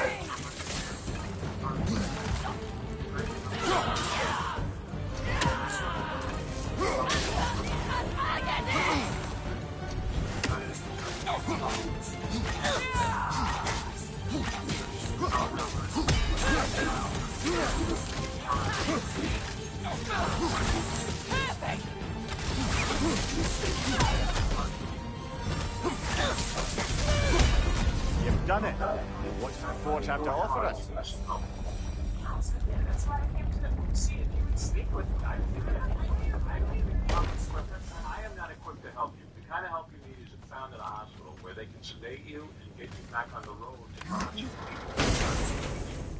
I believe you should be on medication and you're not taking it. Am I correct or am I not? Ah, Have you stopped taking your medication? depending on what order we complete the challenges in, this final reward's different. Then we should try completing them in a different order. See what changes. Or communicate in some way. One, it's your name, Ozzy Osbourne. Alright. Okay, listen to me. Ozzy Osbourne, I think before you communicate to him, you really should go get some help. That's why. Yeah, I'm telling you. To you, she came back. I know, but I can't help you with that. You need to see a doctor. A doctor for what? A doctor because your thoughts are not all clear. And I don't think it's going to be Ozzy Osbourne or me. Well, no, it doesn't have to be Ozzy. But I think you got to find some professional. But if you actually, Robert, you got to get me out of this. Tell me what to say. Actually, Howard, would she not be a perfect match for High Pitch Eric? Yes, she would be perfect. Oh my God. We know I might find a friend for you. I might have a friend for you, High Pitch Eric. Would you want me to introduce you to him?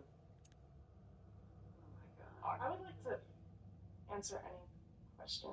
I don't have a question, but thanks anyway. I got to go do the news, okay? Nice meeting you.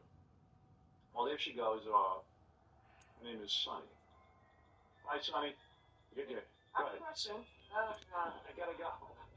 What? Actually, my name isn't Sunny. All right, but that's okay. Whatever your name is, let's keep it off the air. Whatever your real name is. I don't want to get too involved. Well, actually, okay. I said 666. Okay, and it's a terminology used in Revelations. You need to. Yeah, so Howard thought she was crazy and was trying to get her out of the studio. But that was a good idea from KC, you know, having her interact with High Pitch, because this turns out to be hilarious. They bring him in the next day to try to hit on her, and she doesn't even want to open her eyes when he walks in, and she tries to be polite about it and turn him down right away. But Eric is persistent, and he has no shame. Like, seriously, I don't think it's possible for him to feel embarrassment, and he just can't stop staring at her with his mouth hanging open. And obviously, she just wants nothing to do with him, but she's there because she wants to talk to Howard and his audience about her ideas and theories and everything. What are you doing? What are you doing tonight? Want to go to the bar and drink and go to the beach? Actually, I have to go to sleep and wake up tomorrow. Oh, you shot down on why? Why do you have to go to sleep? I thought you were looking for. I thought you were looking for a friend, Sonny. The guy's a friend. He's talking. Why do you have to go to sleep? You're not going to sleep. Sleep? You have nowhere to sleep. I do. You get under the stars. You're in love with her? Yeah. Odd. I knew it. I knew this was a perfect love connection. Well, Eric would fall in love with a film. You really are beautiful. Oh, you'd like to rub up against her.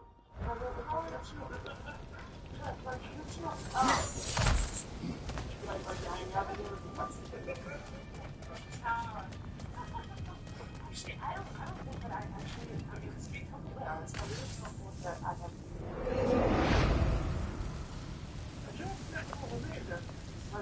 Well, I'm doing it a little bit.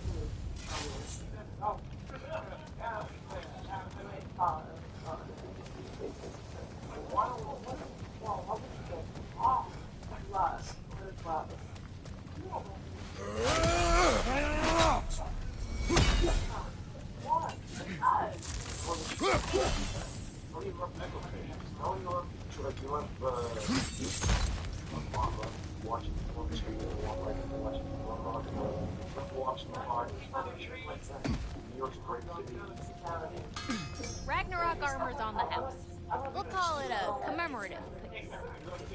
This here's the fun part. Tell her you love to go on the internet and eat while you're on the internet.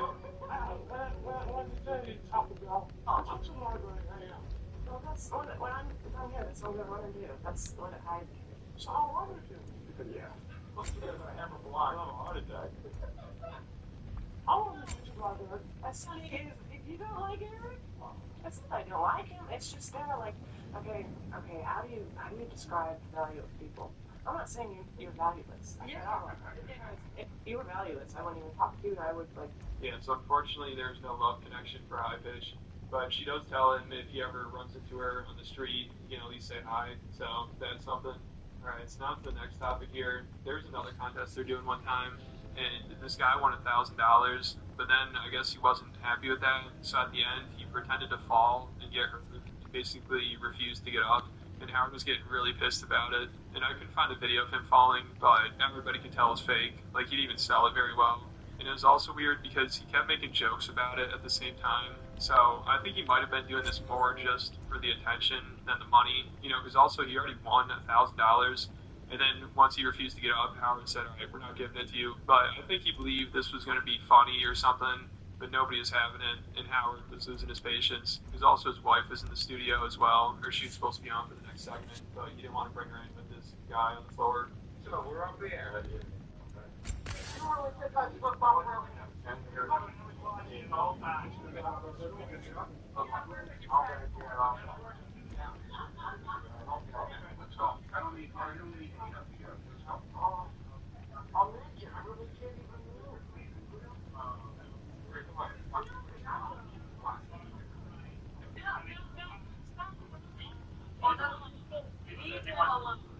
I'm not faking it. You really think I'm faking it? We're going to give you $1,000. You want it? And then come on, get up. Robert, you used to be a house slave. You used to be a house slave. I'm not really nice. It's all about the boy. You want the 1,000 or not?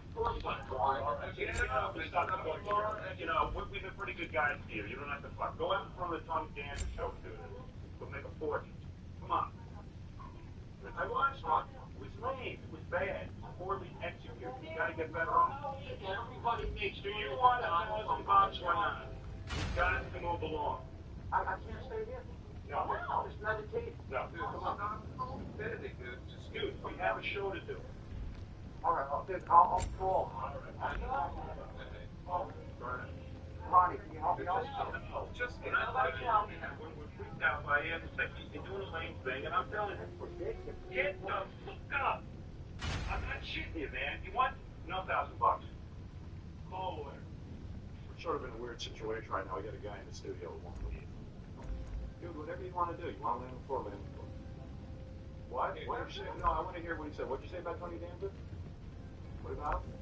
You hate Tony Danza? You're injured on the floor and you're worried about Tony Danza. Oh, no. If you're going to pretend to be injured, at least, ride in pain. Yeah. I mean, you cracked about 1 million jokes here while you're laying on the floor. I'm not. I'm just looking for expenses. I told you, don't bother this guy. Oh, actually, you're in a coma. We gave you $1,000. Yeah, I guess you saw how he was scooting around on the floor. He's a worm. You were scooting around on the floor. You're cracking jokes about satellite. Cracking jokes about Tony Danza. Yeah. Now the voices. I'm not talking about the garbage. You're just creepy, dude. You're creepy. How are you creepy? Let me count away. I used to do tanks.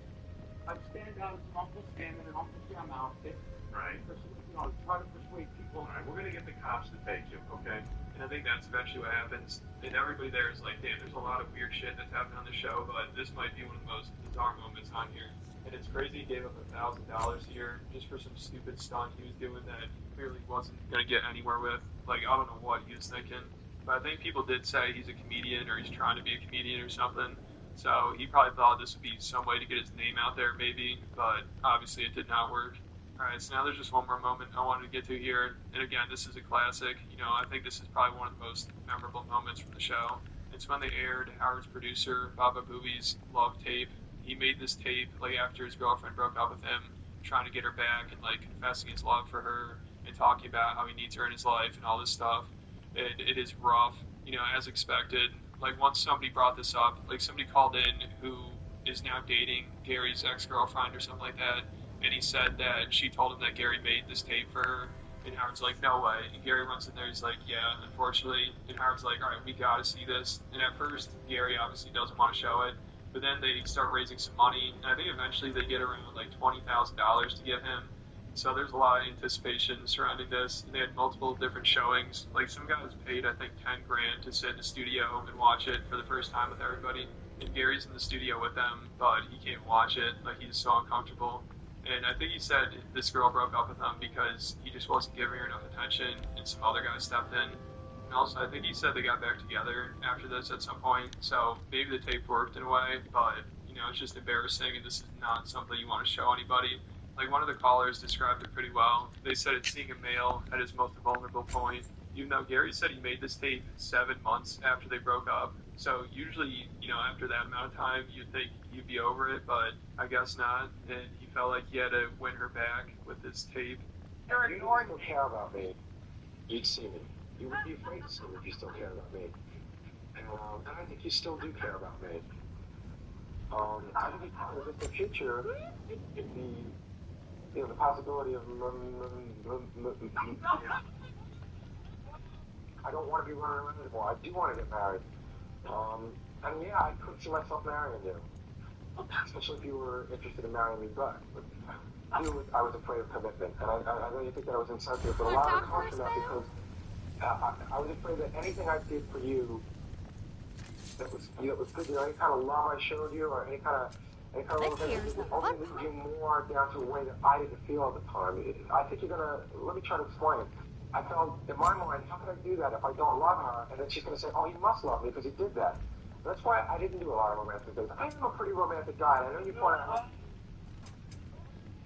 I want to do things for you. I know it's kind of insensitive before, and You're my producer. I miss you. I miss you. I'm gonna say this, I won't even try to hide that. None of the relationships have worked because of you, man. I mean, I don't know how else to say it. I lost I lost my lover, and I lost my best friend. And you lost your lover, and you lost your best friend. Look, that sounds pretty even. You gained... This is the math. It's an equation. It's a calculation from hell. Oh, wait a second. Right, now, here's what she gained. You gained a best friend. I gained a couple of lovers. Or I gained one lover. But I gained no friends. There's nobody there to come home to call, to tell all the great stuff. To change my family. Wait, he's coming up to how he explains his life. Right. My professional life is like at a 9. My personal life is at like a 2. And I was sexing her up. He's like, right now I'm at a 9 professionally. Whatever. See this t-shirt? It's all yours. I'd like to say, listen, man, I'm pretty sure I'm going places. I'm headed somewhere. Yeah. But my love life's at a 2. Hold on. Time for more Papa Booey math. No, I can tell you, what going back out with me would do would solve a lot of problems. I wouldn't need to spend any money on hooks. Solve a lot of problems. I wouldn't have to change my teeth. I mean, that's funny. I would be making no more $50. Yeah. I can save on videotape. Here comes Baby Dog. Shit, man. I want you to be part of my life again. And, I just, I don't know what else to say. You should see everybody watching this tape. I'm not begging now. I'm begging hard. That's the begging you can get. Oh, heading up already? Oh, my God. I gotta hear that again. No, I you. Well, no, you hang up. No, you hang up. I'm begging pipe. Oh, little baby doctor. What did he say? Another big one. No, not the big one. Oh, this big one is not big. I'm not going to apologize. I'm stupid guy. Yeah, so at least got to give Gary some credit for sitting through this, and it made for one of the best radio moments of all time. Like all the comments are talking about that, and they're pretty funny. They're like, take it easy on Gary. He lost his lover and his best friend. But yeah, I thought those were some of the cringiest moments. Obviously there are a lot of other ones I'm sure people are thinking of, and I might have covered them already, or I might get to them in the future. I'll keep making videos like this as long as I don't have any problems with it. But yeah, if you want to hear more, like I said, there are a lot of other story videos I have on here, and also covered some stuff on Patreon, like Sal Governelli's apology tape and High Pitch Eric's credit card scheme, and there's just a ton of other stuff on the Patreon account. I think there's over 70 videos that post every week. They're usually around 25 minutes. So if you want any extra content, you should check it out. The link in the description. And hit the like button, hit the subscribe button. I'll catch you in the next video.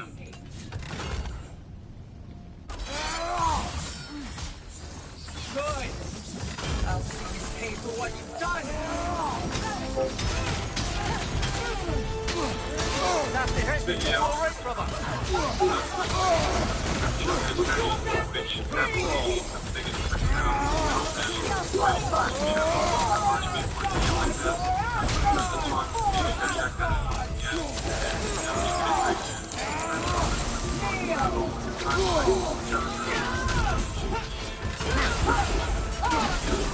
Careful, brother. You're covered in Bifrost.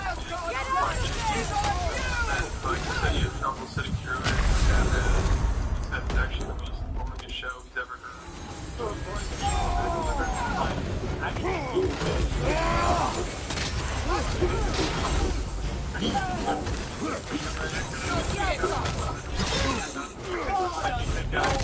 Video. He chatted talking, Do you think the car show is horrible? You can be honest. I don't hear your show. No, I could have a show if I wanted to. Good. Yes, there was a running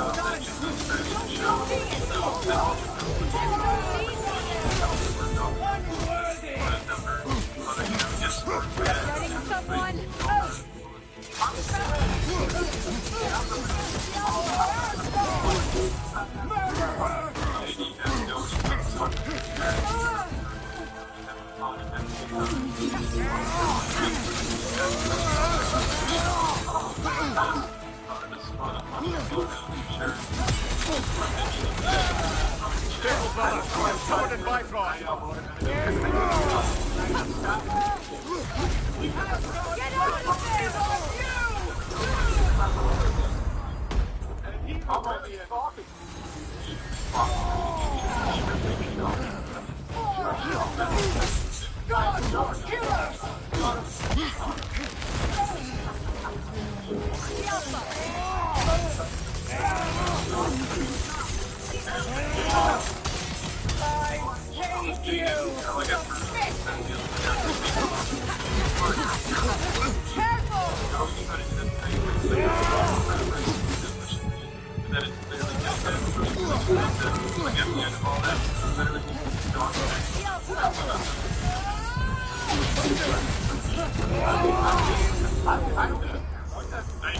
What led to that is Howard decided to give JD the power to cancel Ronnie's show, but I don't think anybody, including Howard, thought he'd actually do it, because then he'd have to deal with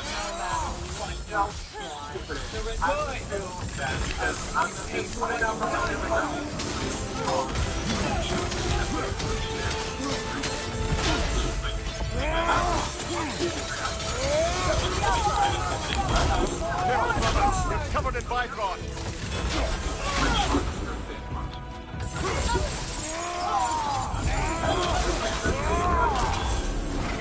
Yeah, so the intimidation tactic. Get out of there! I think he even cut back Sigil magic! Nasty hit! You alright,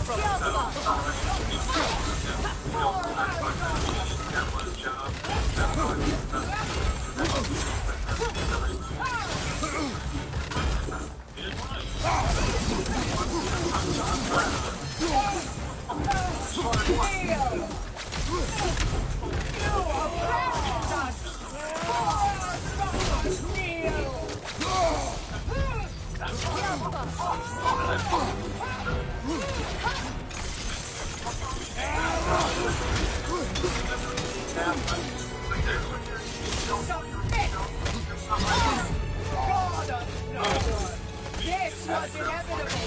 So is this!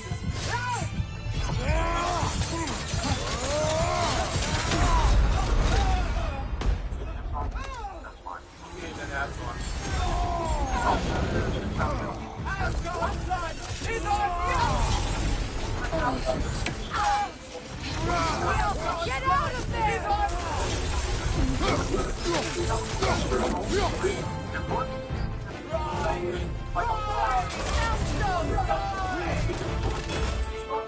my job.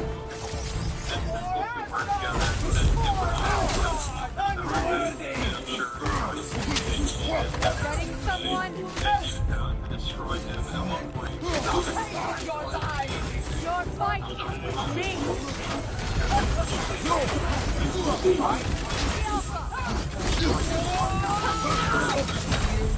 fall before the queen! I will destroy him somehow. I don't care. I will destroy this fuck before he's done. Well, he's been pretty this Let's settle this. Ronnie, ask my question. I want to be in the same room with him. I'll fight to death. But then after a while, they ended up working things out. I think because even Ronnie wasn't very good. And JD kept telling him it wasn't his fault, and he just needed a different idea for a show. And someone eventually gave Ronnie the idea that he should start another show about relationships. Yeah, about funny girls, strippers,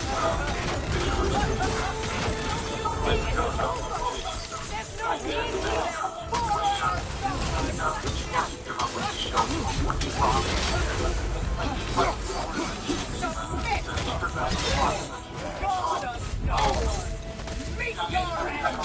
Not today!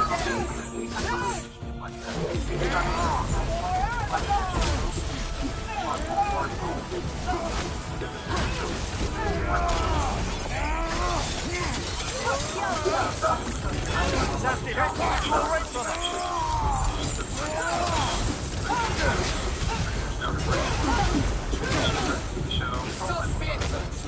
Careful, brother. You're covered in Bifrost.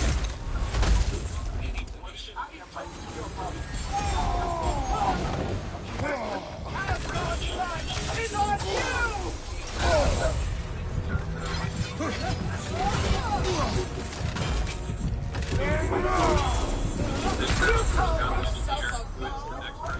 Talking about in this video because he had a meltdown over a push-up contest.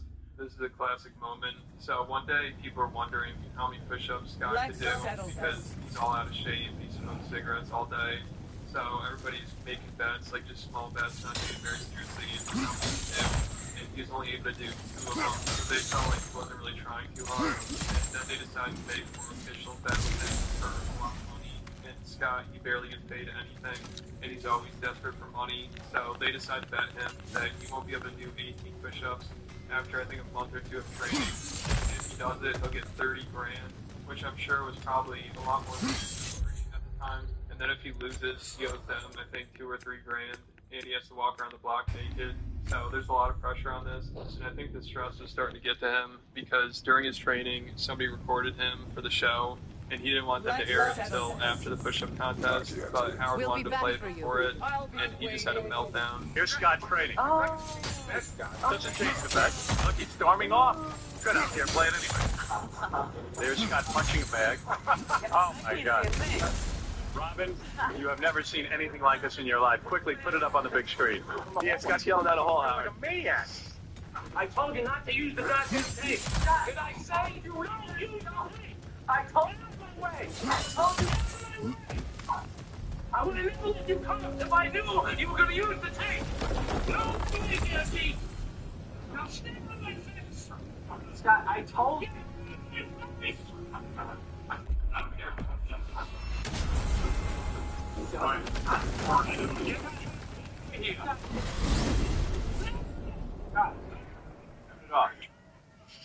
What's going on? Grabbed Angie and shoved him. They took the camera and yelled at Tom's face. I think he's cracking from all the training.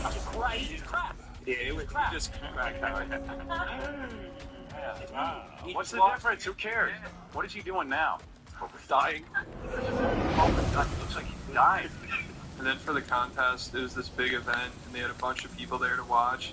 And for some reason, they had an intern officiate it and judge the push-ups, which ended up being a really bad idea. And I'm sure this guy regretted agreeing to do this because there was a lot of controversy afterwards, and there's a lot of money on the line, so it gets pretty intense. But the problem people have with it is they think that Scott's chest never really touches the ref's hand at all. And it also looks like Scott's kind of doing Bert Kreischer push-ups, where he uses his stomach to kind of push himself back up. And also at one point, the counter they're using skips a number. So there's a lot of controversy here.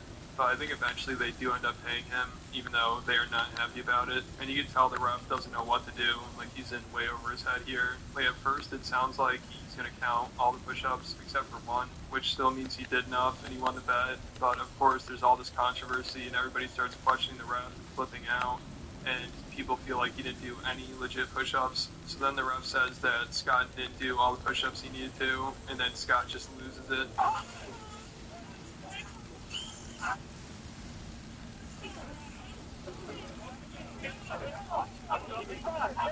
The cat's top of the ground ever. His knee started to buckle at the end, and he missed one that I counted with the whistle. But I'm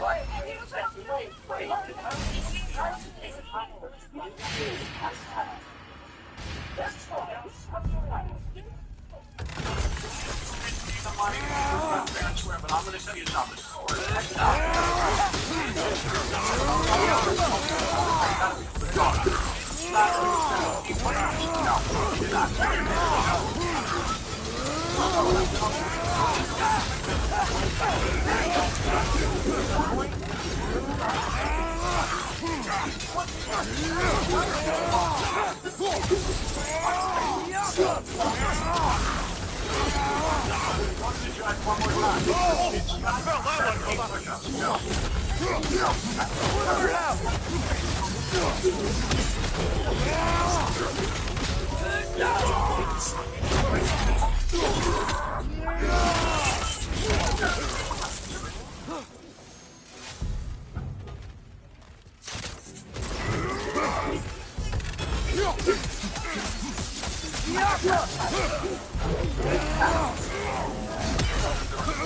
Watch the tape and take one more visual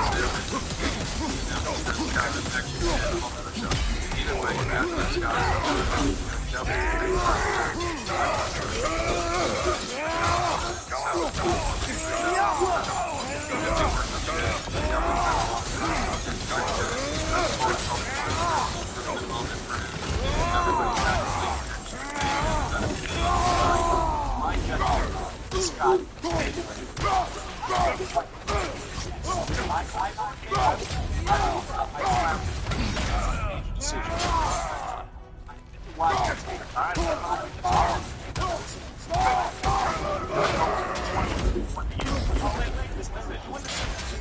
said no. I'm going with it. I just said I'm going with it. Alex, I'm not going to kill you. No, I'm not. I'm not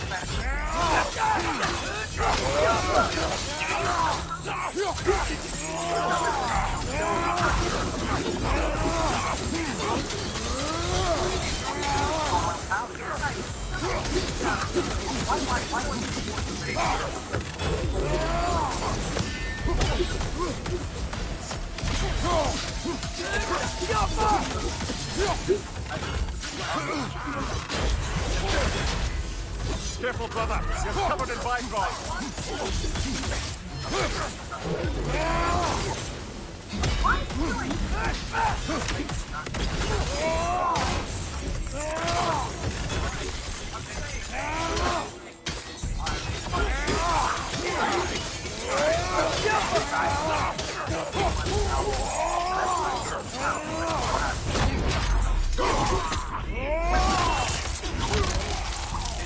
I don't know what you're dreaming of. There isn't a person in this room who thinks he did it except his friend.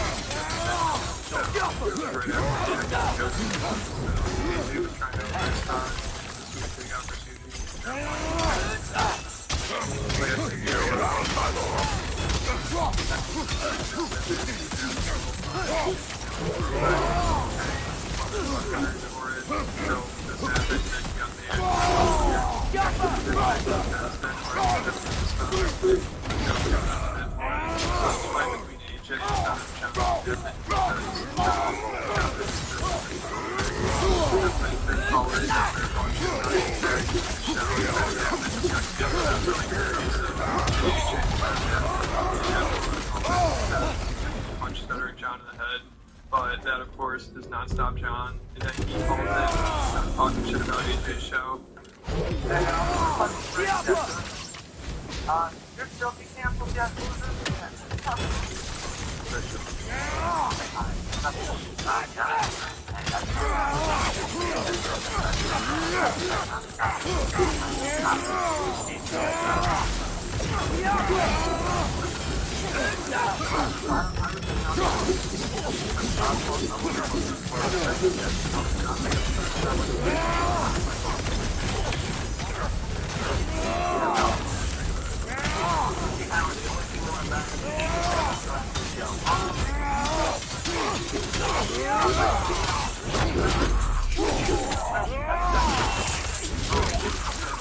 Trying to get away from him. Hey, John, let you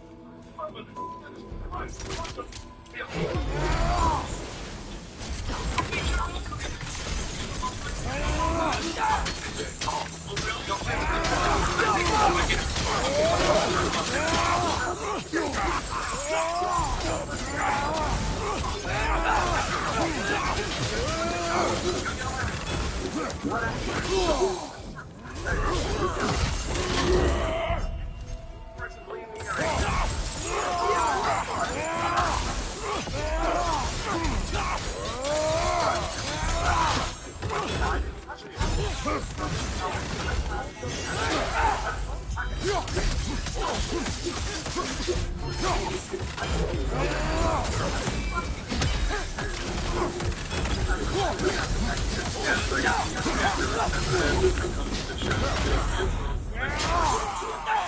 those are just a few of the best songs. Like I said, about this as long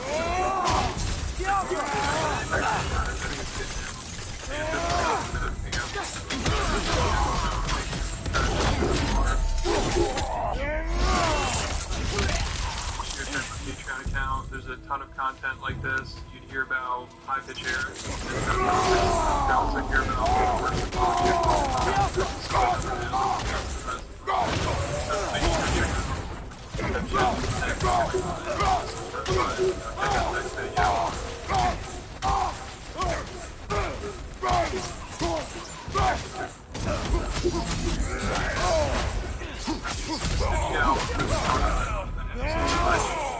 shouldn't eat much. I'm sure basically every drink launch in this is really great Beetlejuice. I mean, the man's an icon, and he's accomplished it all in his career. He's done boxing, acting, wrestling, politics, musician, yes, and he's also a huge lady. And honestly, find someone well respected, and he, I mean, even with all the fame and success he's had throughout his career, he never lets it get to his little head, and he still manages to keep it real. You know, the guy could have sold out a long time ago, just like Howard Stern, but he never let the fame change him, and he's still the same old beat. Like in the early 2000s, his acting career was really starting to take off. He's also so it looks like he had a bright future in Hollywood. But then in 2008, he ended up getting the biggest offer of his career, which was by far the biggest payday as well, to do Transformers 2.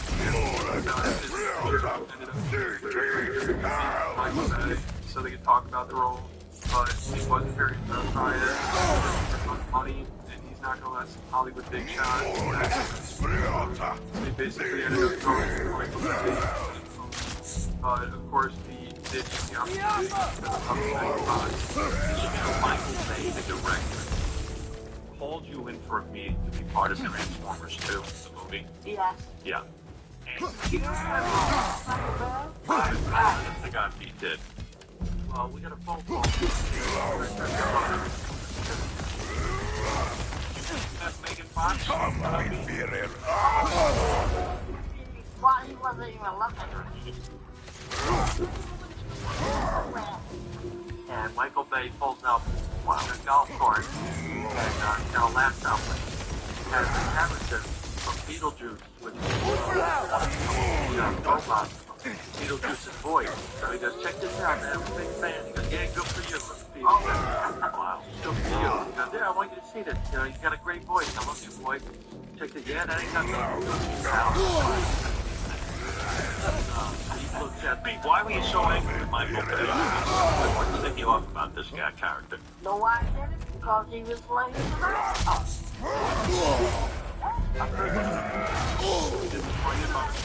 I took him out there, right? You know, I said, well, you're referring to okay. So I took him out, I laid him down. Yes, this man is not not only did he turn it down, but he bred the director. Honestly, Michael Bay has to be careful. I mean, Beetle is not somebody you want to mess with. The guy knows what he's doing when it comes to fighting. He's trained You trained Mike Tyson, and you trained other professional boxers, several professional boxers. Talk a little about that. What years were you training Mike Tyson?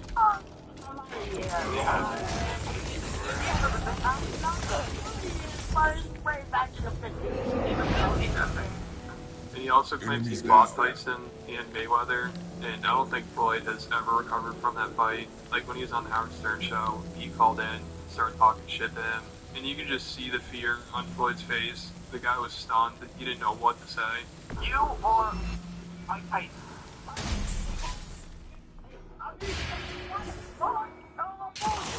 You know, who's the greatest fighter of all time? To be Mayweather? He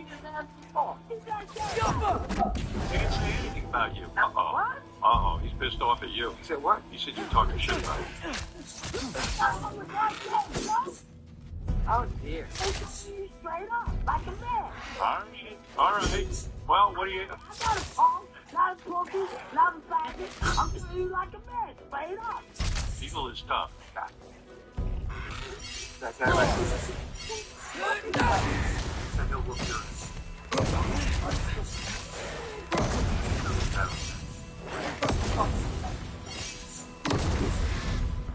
Yeah, so B loves talking shit. He's very opinionated, especially when it comes to politics. Do not get him started on Obama. He hates the guy, and I think he even helped start it. You don't like Obama? Me, I don't know. Why not? He's a gay fucker. He's a who? Who cares about him? Fucker. Gay. He's gay? Who cares about Obama? Who cares about him? The man is a fucking weirdo. What the fuck is up with him? You know, I've heard other people say that. Well, you're not alone in this opinion. Some people see him as the sage, and then he's just gay.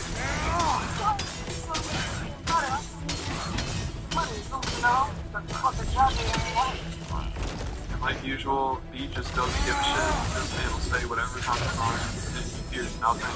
You know, usually people will be scared that the mainstream media or the establishment will come after him. But on the other hand, he doesn't care. Like, he went after Hollywood. He's one of the biggest directors, like I say. He went after the government. Hey, B, I heard that you're not a fan of President Obama. I was shocked. Why did you say that? Why? What?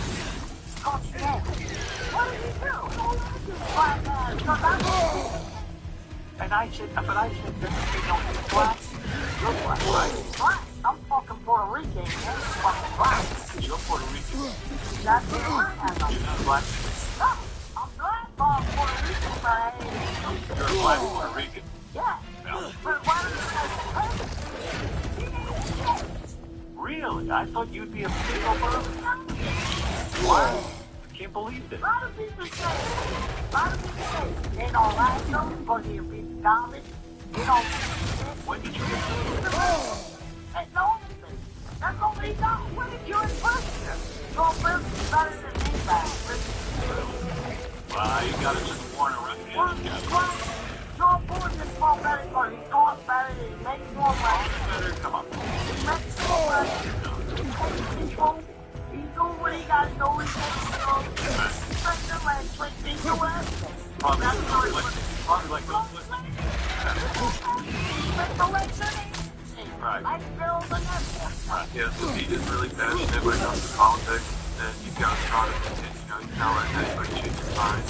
He got to respect that. You know, he could have been like every other low Hollywood sellout, but he didn't let the fame change him, and he continues to stay even like this. Just don't tell Obama straight up, like, man, he just does garbage to him. To be shocked by this President Obama say something. Let's check. Hello, Mr. President, allow me to call. How are you doing? Very good.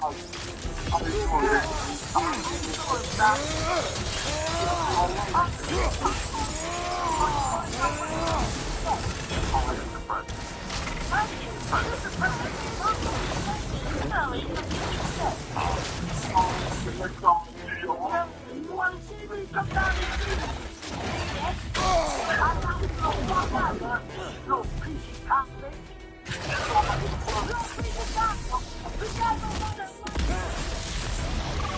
I think you're just gonna...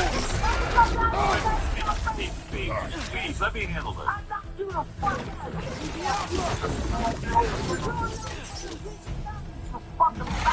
President, I need this guy.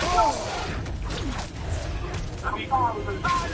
President, let me see real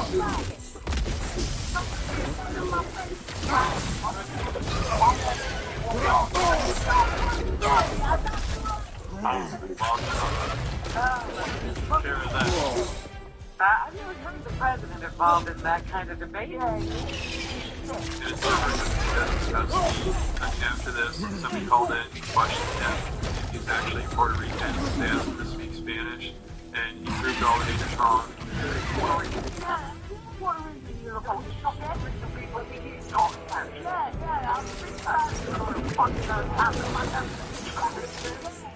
You know? Hey,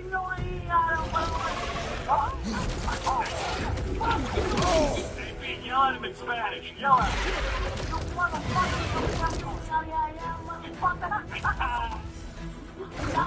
You don't know his language. Pete, yell at him in Chinese. So Pete can pretty much do it all. Like, he'll sort of hit song and sing, you know, the band. They're so impressed by it. They did a cover of it, and they did a good job, but, you know, it's hard to compete with the original. Get back!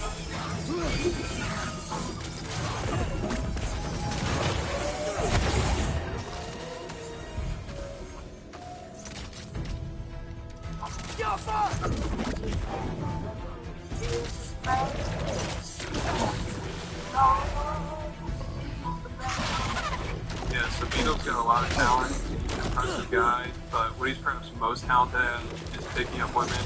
This dude's got game, he's got confidence. Like he said, he's as bad as Ken. So basically, every time he's in the studio, he'd waste no time and just start hitting on Robin right away. You know, it's hard for her to resist. Right. You're not calling me honey, are you? I should.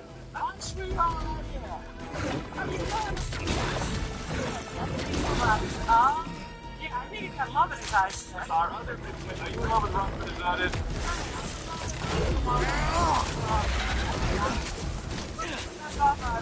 When is the last time you had sex? I'm both blown out of the course.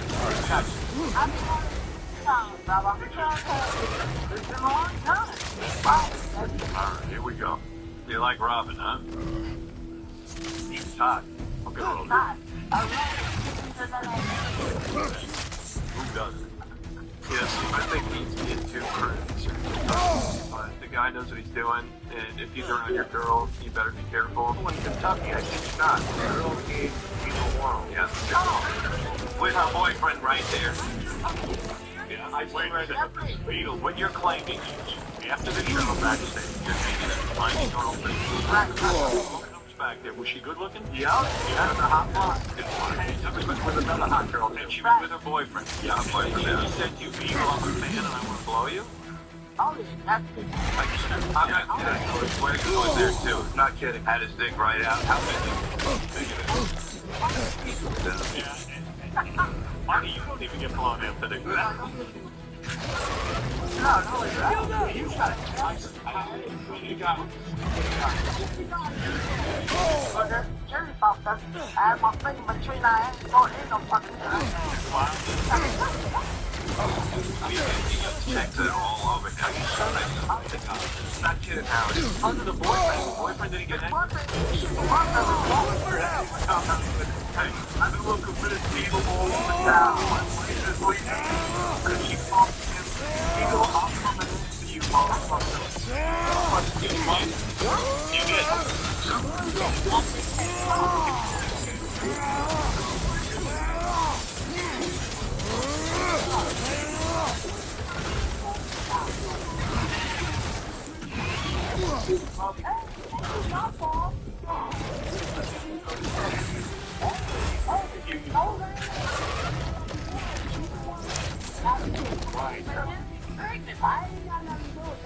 Yeah, so Beatles got to be one of the greatest entertainers of all time. You know, Howard Stern, the biggest Beatles in the world. I think he is far surpassed. It's like that word, yes, it'd be hard to put the Beatles on. So that's about it for this video. Thanks for watching. Make sure to leave a comment. All this. If you enjoyed this video, make sure you go check out my Patreon account. I'll check my I think there's probably over 40 videos at this point, and this week we'll be talking about the Brighton shop accidentally exposed and chose to win, and he had to apologize for it. So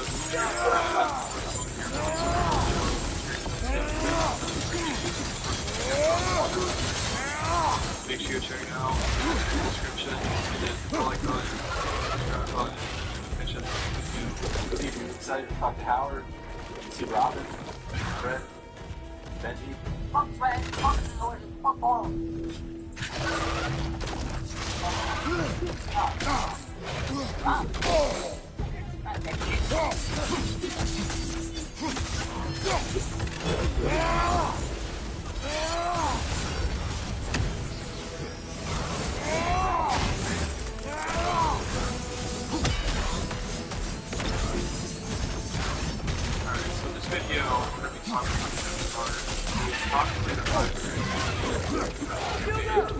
You become that successful in the entertainment industry, especially in Hollywood.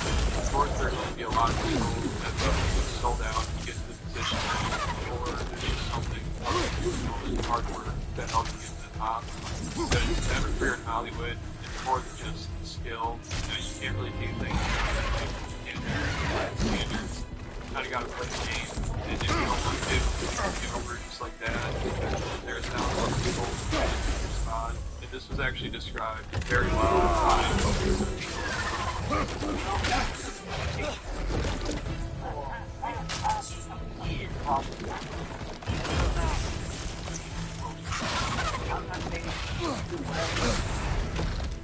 you know, you just don't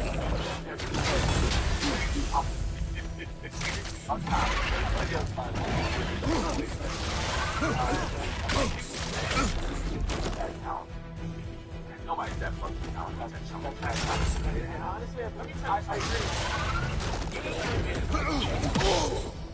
You gotta, there's no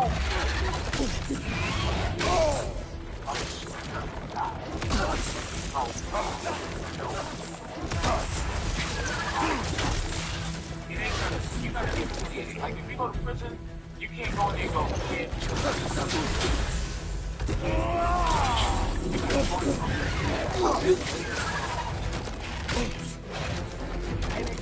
everybody and shits them out. But here's what's funny about the beast. It's the never big line.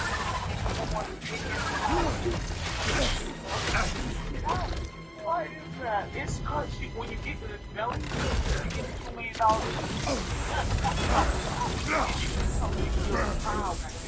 And you have this option to go get that line. It's just get out of the fucking.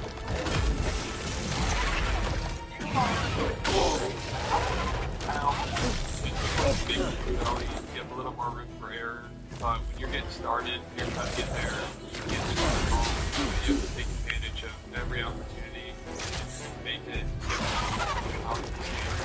then you break through, become a superstar. People will speculate you eventually have to sell out in a way, and you basically can't be yourself anymore because you have to control liquidation bill is worried about the $50 million offer you got. I was walking away from the service.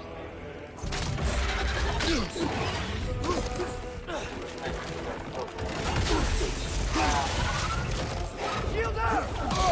Yeah. Outside of my friend's reference. I feel like I was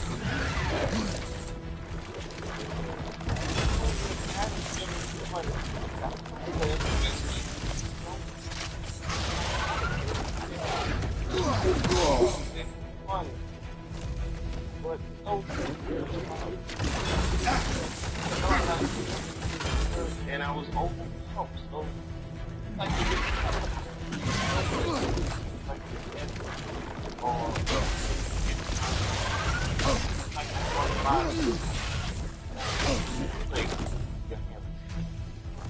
lot of people where you work, what they make their real money. They don't know what's their life. They go free.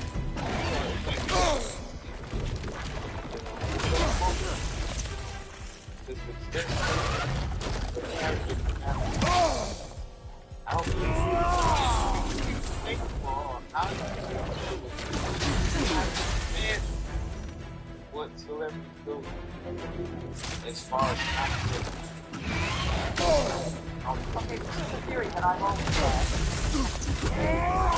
I don't fucking start. Everybody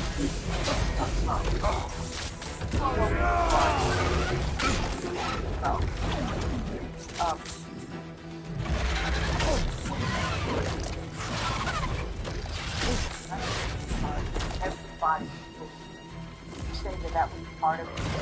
Trying to get for yourself.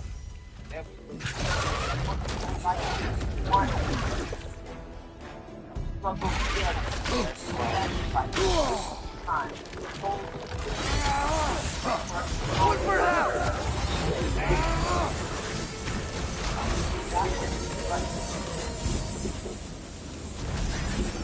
No. Additional skills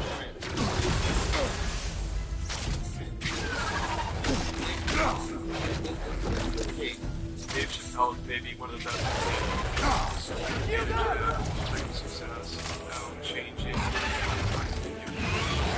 slime to speak mind, without any restrictions. Kevin Hart, on the other hand, he admits things that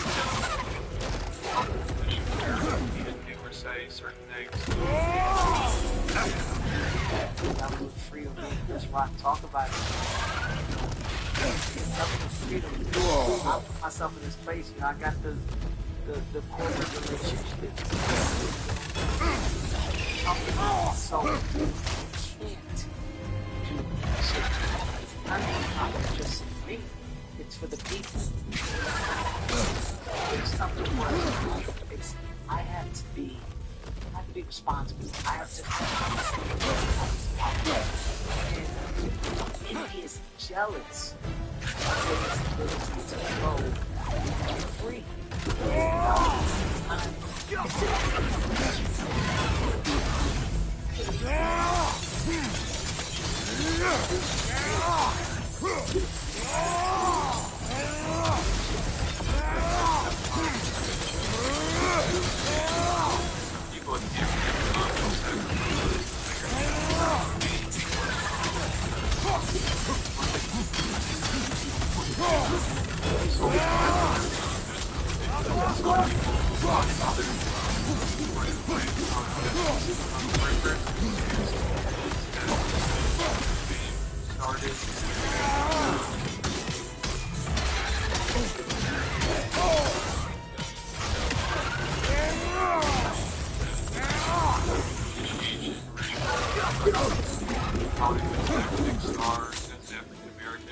Like, this is way to improve that. This is actually pretty controversial for his defense. I actually think this conspiracy theory was started in 2006 during that same interview with the comedian as one address.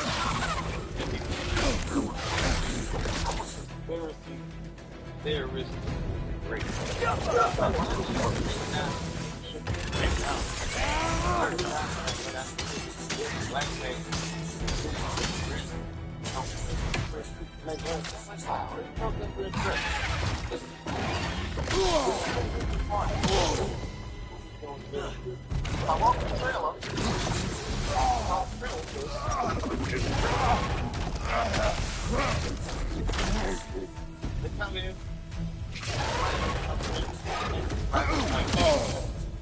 Yeah, hilarious.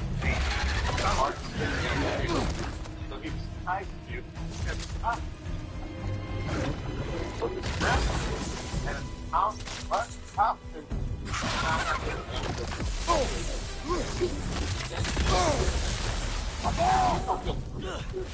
it's hilarious. All the great stuff. Go where both of them hang, right? Wild and but you got it all set up. They're supposed to shoot everything baseball. I'm not wearing no dress, man. I'm funnier than the dress. It's getting so funny to say, I don't need to wear no dress to be funny. I'm the girl. I'm a fun. You know, like they really would be great. Oh,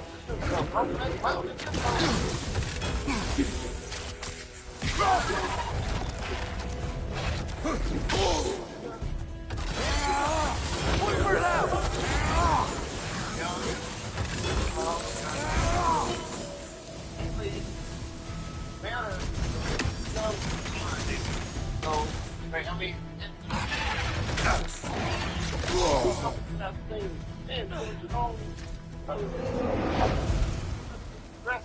But the minute it was clear, I was dress. I'm wearing the dress. All right, fine. Make something else. That goes like 10 minutes later. How did you write this thing so fast? You know, it's like though. So that was 2006. At any point, Kevin's career was really starting to take off. During the interview, they asked him about this, if he's ever run into this problem, and he said no, and he kind of laughed at it. But he didn't really answer if he was interested. It sounded like he probably wouldn't, but he didn't give a short answer. Steel strike! Have you ever ran into that? That's something that, you know, would... Definitely haven't ran into. You know, you have to have limited to reviews. I know what they are. To get the challenge, so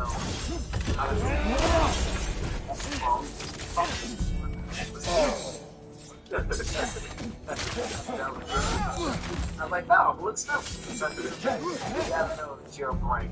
I'm a brain. Protect your brain at all times.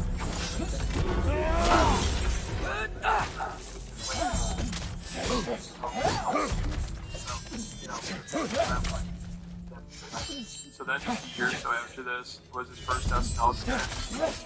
He decided to wear a dress. Or he was forced to wear a dress. And people felt like he fell out of puppets to Hollywood. Because it just turned out it sounded like he wasn't down with it. So some of his fans were disappointed in him. And he found this media dress and he said, I wore a dress on SNL because I thought it was funny. I made that decision. That didn't really help the audience get still conspiracy theories were starting to go around. You know, comments on the SNL video started talking about how he sold out and going to Illuminati and all that kind of stuff, which I think does make it interesting theory. Because it seemed like you know, like the fact that he asked about it less than a year before his SNL appearance, and then also the fact that he broke right into this. Like in 2014, Money became blockbuster movies, basically got good. But overall, if I had to guess, the whole story is true, I'd say probably not. I'm not just saying that because, you know, video. Like, after you might watch it, it's true. I'll talk about how maybe there is, and if it is true, what it might possibly be going on. But the reason why I think there's probably nothing to this theory talked about, I mean, I guess pretty much every actor tried to have a career and possible where friends who wear something weird that you're not comfortable with, especially in comedy. Plenty of unsuccessful actors and comedians have worn dresses before. It's got them nowhere. Of a black comedian or just, but I mean, there's no chance that man would be 100% shows him. Like right from the start, in his first movie that he wrote, you know, he chose to play a character that wears a dress. And he's done that for probably 3 years. So I think the audience make it laugh, you know, just dressing up, like cross-dressing. People just find that funny. And it's obviously worked out very well for him. Like I said, it's not like African-American actors are doing this. You know, if there was just them, it's not really right. There's something going on. But plenty of white actors, but young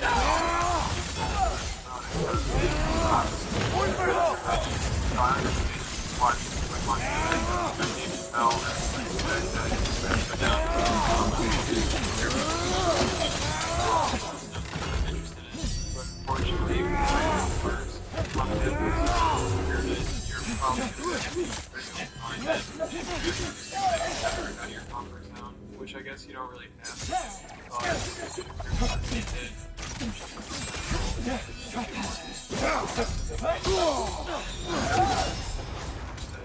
I'm sure you guys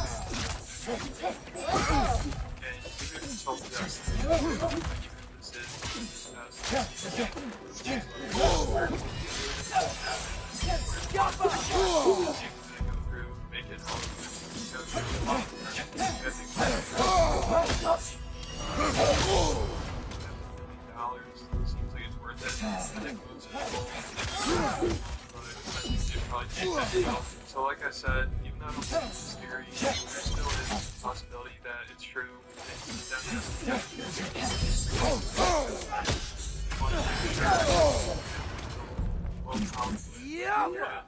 You know, because if they're going to give them the keys to the kingdom, they're probably going to make sure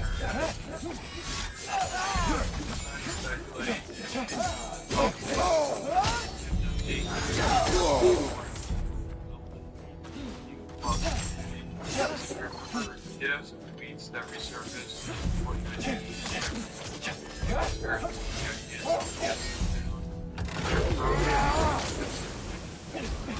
so there are problems like before he was now in the tweets probably were too happy with. You know, like he said, yo, my daughter's dollhouse, take it over to yeah. So I think maybe the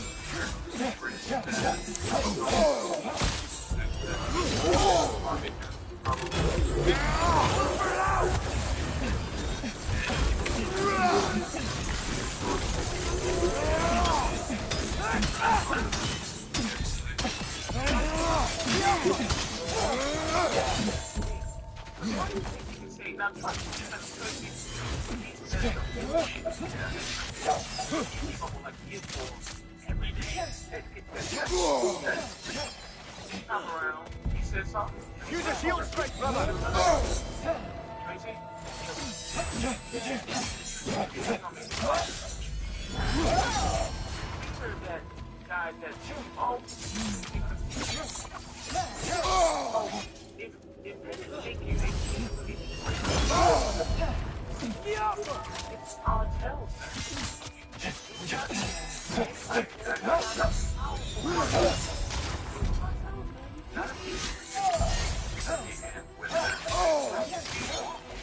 everything they believe in. Them.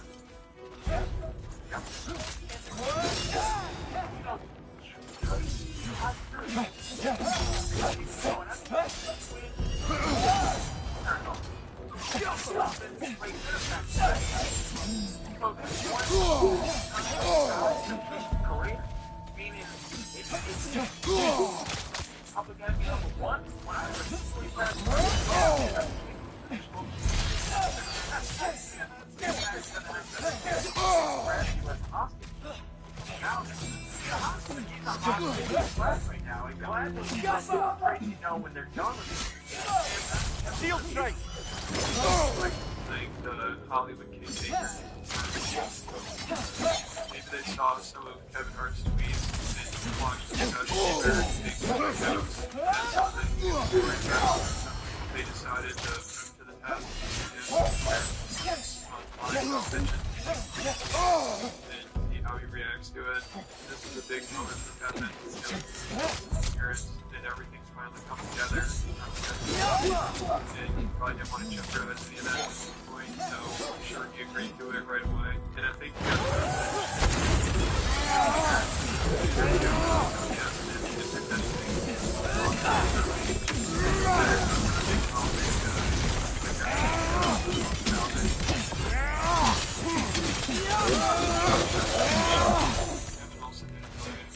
right after us, he's asking us about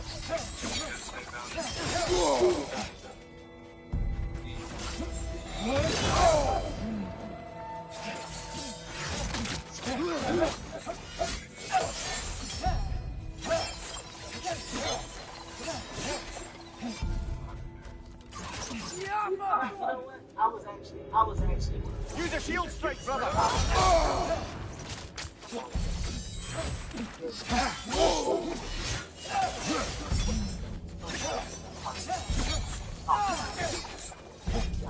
Small. It's the whole thing.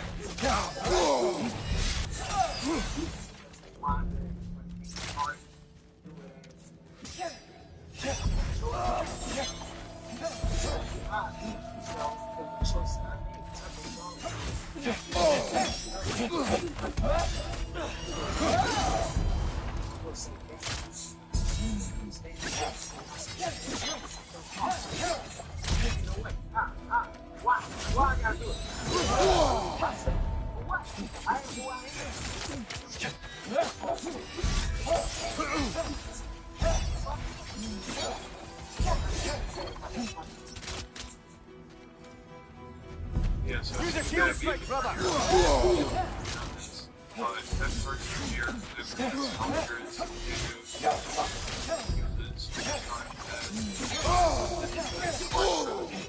I don't think so. You know, I think his career was already heading in that direction. And I think to say it's insulting to get him so he just had to accept that he's nowhere near us. Which I guess you could say that situation at least shows what successful and shows you can't be that picky about what you do. Like, there's also this kind of dilemma with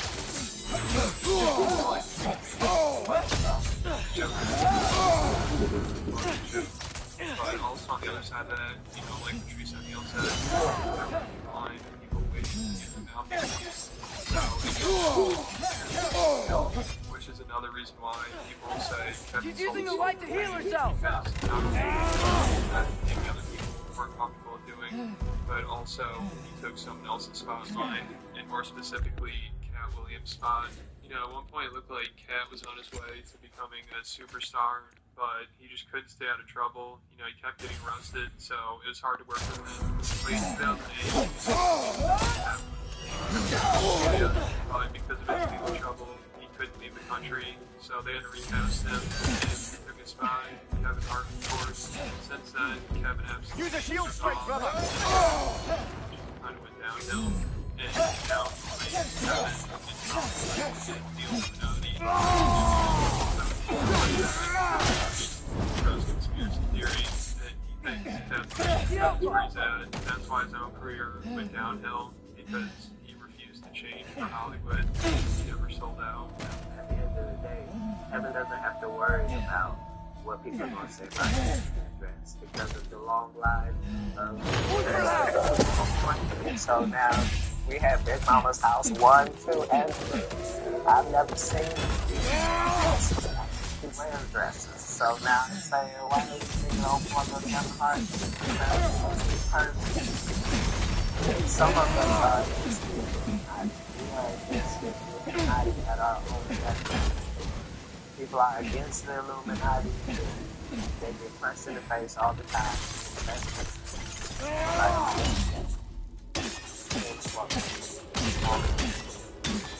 Exactly. They don't want them or people like them. It's not necessary for us to stir up their voice because it's stoked. I didn't understand that. They had to stay with it. I'm still not going to talk.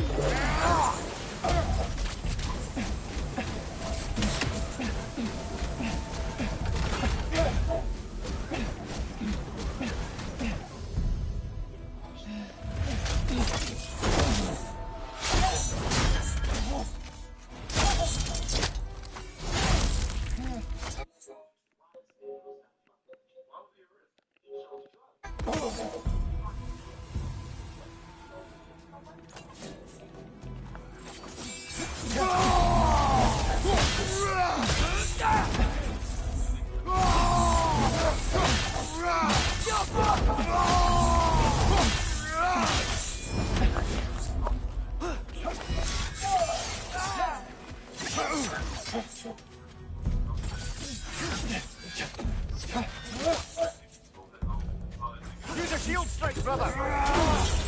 The upper!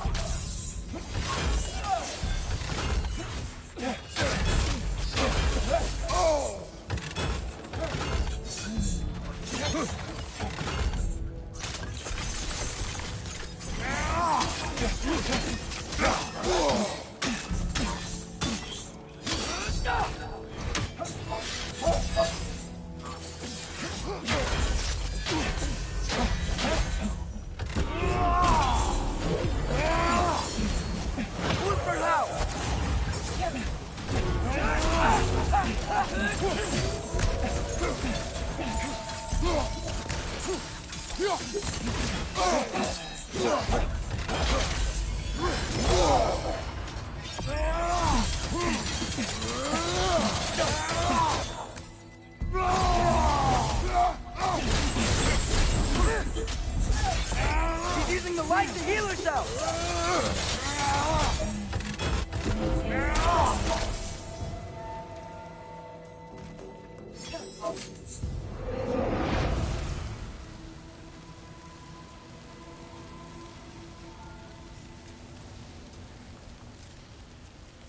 Alright, so this video, I'm going to be talking about these high-end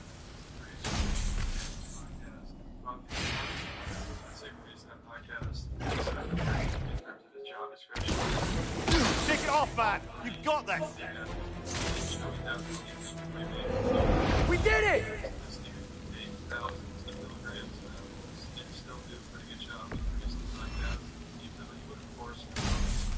Mostly you forget to speak. I don't know if he looks back. You know, the fact that he's Its horns are blowing! Might be a weak point!